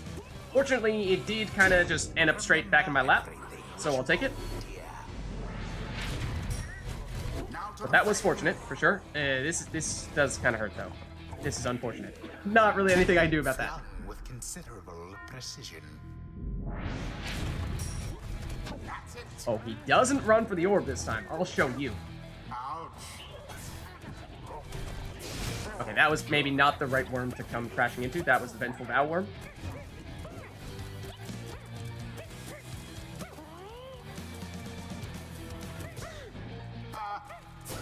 Oh, okay. Don't mind if I do. Oh, no! That could have been game right there. Hello? Goodbye? Not much force of will Actually a throw. behind that thrust. Actually a throw. I did not have Pyre Beads, so I didn't really want to make it all the way in there. Oh, you threw that! Clever. He's back at going straight forward here. And that's also a throw. Barely a mark Okay, against so that flame. he's going for the sprint straight ahead and then instantly throw strat. Orb is taken. And that time, I thought he might have been a little bit short, but he did in fact make it in. Flame. And the thing is, those throws are unblockable. So, and I just got totally tripped up there. Sir Gilman flung the orb into the flame. There we go. That's more like it. Forgot to do the whole jumping thing, Thoroughly banished. and I am thoroughly banished at the moment. Not for long, though. Except I am currently... Yes. That. Titan Tooth's done. I swear, my stamina... Where is my stamina? What? It just never came back.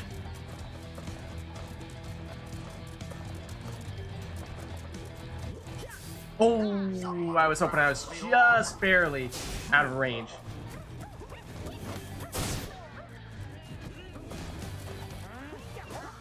Not quite. Not quite. Not this time. Oh, that throw will make it. I was defenseless for a moment there. I had everyone banished. There. Ooh, and I thought I was going to beat you to the punch there. I did not. Orb sails forth into the flame.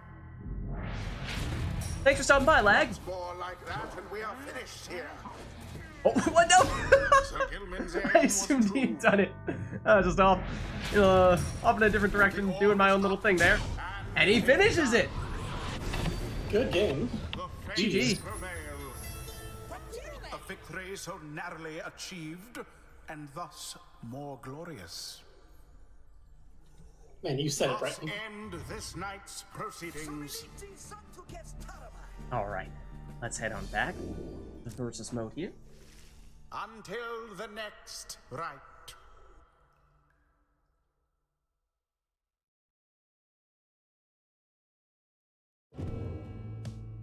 In chat, let us know if there's anything else you have in mind. If so, happy to make it happen.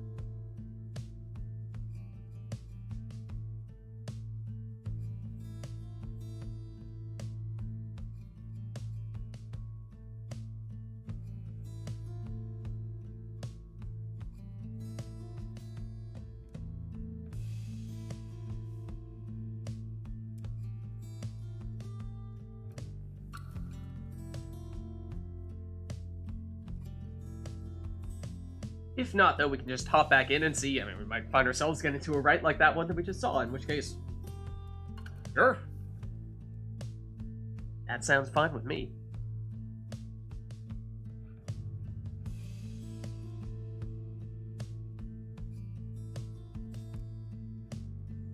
And seeing no such requests, why don't we do just that? Why don't we commence?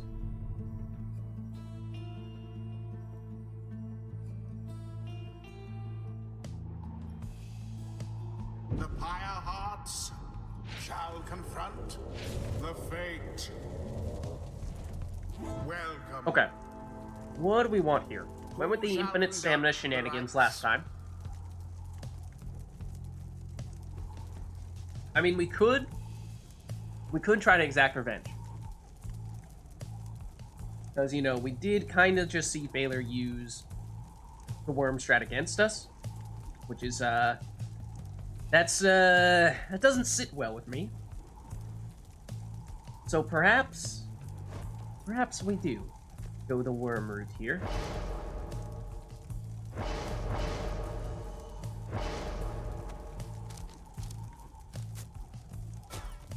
Let's make it happen. Sir Gilman. See how Baylor responds. Might respond with all curs, in which case, don't blink. This right could be over in a split second. Rookie. Speed versus speed. Baylor style versus Lid style. Let's see. So next goes Deluge. And gonna be same masteries, but you're gonna have the land, or actually no, you're gonna have the Vengeful Vow. Sir Deluge.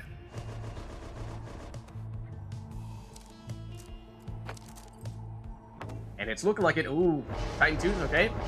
So that's defense against jumping, or offensively, could be a way of stunning me and then following up with a score. And then lastly for me, it's always Lady River. And she will be the prayer beads her. Exile. Let's do it.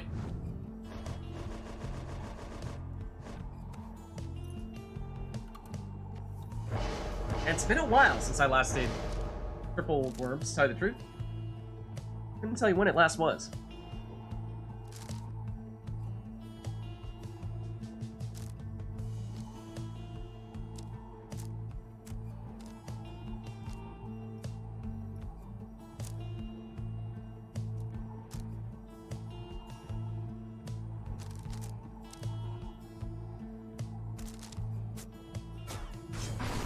Baylor goes with the Bright Wisp. Don't see other people taking it very often. Commence. Nope, that's the In wrong honor of worm. the scribes. Oh, that's the Titan Tooth one. So that is the dangerous situation. Baylor can put me in there. He runs into me with Barker and jumps toward the Pyre. The only way I can stop him from scoring is to jump into him. But he can stun me in the process. And that was an attempt to mix you up a bit there. Oh, except you have a bigger aura than me, so I can't just sprint into you. This is what I did there.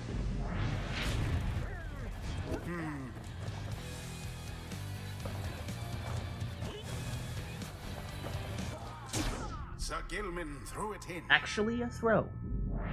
Actually a throw. Good. Sneaky throw.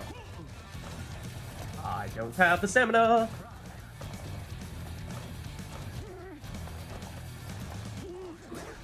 Oh, got the throw off. Is it enough? It is not. Oh, Didn't get you. Didn't get you. Didn't and you. You didn't jump, did you? Yeah, didn't jump, did you? now end the ceremony. Get that one in though. Has hit the mark. All right, time for a comeback. You say? Time for a comeback, then. Ooh, I tried to throw that, but was not quite quick enough to make it happen. A nearly negligible. Yeah, not full effort. damage that time around, but wanted to keep everyone in. Now to the flame. Ooh, also went for the throw, but was too short. Or too quick, rather. Not quick enough, I should say. Hello. The Worm Knight somehow did it. That was supposed to be a throw, but it wasn't. Oh, Again, I cannot run into you. That does not work. That is the one thing that does not work.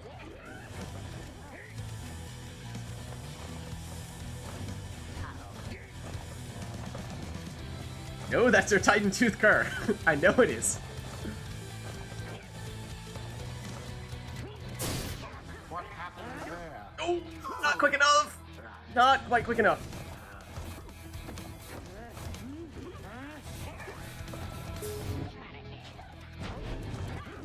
Run. Run, Lady River, run. Still the Titan Tooth Cur. The one position back here. The one that I don't want to see trying to block me. Unfortunate. Ooh, bad timing. Quite bad timing, in fact. And I should have tried to throw that. I did try to throw that. I can't catch you. And so he finishes it. Good game. GG. They brushed aside their adversaries without too much trouble. The rite is done. Well played. Until the stars align.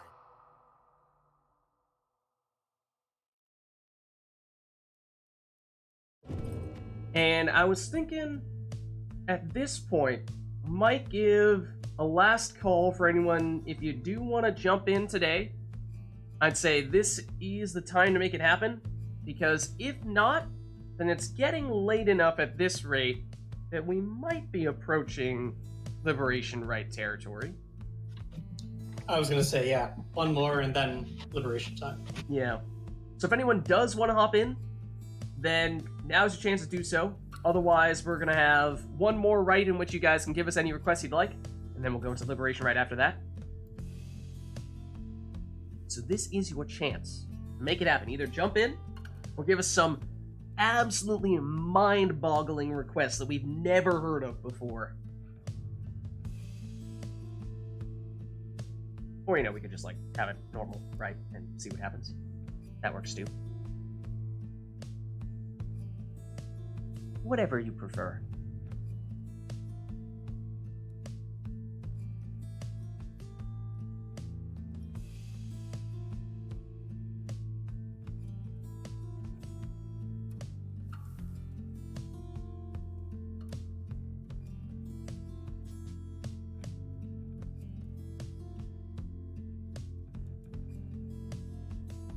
Alright, not seeing any volunteers jump in, nor am I seeing any specific requests here. So why don't we get this one started? This will be our second to last rite of the night.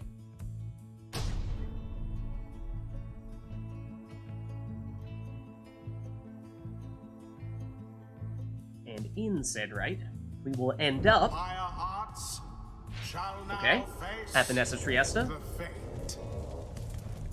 Welcome. Any interesting things that we ought to try to do here? Anything in particular that comes to mind with this location? I mean, there's one thing that comes to mind, but it's not something that I'm particularly interested in pursuing right about now. So, in that case, why don't we say... why don't we go with something like... Actually... We'll go with Savage here in the first spot. I'm gonna go with Sudden Grasp because I never take this mastery, so I want to try that a little bit. And then,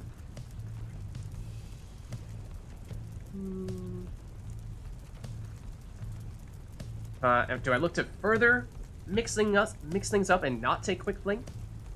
Or do I basically try to make it as close as possible to what I would normally take with the Savages and just squeeze in Sudden Grasp as well? Let's go, yeah, let's take this. And then I suppose we'll still go with Star Splinter. All my Just our mobility will be a bit different. Embrace the flaps? Maybe. I had a different thing in mind, actually, for... That was the Savage with the Salute is one thing that I was thinking. The other thing I was thinking was... Well... Yeah, the other thing that I was thinking... was... Oh no, actually, you... What if we... do this... and then do... this? exile. For some unblockable throws.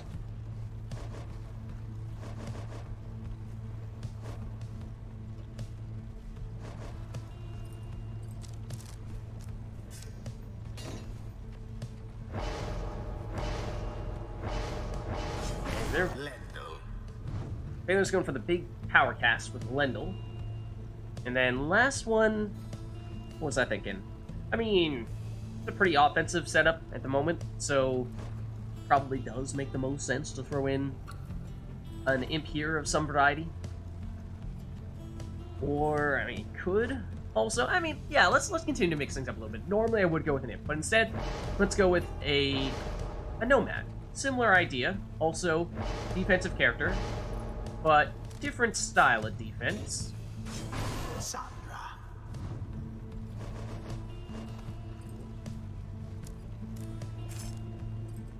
Then Phaler will go with the imp, okay? It's a very defensive team here from Phaler. Exile. Here goes nothing. Now then, begin. Oh, I do not have the same jumping ability that I'm used to having on the Savages. So, that was not great. That's also not where you're supposed to jump, you know? Ouch.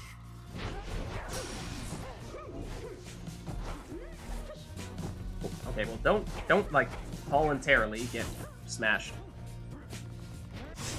Ooh, wasn't quick enough. Sorry, Okay, now I'm quite undermanned.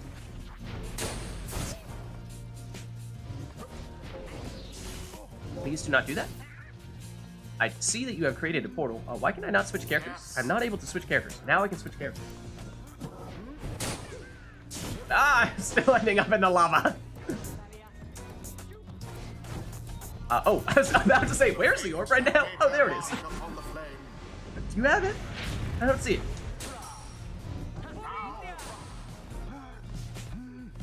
I mean, yes, but can get it in from there. Not that that's a good idea.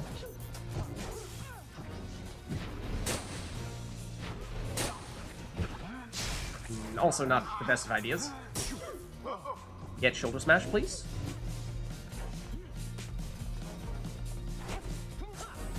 Ooh, snuck it past. Still has the quick throws, Two triumvirate. but doesn't necessarily have the same jumping ability. With the teleportation instead of that.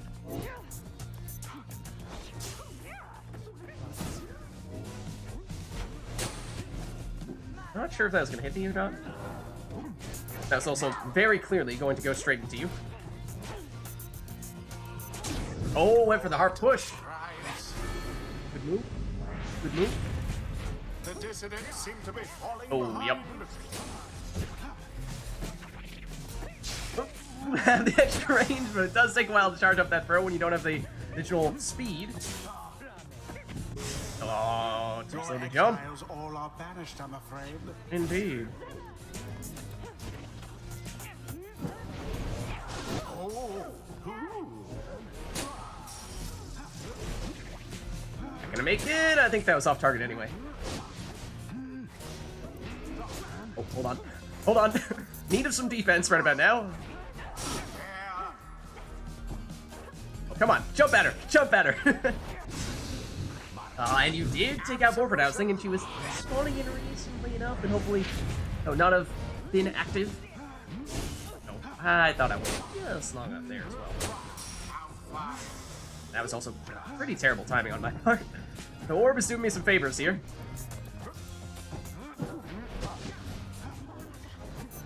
Oh no, the savage jump is so slow. I need Snapper to defend. Where's Snapper when you need it?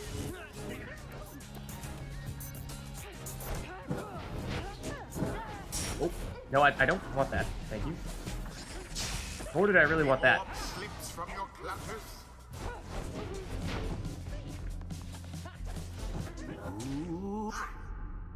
I was gonna say I might have cut that one a little bit short, but did still get the full 20.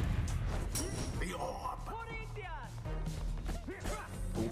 No, not quite. Oh, and I ended up in the Harp Aura, unfortunately.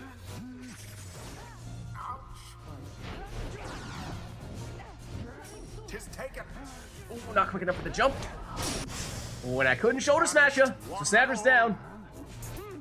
That means I got no defenders. Tis the flame. Oh, I tried to do a quick jump afterward to avoid immediately getting banished and then just ended up in the lava. Which is, I mean, it worked, and then it also didn't work. Oh.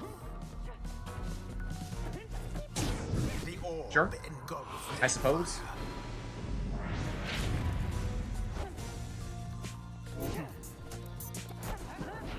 No, not really what I wanted. Definitely not what I wanted. That does kind of help, but I still have 3 seconds before I get anyone back, which is not going to be enough. Not much force of will behind that thrust. Cost me to 20, which with Stubborn Flame does mean that it will take 2. No, that's the character we want. We'll take 2 for failure to get the job done here. Ah, it's still short. I got it off, but I'm pretty sure that's not going to make it in. Flame.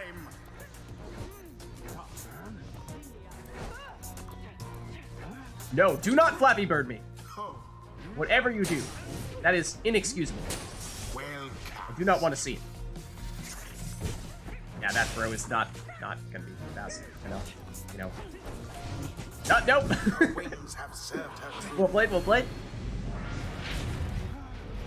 The orb is up. Okay, this time got the jump off correctly, but then you followed up with a second power cast and a third power cast that was quite devastating, indeed. And that does it. GG. The fate prevails. Okay. The scribes themselves Yeah, I don't know. surely have taken note.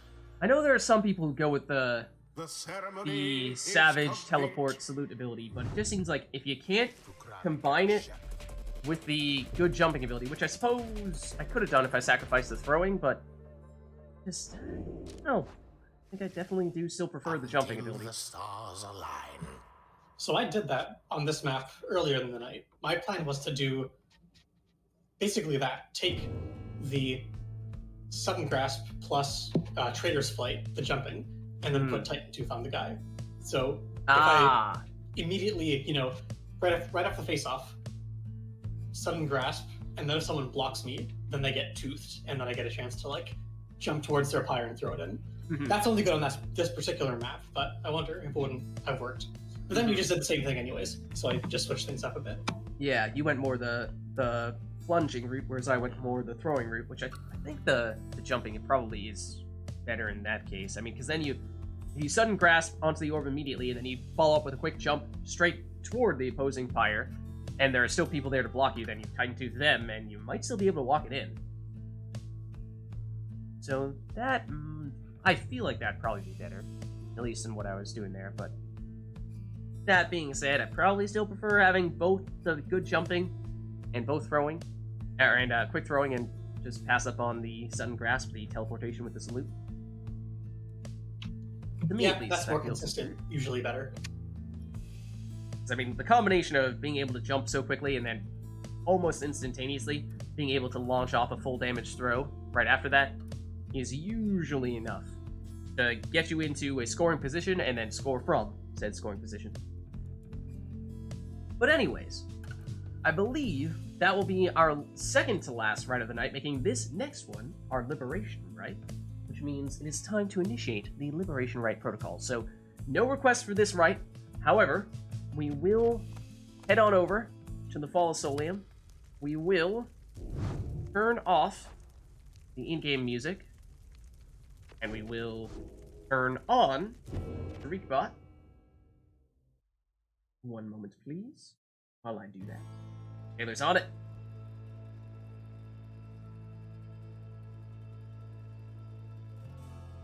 Alright, so this will be the final rite of the night between Phaler and myself. Let's make it happen.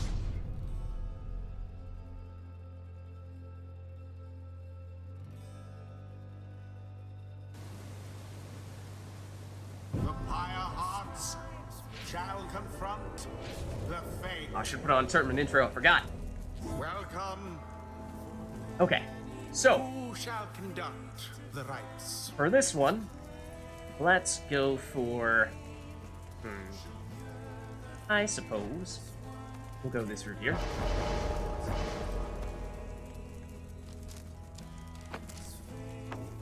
Tell you what.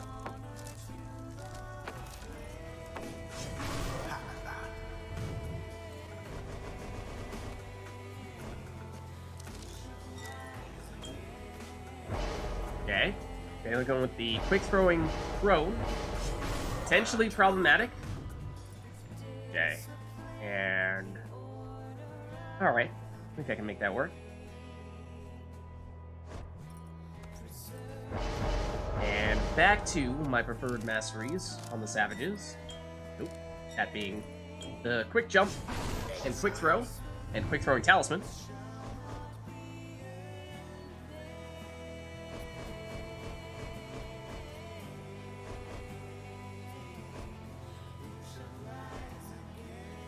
Taylor choosing between the fates, perhaps?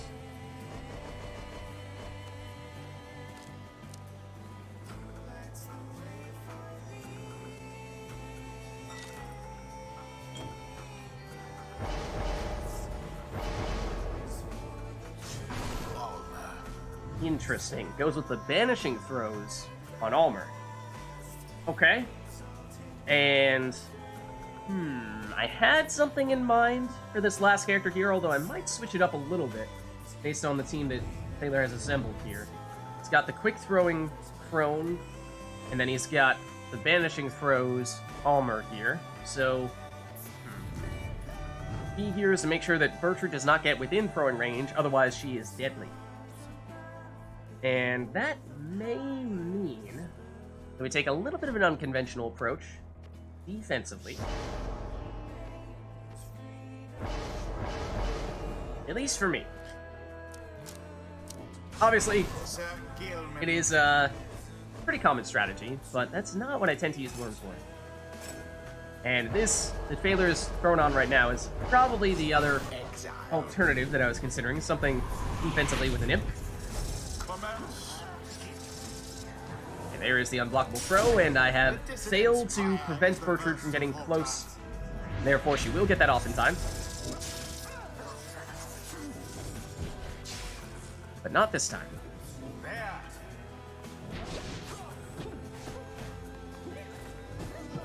That's what we're looking for, Goes though. the orb. Something like that. Both triumvirates are equally as close.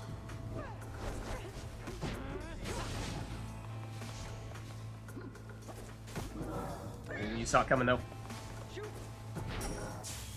Not so fast. Oh, I was about to pass it to him. You knew.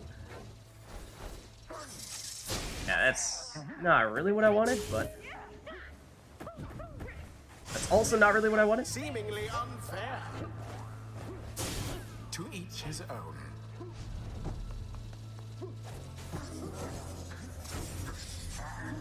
Ooh, that's gonna make it, is it? Yep. Bertrude Enough flung on it. the orb into the flame. The Fates seem to want their freedom more. This is still not who I want. You're who I want.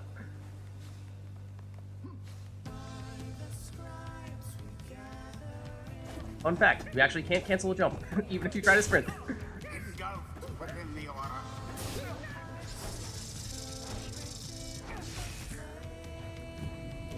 Now we're talking, though. Now we got the Pyre theme going.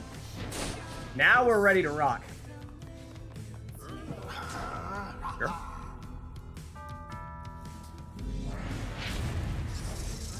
Tis taken. Not so fast. Ooh. Gonna squeeze in a salute there. Oh, oh, oh. Ooh, too slow on the jump. Too slow on the jump, I'm afraid. There we go. Somebody get the orb.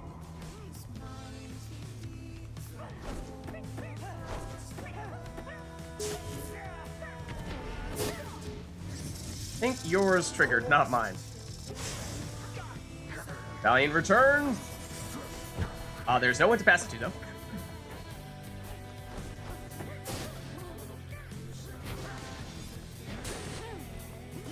Sure, you want to do that? That's it. Resplendent. I'll take it. Not ideal, but I'll take it. The Pyre heart seem hungry for their glory.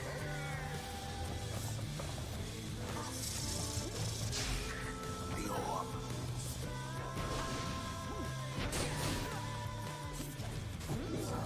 Ooh, I thought it might have been quick enough. Speaking of quick enough, Gareth is not quick enough to defend from there.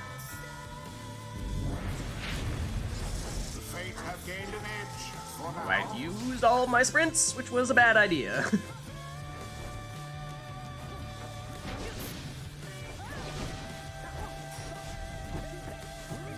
There we go. Pyre stricken from afar.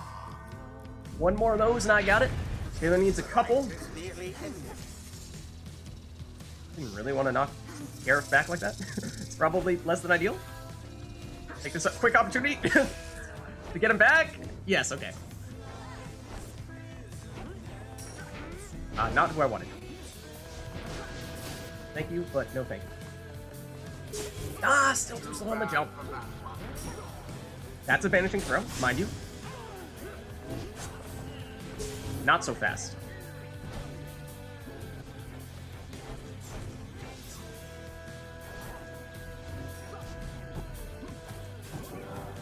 Oh, I might have had you there.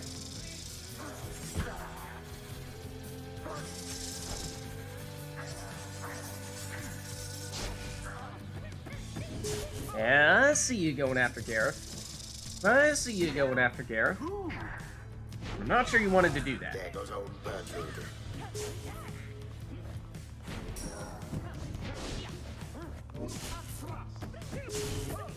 That's not ideal, though.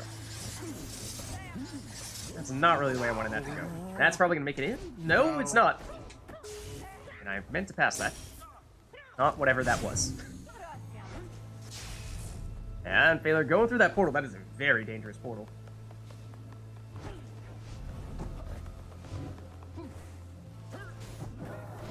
You did intercept. Orb is up. And I know you have the portal. And, I thought I had someone over. Okay, there. I have the hiding in the corner there.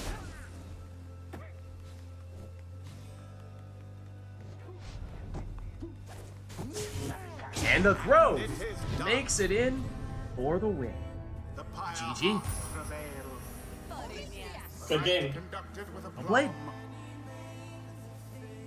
Thus end this night's I knew I shouldn't have done that on the Savage. That was a waste.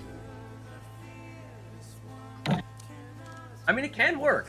It certainly can work. Until the next round.